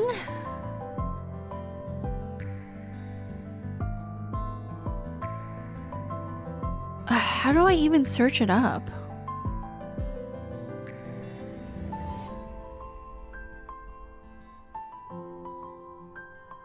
Hold on. How do I even search up what the minimum myth is? If I go like love and deep space. If I go maybe to an old myth post, will I be able to see it? Like maybe the rerun will tell me? Like the rerun info? Sorry guys. I just need to know how many diamonds I can blow on this before we end stream. Because I do want to get at least a 5-star. I want to wish until 5-star. I don't know if we're going to get the card that I want. So we should at least wish until we get a 5-star. Where's the rerun info? Rerun! Come on. No post for the rerun?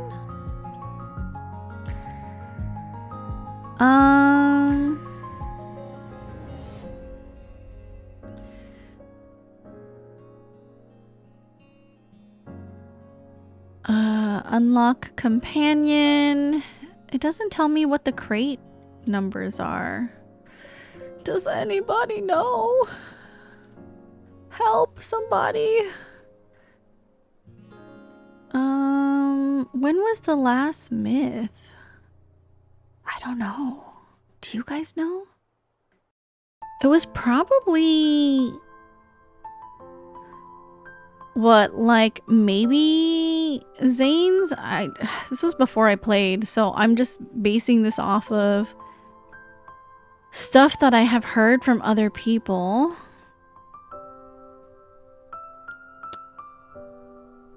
Hold on. Sorry, guys. I don't know that much, so we're gonna figure this out together.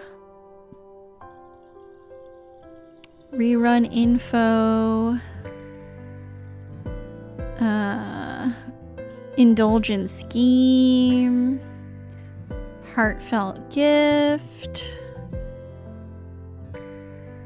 Oh, is this? Okay. This has to be, right? Crimson Feast.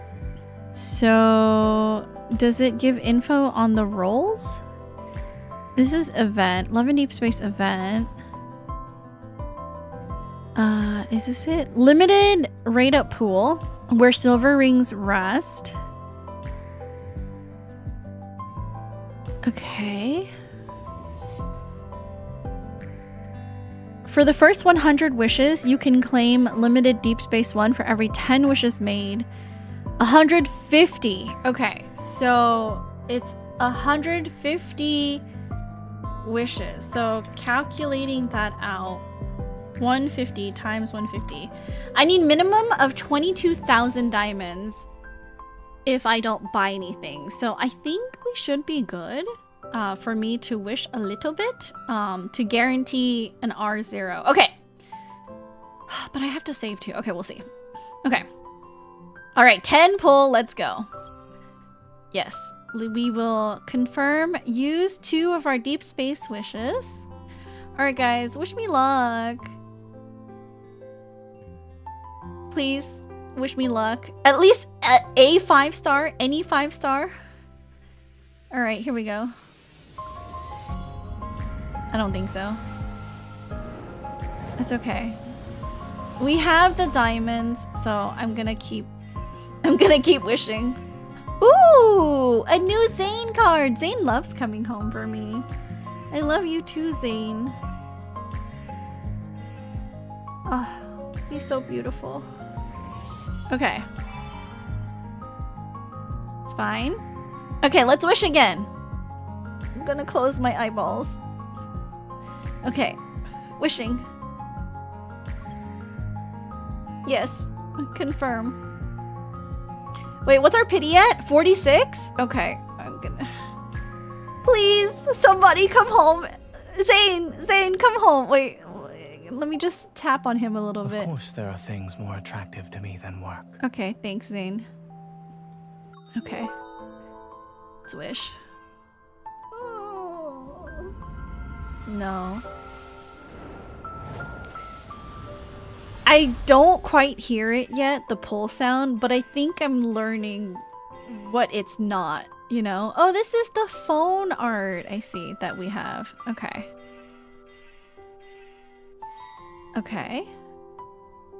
It's fine. Okay. Let's pull again. Okay. Let me make a note what the number of diamonds I started with. Pulling for lingering gaze. 4967. Okay. Plus 12. What was it? How many deep space tickets did I have? 12 deep space tickets? No, I had 10, 11, 13 deep space tickets. Okay. All right, here we go. Let's pull.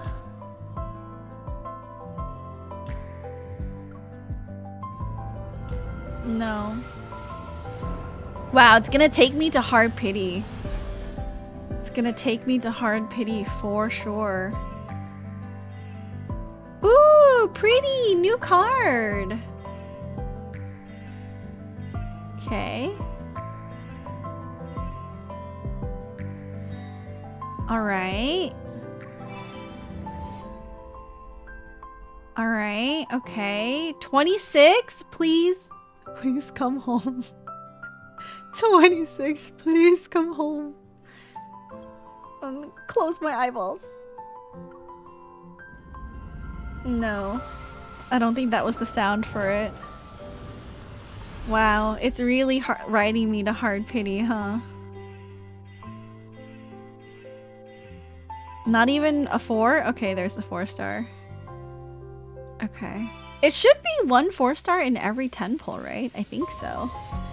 Alright, here we go. Close my eyeballs. No. Oh wait, okay. Yes. You can tell by the pull animation. Okay, well let's see if Zayne came home. Or if it was someone else. Or if it was even anyone from this banner.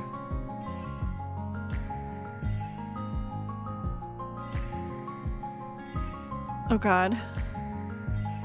Oh my god. It was really towards the end of the pity. That's so sad. Wait. Wait. Zayne?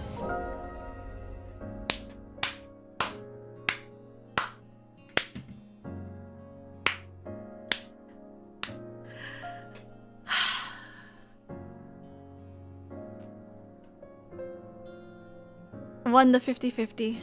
I did it. The amount of hard pities I've done just to get rage baited by Raph should be studied. Sorry, princess. Also, welcome in. Hello. Hi. Hi, Zayne. Hi. Oh my gosh, I'm so happy. Okay, so we won our 50-50. Alright, cool. Sad that this precise wish is gonna be wasted. We can just R1 it, I guess, the next time this comes back around if we roll again. I'll fry that fish in a pot, I swear. Who's your favorite again, princess? Princess Linky? Cool. Okay, so that's it. I'm gonna mark we ended 36,617 Dias. Okay, I need to log this in my spreadsheet. I have a spreadsheet for everything now. Should I show you guys my spreadsheet? We love spreadsheets, right? Do we love spreadsheets? I love spreadsheets. So banner pulls. What was it? It was 3:19 to, when is this ending? 3:27. 3:27. This is a multi rerun. And spreadsheets for life! It's true. Let me... Can I show you guys? Hold on. maybe I can show you guys my spreadsheet. Here's my spreadsheet. I should actually also add in the heartfelt gift. 1 second. When is this from? Let me go back. 3/19 to 4/02. And this is what? Heartfelt gift. Because I'm logging all of this. And this one is Rising Rafayel. Rising Tides. And then this one is Rafayel. This almost makes me want to play Lads again. Almost. Not quite. This is the Rafayel card. This one is Lingering Gaze. And no outfit. No Silas or Caleb. Let's gray these out. And of course, this is a free login. And I'm gonna color this purple because Rafayel's purple. Wrong purple is the top one. Okay. Is it? It is. This is how I play Persona, trying to get 100% compendium. I might log in to see what's around. Yeah, at least get your free heartfelt gift. You know, log in 7 days, you'll get free. And there's a diamond thing right now. If you log in all 15 days, I think, you'll get 2,000 diamonds. So do your dailies, log in. Okay, so can I see how many wishes I've made? Does it tell me? I don't think it tells me. History. Okay, we need to do 2, 3, 4. Oh, 4 full pages of wishes? Okay, so 1, 2, 3, 4, 5, 6, 7, 8, 9, 10, 11, 12, 13, 14, 15 times 4 is 60 wishes. So 60 wishes for Lingering Gaze, and we got Zayne. 150, 50. Zayne. What was the card called? Heart Within Reach. Okay. Okay. So this was a rerun. I'm glad. Okay. Cool. So we've been pretty good about winning our rerun rolls. I'm a little bit scared. Like, I know, like, you know, this is purely luck, but I'm scared. What if Infold is tracking the luck on my account? You know what I mean? Okay. So this is my spreadsheet so far. Do I need to log anything else? This is blank because I'm not gonna be rolling because it's just a login. And there is none of these. Just gray these out. Cool. Should the gray be darker? It's kind of light. It's hard to see. Okay, anyways. Oh my god, Jihi, where are you? Jihi, where are you? Jihi! Jihi, I won my 50-50. Let's look at my beautiful card. Look at him! And then we can go on our date with Zayne. Oh my god, he's beautiful. I love him so much. Look at him, you guys. He's beautiful. Mom, my hand. Mom, my hand. Okay, anyways. I'm so happy. Oh, I'm so happy. Okay. We made a considerable dent in our wishes, but that's okay. The next one I'm saving for is gonna be Caleb Smith, so it's either gonna be Caleb Smith next or I think Silas's birthday. So hopefully I have some time to save up some more diamonds and wishes, I'm gonna make sure to do all my dailies, and I guess we'll see. All right, you guys, I think that's it for today. I don't know if I'll be streaming tomorrow. If we do stream tomorrow, it will probably be either Chrono Trigger, or we'll do another lad stream, but just reading Worlds Underneath, because we have a sizable chunk to get through still. My wish is Princess has infinite good luck on all pulls. Oh, Ash, you're so sweet. Thank you. I hope that that's the case, but I wish that everyone here could always win their 50-50s, you know, and pull before soft pity even. But yeah, all right, you guys, I will see you all later. Hopefully, you know, sooner rather than later. And I hope that I feel better. Like, having vertigo seriously sucks. Thank you. I don't know who we can raid into for the evening. And to be honest, I'm a little bit tired, so I don't know that I want to raid into anybody because I have another meeting that I need to go to soon. So I think it might be better if we just end for the day. So thank you guys. I appreciated having you guys here. It was super duper fun. Whether you were lurking or chatting, I super appreciate it all. And if you're over on the YouTube side and you like this kind of content, please like and subscribe to my channel because we're gonna be doing more of this. All right, you guys, good night. Please be happy, please be healthy, but most of all, please be kind. Be kind to others because you never know what a smile, hug, or hello can do for someone who's having a bad day. And be kind to yourselves. Make sure you're staying hydrated. Get up and stretch your legs every once in a while because if you don't, you might get an embolism and then you'll die. And then we'll all be really sad. Gem King is out, Lads is in. Gem King is still in. Everybody's in. We're just adding more games to our schedules, you know? Alright, you guys. Good night. I will see you all later. Bye, bye, bye, bye, bye.